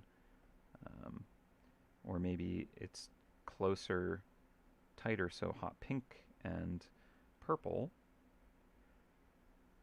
balanced by green, or all of it's just kind of on one half or one third of the wheel, stuff like that. I know I had some third-party extensions in Photoshop which were really cool, where you could actually lock the color wheel, and then you could literally only make selections within a bounding box, and it like forced you to play within that space, which was a really cool way to kind of like get good at doing color harmony stuff. Yeah, purple goes with axe always. Um, yeah, so for purple in this situation, purple is like legit straight opposite on the color wheel here, right? Of this kind of like green. This green, the background green, is kind of like the one I'm gonna maybe play off of the most. So we're talking a hot pink, right? Hot pink and this background green are like frenemies, right? They're just straight up on opposite sides of the same coin. So these pantaloons are literally just kind of like your mind is like snapped to them, right? Because that creates so much contrast by having like the main kind of feeling be this green, and then suddenly there's a hot pink highlight. And so that's totally a tool that you can use, but I don't think I want to draw your attention to the socks or the pantaloons or whatever. Um, that's not my goal here. So I need to change the color of these because currently it's counterproductive. Yeah, I want you to notice the apple bottom jeans with the boots and the fur, but not be like required to look at that more than anything else, right? So that this hot pink has to go. That is what this kind of like whole color exploration is teaching me. Is like, okay, there's all this kind of green and orange. We're kind of up in this area of the color wheel. The background especially is legit, in one spot, and I want to respect that. So hot pink, you're trouble. What can we do instead? Honestly, if it was like more of a like gray, it's like okay, muted down. We can look at the gray scale and actually decide what value structure do we want. Do we want it to be mid-tone, highlight, shadow. I'm thinking because the boots are just going to be dark, the cape is going to be dark, and the knees are going to be maybe mid-tone highlight. If I keep the socks, pantaloons, whatever, the socks, I'll say these are the socks, the heels. If I keep those mid-tone, they provide contrast for the boots to read, but also don't have to draw as much attention as if I use the highlight, right? Because that's just way more contrasty. So using a mid-tone is going to be the correct kind of value grouping, because I don't want there to be contrast. So I don't even know what color that is that I gave them. Okay, I gave them blue. I'm more worried about like what value it is. And now that we're here, I can actually start to drop some shading on it. And in fact, I'll go into grayscale mode again. And because these are kind of like under the legs, under the cape, they're kind of like tucked away where the light's not going to kind of get to them quite as easily. So I'm going to give them some shading to pull them down even more, but not to the point where they're as dark as our leather boot, right? Because we need to think about, okay, what is the material? How does that work? You put like these boots and these socks in the same room under the same lighting conditions, and one's gonna be darker than the other. So I want to maintain that. So the darkest point on these socks, without it being completely and totally in perfect shadow, is going to be lighter than the same lighting condition on the boots. Cool. All right. We are moving forward, and I did the thing that I hate, where I kind of like did this thing over top of the whole project, and now I'm like, now I got to work underneath it, and it's such a pain in the butt. Classic Jacob move. Okay. I think that blue isn't a bad color, but there's no difficulty with just kind of like using a slider to change that. So if I were to go layer, I don't do this enough.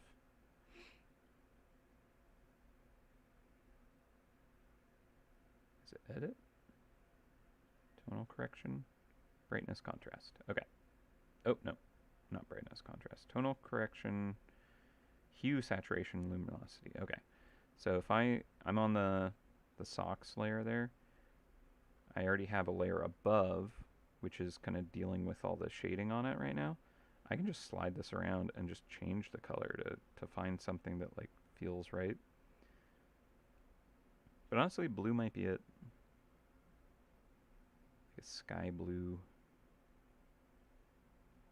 We can also play with the saturation, jacking it up, but probably don't want to do that too far. So we find our hot pink again. The blue is like crazy. We can also change the luminosity, but I think I'm going to leave saturation and luminosity pretty much where they were. I don't know. Honestly, I liked where it was at. That blue is pretty decent. Just don't focus on the crotch. Good point. I will actually make adjustments to it where your eye won't be as drawn to it, which I think is best for the audience. I don't need you to kind of open this image and be like, look at that. So part of the hacking your brain that I get to do is I can actually influence what is more interesting for you to look at and draw attention and control that attention. It's kind of an important thing to be able to do. I'm going to put this to 100% normal so I can grab this color And I want, yes, here we go. So I had this turned off, but off on the side, I actually have a color mixer palette that I brought back in. This thing's great because I can just drop a color that I need and not have to like grab it from the image over and over. All right, so go back to screen, drop you down to, I guess 42% was all right.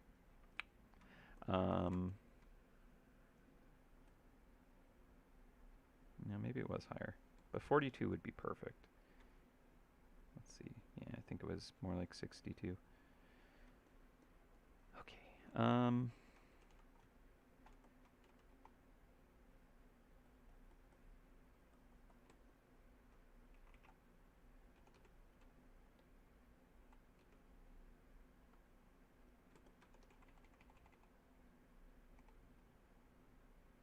Okay, just dropping the contrast down.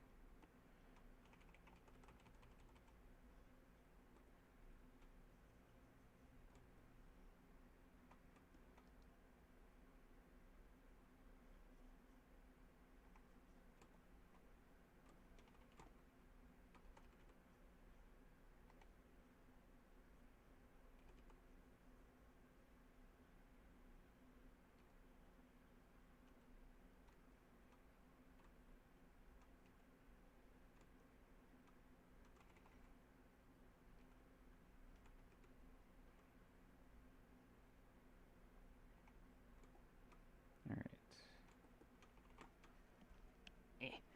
Sorry, Charlie. Gotta adjust my legs. They're falling asleep. Okay.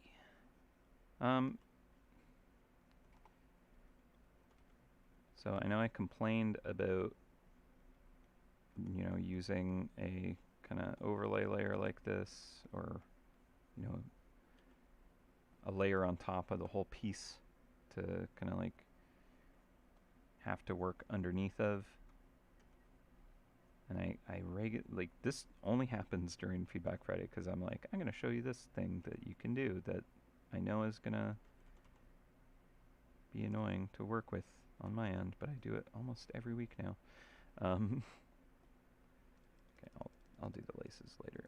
All right, but I'm kind of, you know what that guy, I'm just going to go with it and actually, I say it every time, I'm going to go with it, but I'm going to try something that I don't always do where I actually build up on top of everything. Once I've kind of like established it, I can just kind of... That's interesting. Okay. Doesn't work perfectly. That's the problem. I might go right back on the words I was about to speak. Whereas like, I'm going to use this and I'm just going to like build up layers on top of each other. Like, when I work this way, it's great for doing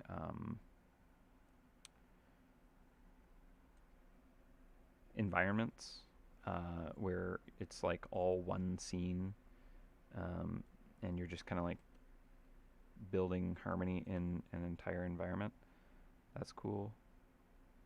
But ooh, I do like the add glow. Like having a really strong point light. That's pretty nice, especially with like the cape. Okay, let's see how this works at 42. Because I want to put 42 in there somewhere. Okay, that's acceptable. Dang. Alright.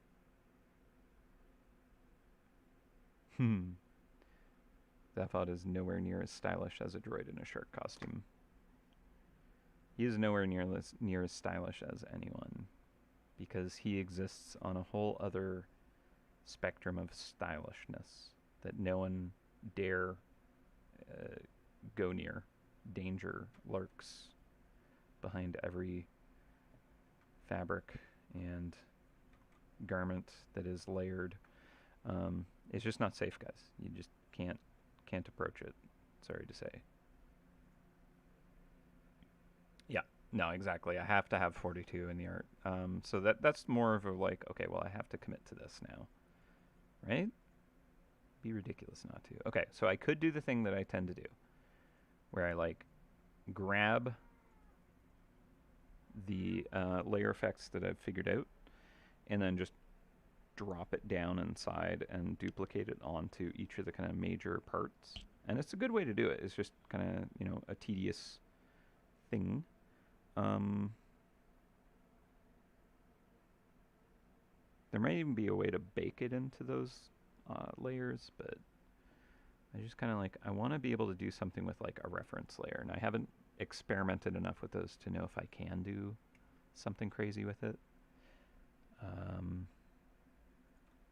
Zaphod, you need like belts. You need more, you need like a hip waist belt, whatever. Give you the like Final Fantasy belt kind of rack or something like that. Just belts on belts. Could be fun. Okay. Wow, it's nearly 4 o'clock. Okay, so this one's taking a bit more time. I know I've been doing a lot more rambling, but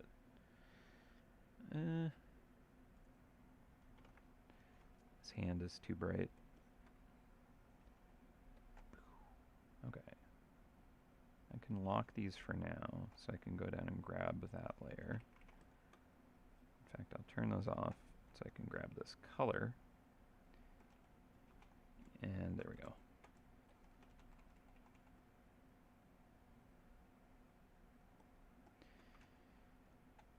And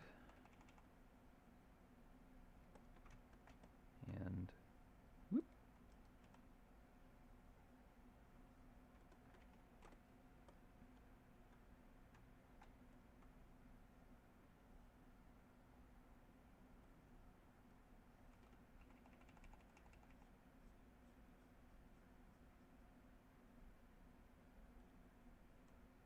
Okay. So the way that I've always dealt with this, and I kind of end up running into this a lot, but it's useful and worthwhile, honestly, is to actually do the thing where I duplicate it down through the various objects. Because there's good reason to be able to kind of like manipulate the highlight and shadow on it, on an individual layer, where I can kind of paint behind something and not have it, you know, get in the way of other parts. I can also just paint more carefully to avoid that issue, but yeah.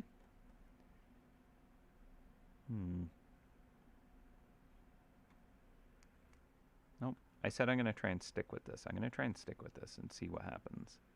It may be more difficult at the very end, but it might work. Okay, so one thing I could do is have another layer, and this is kind of crazy, but we can try it, and do this as like a shadow pass. Okay, so I'm going to turn off these lights, and I'll keep the green. Okay, again, this is probably not a good way to do this, but let's look in grayscale mode, and let's start to kind of knock things into shadow. Now, what I want is for everything to kind of like feel like it's in a kind of neutral environment. Yeah, this is definitely going to be a bad way to do this. But now I'm kind of like curious to see just how bad, because maybe it's not going to be too horrible. But basically, I want to go around and I want to render everything with their shadows, kind of ignoring, you know, general light sources. Everything's kind of like in this ambient, not well lit room. It's all kind of just shaded. In fact, I should just kind of drop a shadow over the whole thing. But then like surfaces that are kind of pointing up to the sky, they can just get a little more soft light. Nothing harsh. Just a subtle, you know, as if it's like a nice heavily overcast day kind of idea. And It's like a very kind of general direction, very soft light, not giving too much dimension, but it is doing things like creating occlusion, deep shadow, where there would be kind of like deeper shadow, where things are kind of like blocking access to light for each other. So this is where we're going to kind of build up our shadows.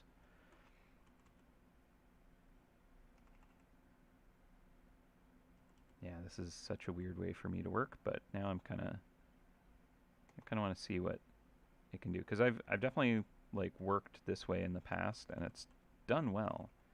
It's just for characters specifically, it can be a little more awkward to kind of get to the part you want to work on, because they're just kind of like layers interfering in nasty ways, and that's one of the strengths of digital medium, is being able to kind of like separate those in helpful and easy to work with ways, instead of, you know, shooting myself in the foot doing it this way. Okay, so just dropping shadow over all of that. Under here, it's going to be deeper shadow. There's like a gem thing. One of the things that makes this work well, though, and makes it kind of like rapid, is the idea of you just building layers on top of layers and just kind of overpainting everything. And you can finesse all your details by doing it that way. It's just you have less ability to like make an easy selection and then just stay within those bounds. So, okay, and we're not worried about like drop shadows or cast shadows, okay? We're just worried about like light being occluded in deep corners to like push that, and we're putting everything into more shadow. Thank you for all the emotes. I'm seeing them. Okay, I'm gonna actually grab like black and kind of push that here. I'm really gonna let that jacket just be a void, and let the cape eat up some of that too.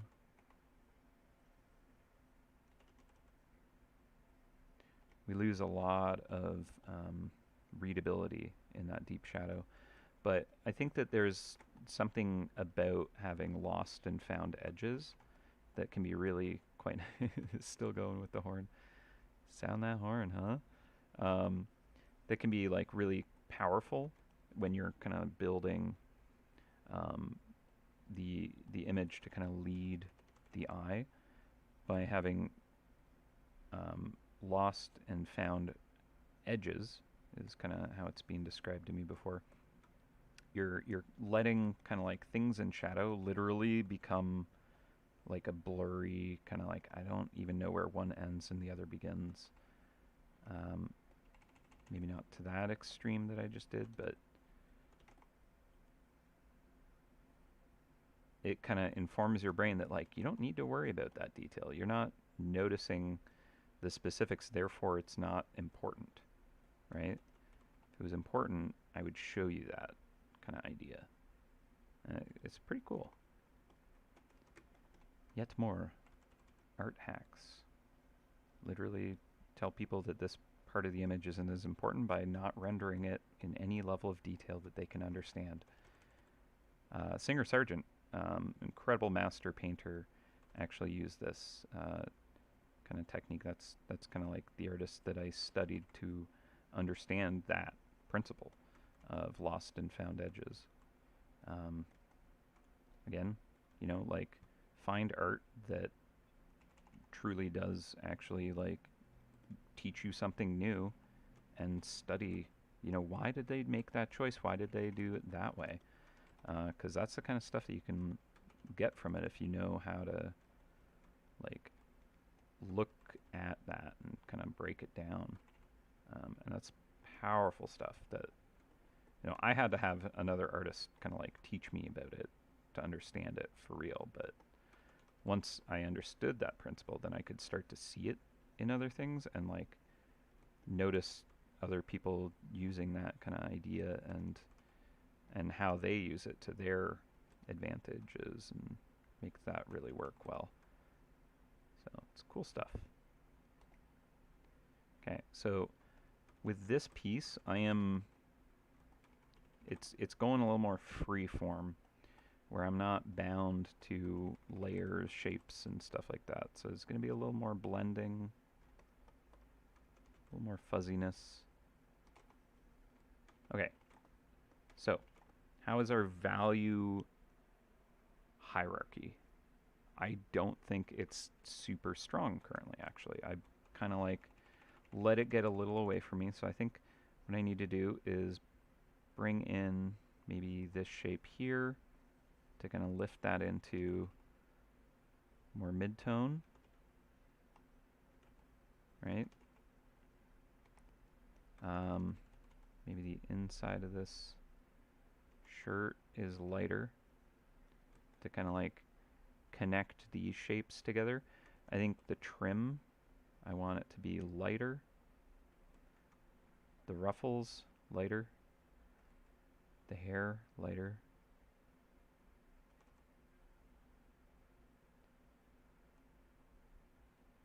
The sleeve, lighter.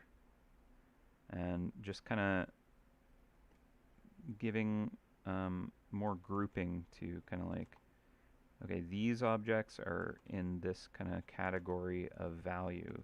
These are my, you know, midtones or highlights or whatever, right? So my cape is definitely on the kind of like shadow, deeper tones. I don't know the terms I should use, but like midtones I know is a well-used one, but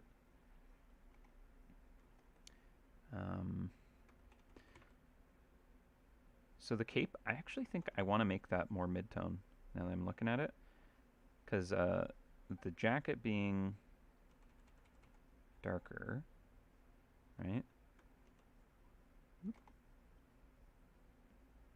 And the boots being darker, we get this kind of situation where they kind of all go a little too mushy together. They kind of impede each other. Okay.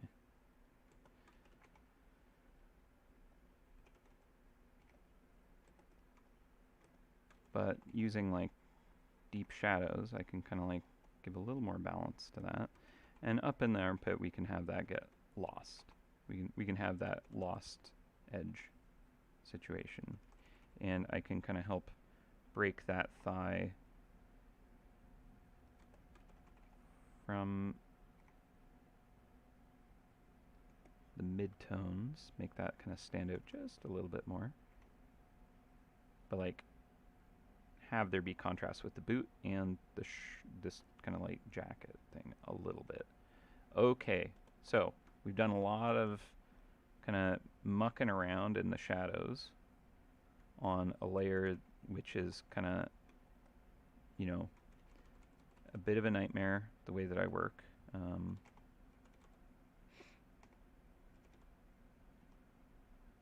All this kind of like working on top of everything else. But let's see how this looks the moment we turn it back into color, because we've only been thinking about it in grayscale, right? In values. So, was this successful? Okay, so we're currently in this green environment. No direct light, right? That was kind of the rule for what we were setting up here. No direct light. We're just kind of in a shaded room or like a very, you know, overcast day, something like that, right? Oop. So far that kind of plays by those rules. All right, so now we're going to introduce a light source, and that's our 42. Add glow. Add is a little more neutral. Screen, lighten, overlay. What's soft light like? Yeah. Add glow is fun. I have to grab that color again. Okay. It's kind of working, but like, yeah, I'm not super into that. It needs a lot of cleanup. It's like super kind of mushy and kind of, I don't know. Needs more color, like more kind of like richness underneath it. So like, here's what I mean. If I put a layer between this light source and our kind of like green here, and I go after specifically things that would have kind of some subsurface scattering, like the ear, and I give some warmth to that. I'm kind of like playing off this kind of like green air, like the whole piece is kind of like in this green haze kind of thing, and then I'm kind of like punching it with just this touch of contrast in areas where I want to kind of give it a little bit of life. I want it to look like it's a zombie, right? Where their skin is all kind of like dead and, you know, devoid of oxygenated blood kind of situation. So where that terminator of the light is kind of reaching into the shadow, I'm kind of adding a warm glow so that this light is kind of like passing through the skin and lighting it up from the inside a bit.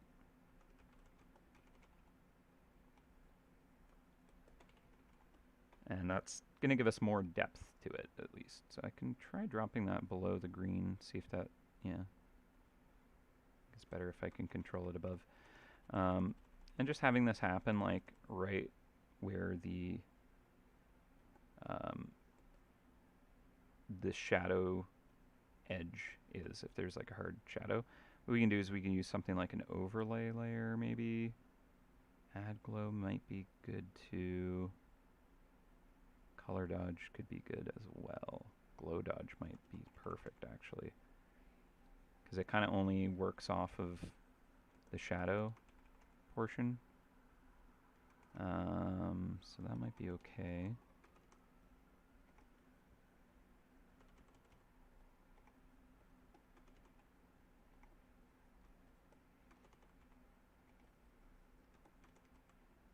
Again, this isn't normally the way that I go about doing this, but now I'm kind of committed to experimenting and seeing if I fail.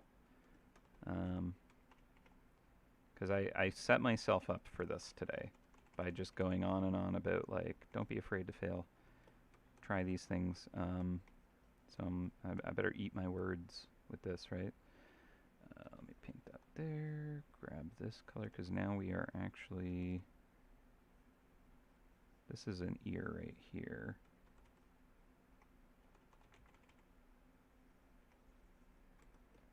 It's kind of a little bit hard to make that read well. Also, I think the ear angle is kind of maybe bad, but probably could have done that better. I'm sure I can get away with it. Okay. Let's warm that up nicely. Like the underside of this. And I'm probably going to push this too far, honestly. I need to be careful about not overdoing this idea. Less is more is kind of always a good kind of rule to remember.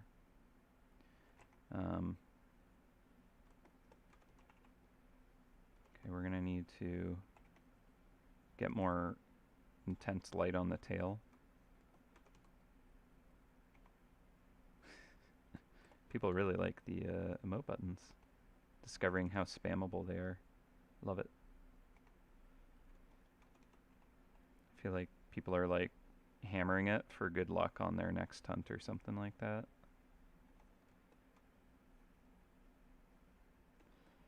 Okay.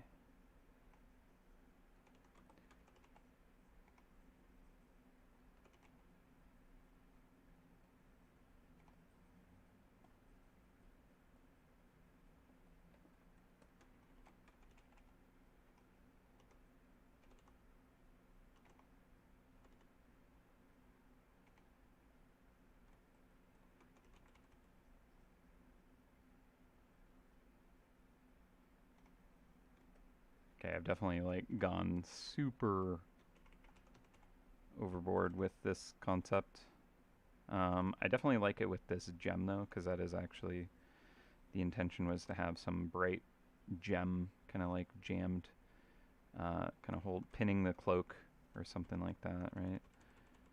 I need to kind of get more texture awareness on this fur, make it feel a little more fur by kind of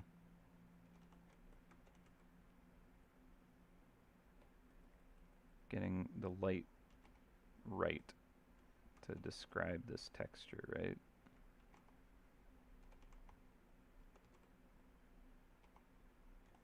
Okay.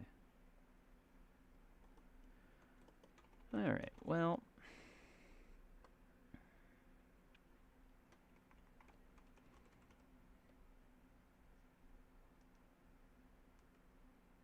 methinks.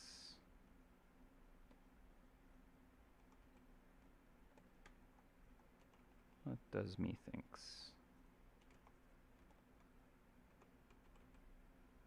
I think there's some situations where this kind of like buildup of kind of like light and color, this kind of process can work.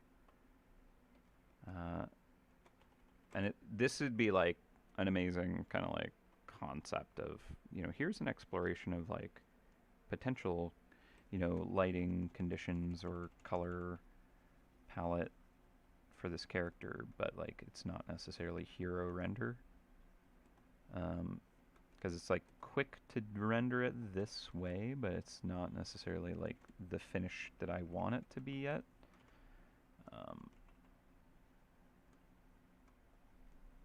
But then again, I can probably get it there.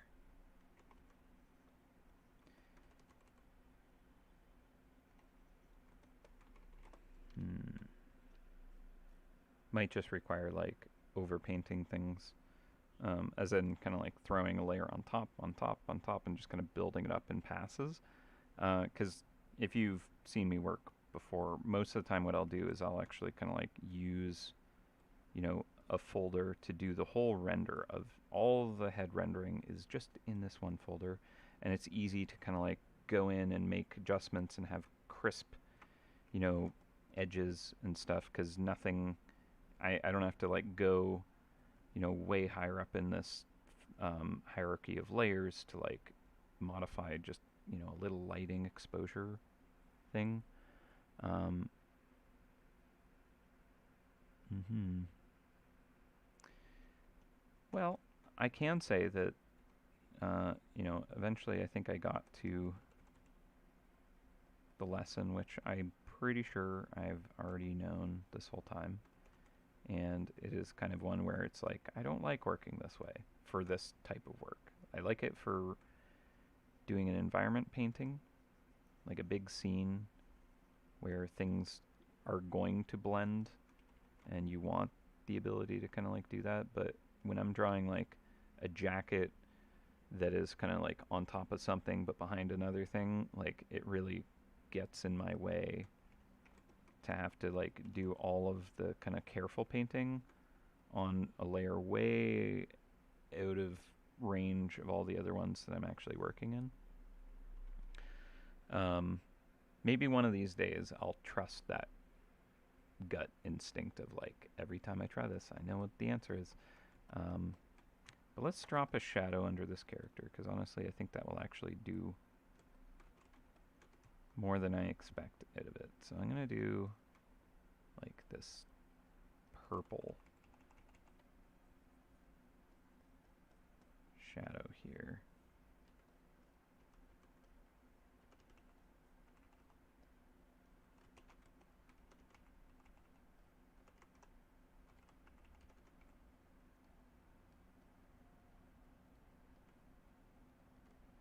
Okay, we're gonna drop that down. Hey, let's go 42. Let's kind of blend that where we can get away with blending it, because I like to have a nice soft kind of cast shadow to begin with, and then we can kind of come in and layer in other lights and shadows and stuff like that. So let's do another one. And this one can be more strong. In fact, we could maybe do a multiply.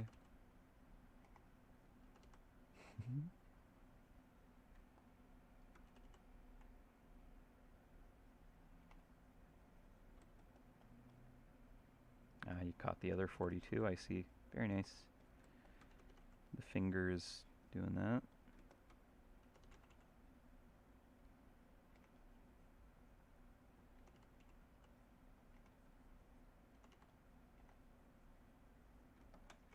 Okay, so the boots, not rendered.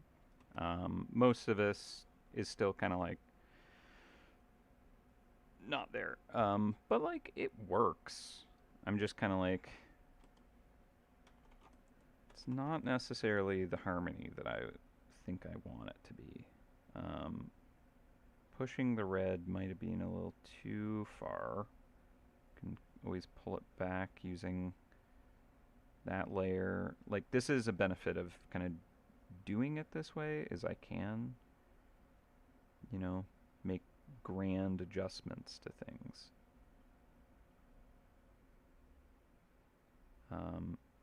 Like I can come in here with, you know, like let's play with like a cyan light from a low angle or something cool, right? Like rock star lighting, why not? Just kind of see how that affects things.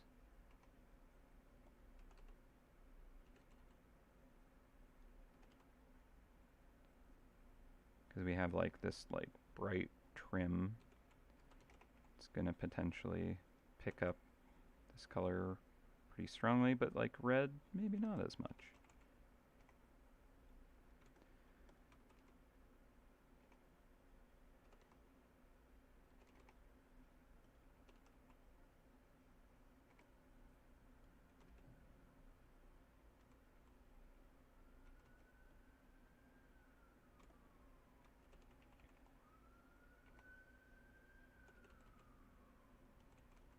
Get some like wrinkles in there.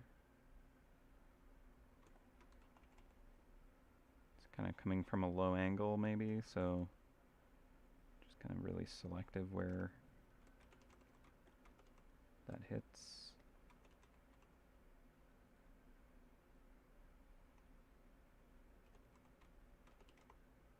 Hey, the keychain could potentially do that.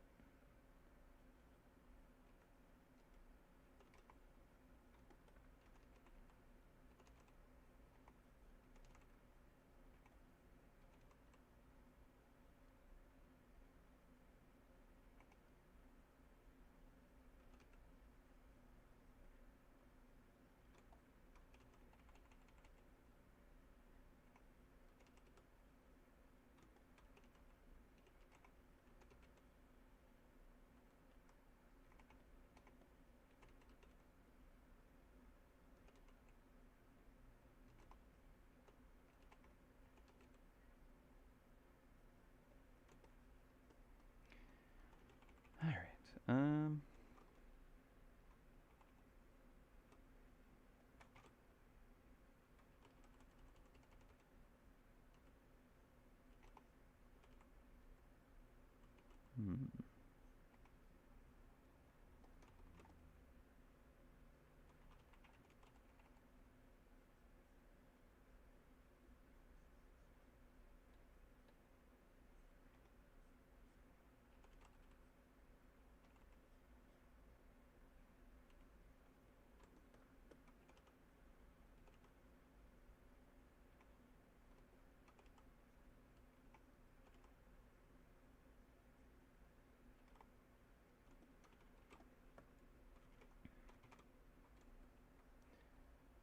So that's adding like kind of, I don't know, maybe I should do it more like a rim light, honestly, where it's like just getting that kind of hitting from behind and just kind of adding some, you know, interesting kind of contrast and legibility at those angles for those edges to read. Can add a lot of drama too when you have like a rim light like that.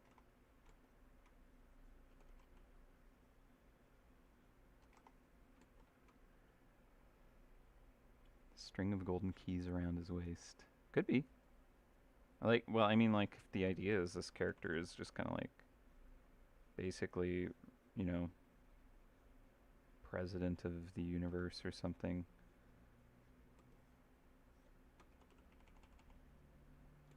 Why wouldn't you have the string of golden keys?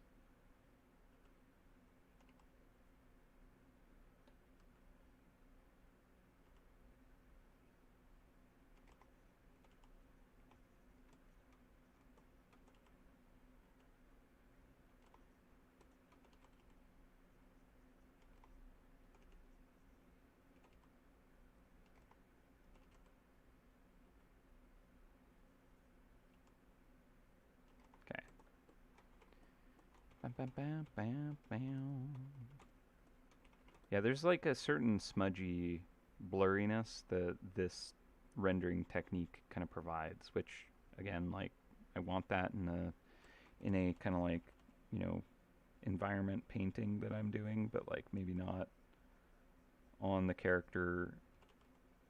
Like, I think I need to work and get some found edges is kind of what I feel like it's missing. There's a certain kind of like fuzziness without kind of like the crisp kind of edges that I'm used to, and that kind of like feels more like how I want the art to look. So I'm gonna have to come in and kind of like add those in somehow. Okay, so let's see.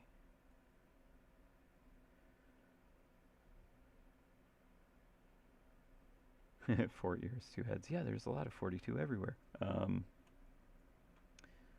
Okay, so we can do like a belt.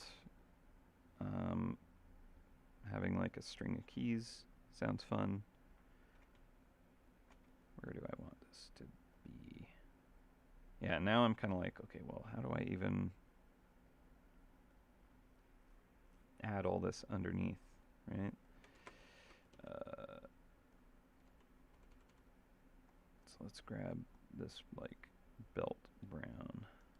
Yeah, so what's interesting is now I'm kind of working under all these shadow and highlight kind of passes that have defined things, and now I can't even see what's happening with that. I have to like build it over top of everything, right?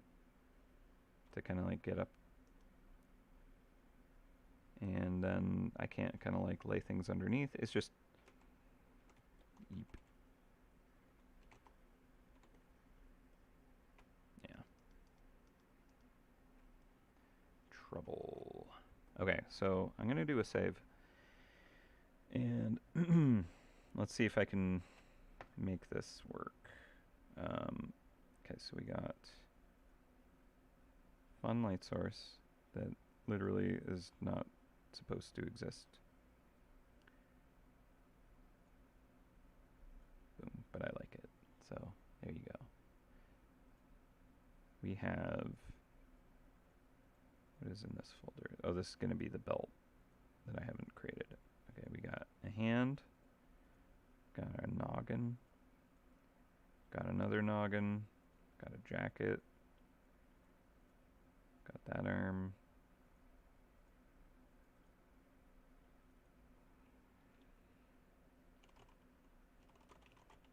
We got this arm waving. Oh, no. This is the waving arm.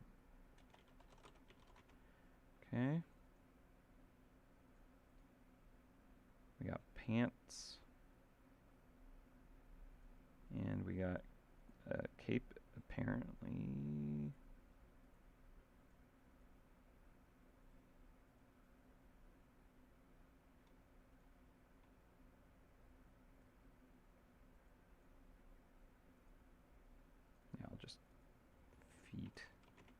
Sure. Feet. Cape. Shadows. Okay, so I tried to avoid it, but honestly, I think I'm at the point where I'm like, nah, I really would like to be able to kind of like work on these in their layers. So I'm at least making a compromise where I'm kind of like going to drop these down onto the folders, perhaps. Maybe I can go around and merge things that might make sense to merge.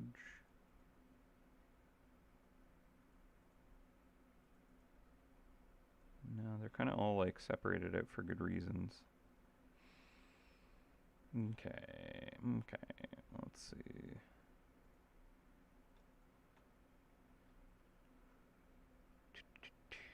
What happens if I do this?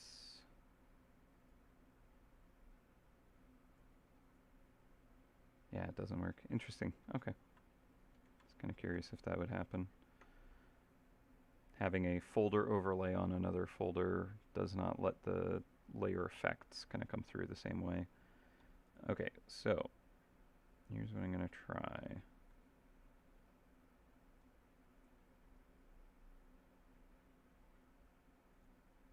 We're going to have to go and make all these folders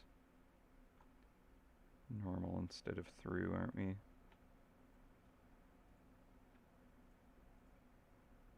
Okay, good.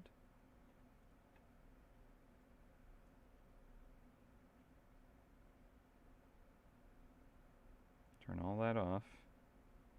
And now let's watch as things suddenly click into rendered form.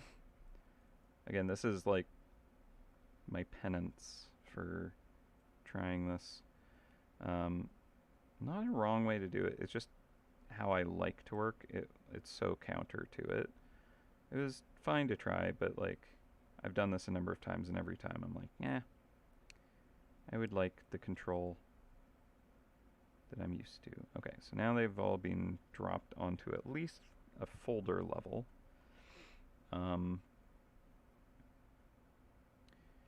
And what I can potentially do is actually like merge things in ways, but like have them be a part of that group. So like that I might be able to accept. Like if I just merge all that into hand 3, that's potentially okay. Maybe I'll play with it a little bit before I merge it though. Okay, and the noggin.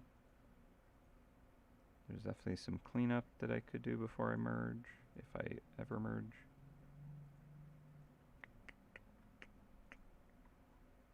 Well.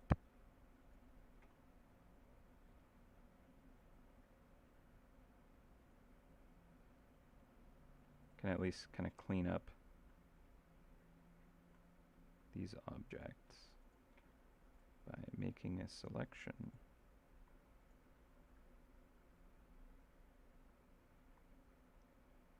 And deleting everything outside of the selection, just removing pixel frame or pixel information, making this file a little bit smaller. Badoomp. Okay.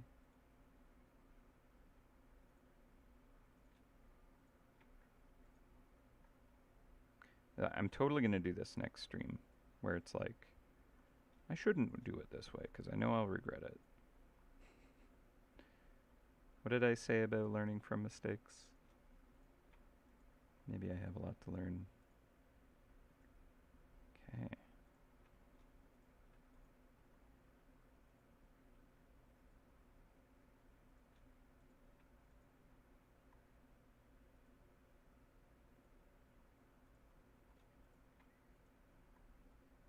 I really need to figure out a way to like transfer all these layer effects down onto the layers that they expose. I feel like if any drawing program could do that, it'd be like Clip Studio.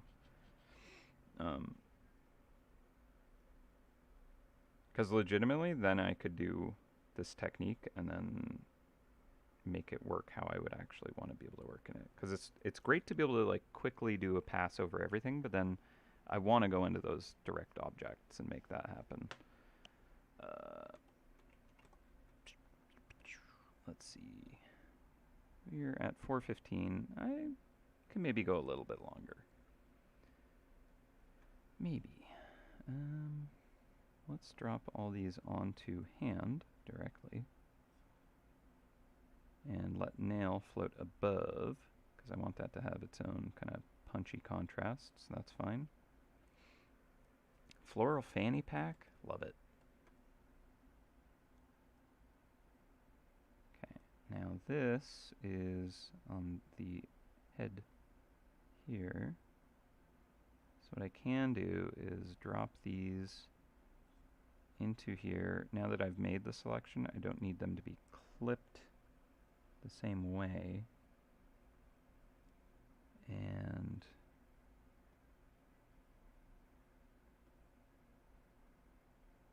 interesting.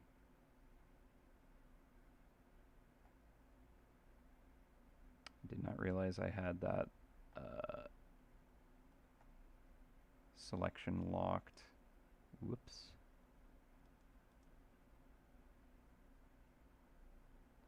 That's a bit of a pain in the butt. Okay, so make that selection, unlock this, erase outside, and now I can drop that down into here and unclip those. These should be above everything. There we go. Okay. Now I can do a little bit more cleanup on things in ways that I want.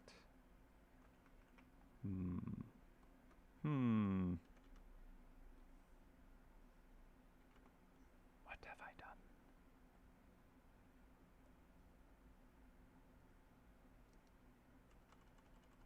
Yeah, I don't know. Made a mess. I made a mess. I mean, it's not terrible. Value-wise, it's okay. There's things that are feeling a little bit off, but I think when I balance those overall, the piece will feel better. And I think it's just kind of like there's a fuzzy quality because of the way that I was dropping shadows and highlights into the piece that I want more kind of sharper, refined edges. Now, I definitely know there is a lot of artists that use like selection-based painting, where they like make a selection of the layer and then they'll go in and they can create those crisp edges. But I prefer that to be like right in control by the layer as opposed to controlling it using selections. But it's a totally valid trick, and I think people do really amazing work using that technique. I'm just not used to that. Okay, I gotta unlock all those. I really don't need that locked.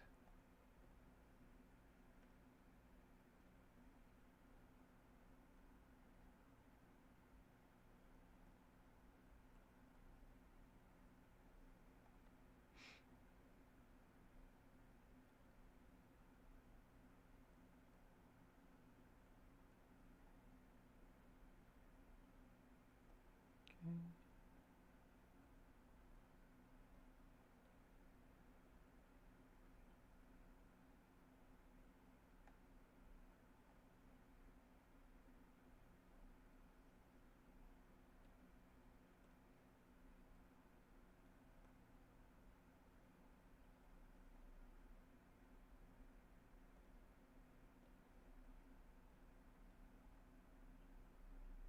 And cape. Boom. Alright, so it doesn't look like anything's changed. I just wrangled a little more control out of some layers that done with now. Alright. Need the bangles. Yeah, there's a lot to do on this still. Oh, there we go. Stiff neck strikes again. All right, well.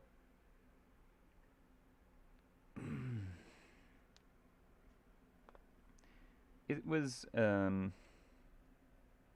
time. Like I think we got a lot done.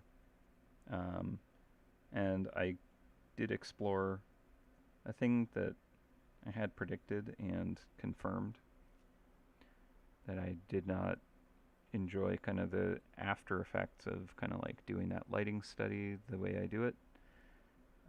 It's a great way to block it in really quickly, but then it's so much better to drop it down into the individual kind of like objects and work off of it from there. Personally, that's just much more how I prefer to render.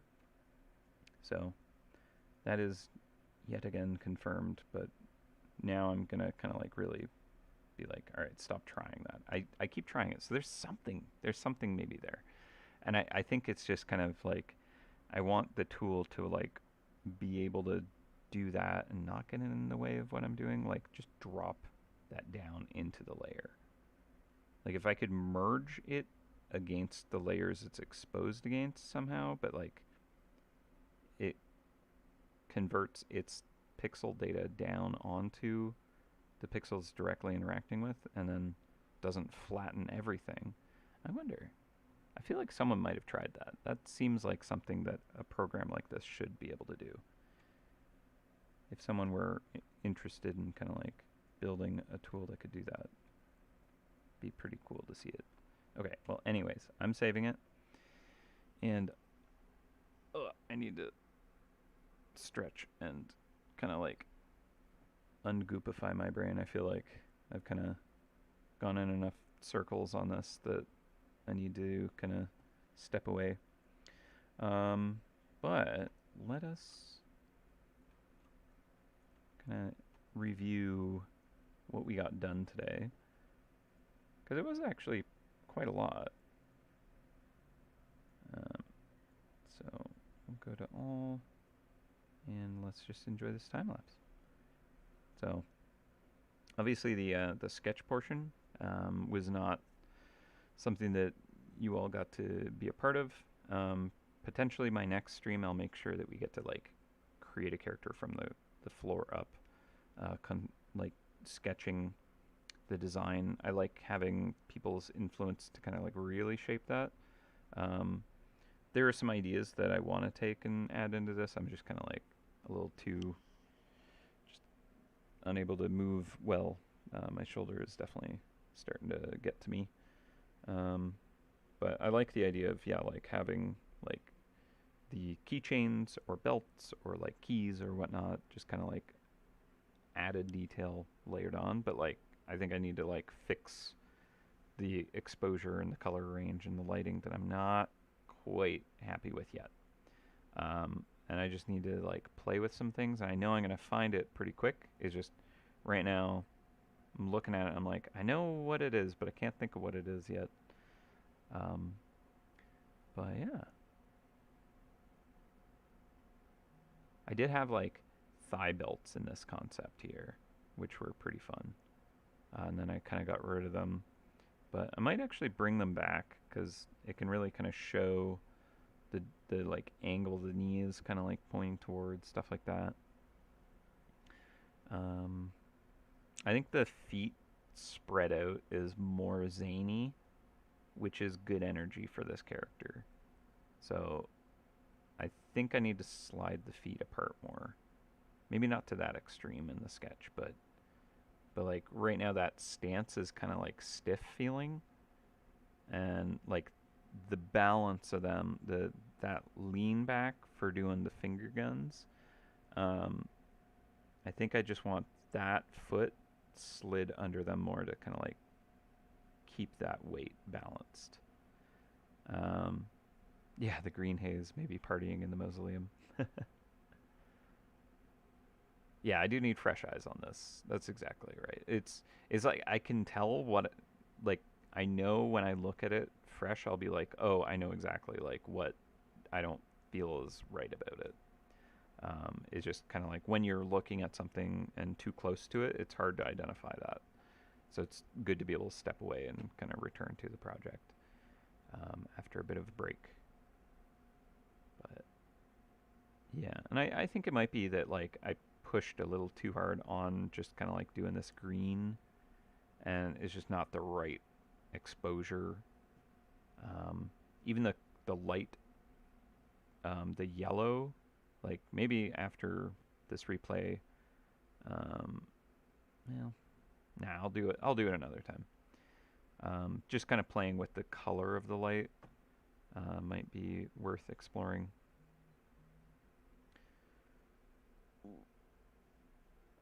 All right, I'll also grab that Larry link again and share it for anyone who might have missed it. So, badoop. Get some metaphor morsels. Yeah, so like the palette, the extreme palette is part of this character, and I think I was kind of like too into the idea of like, oh, color harmony. Um, and I think this character does kind of like bust his way out of there. So maybe I'll let that get pushed more. I don't know. But yeah, it's too messy. It's too fuzzy.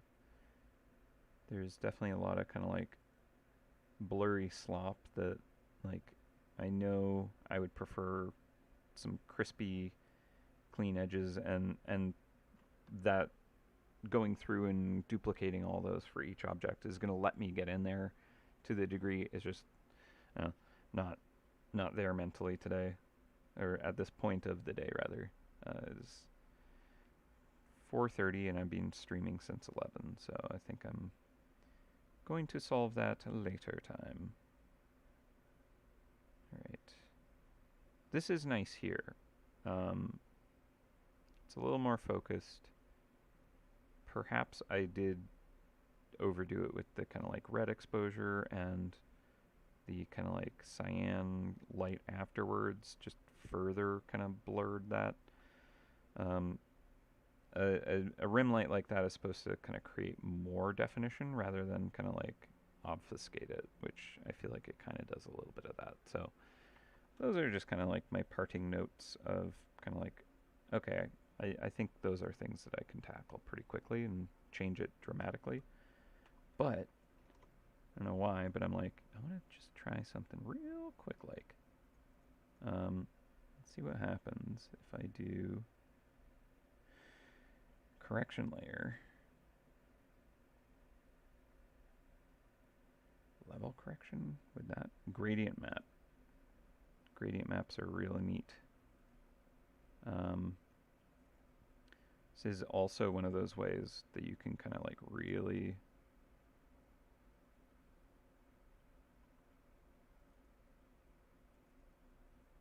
kind of like block in some harmony really quick. Not that it looks like it, but it can be basically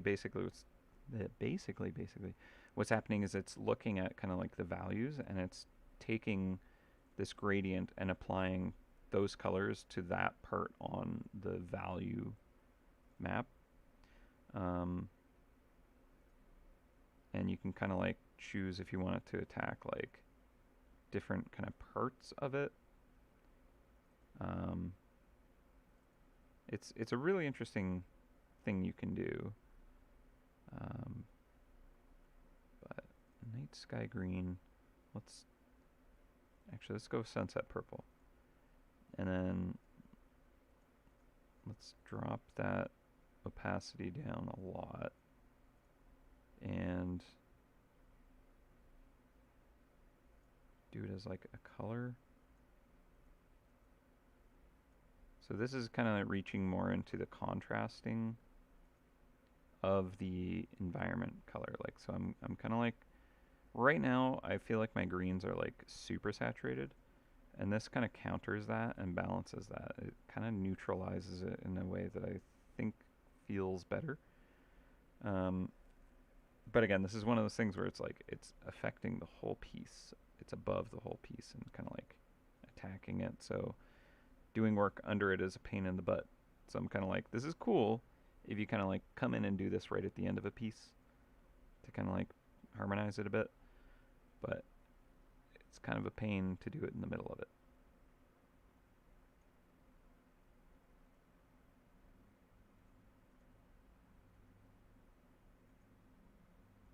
Let's play with other kind of layer effects though, just to see.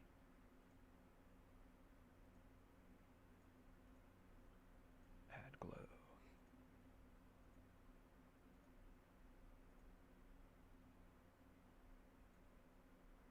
It's gotta be 42. Find one that works at 42. Honestly, normal isn't terrible.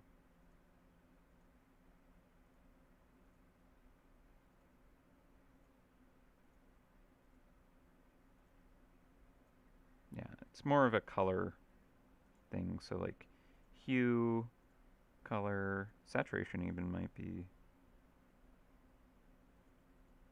Yeah, it doesn't do much. At any rate, it's kind of an interesting experiment. Reverse gradient. Oh, this is going to look horrible. Nice. Okay, not bad.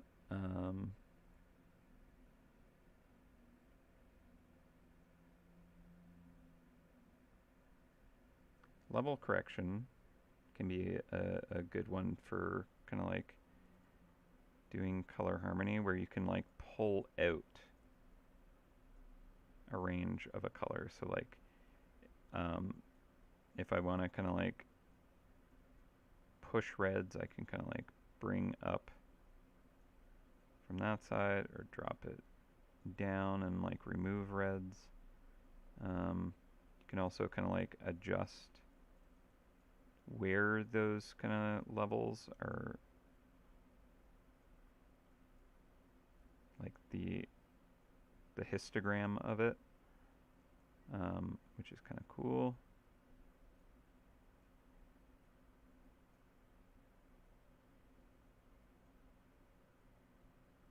You can get like, you know, a good sepia kind of effect, right? Where like the shadows can't possibly get darker without becoming kind of like this color exposed. It's cool to play around with this stuff, honestly.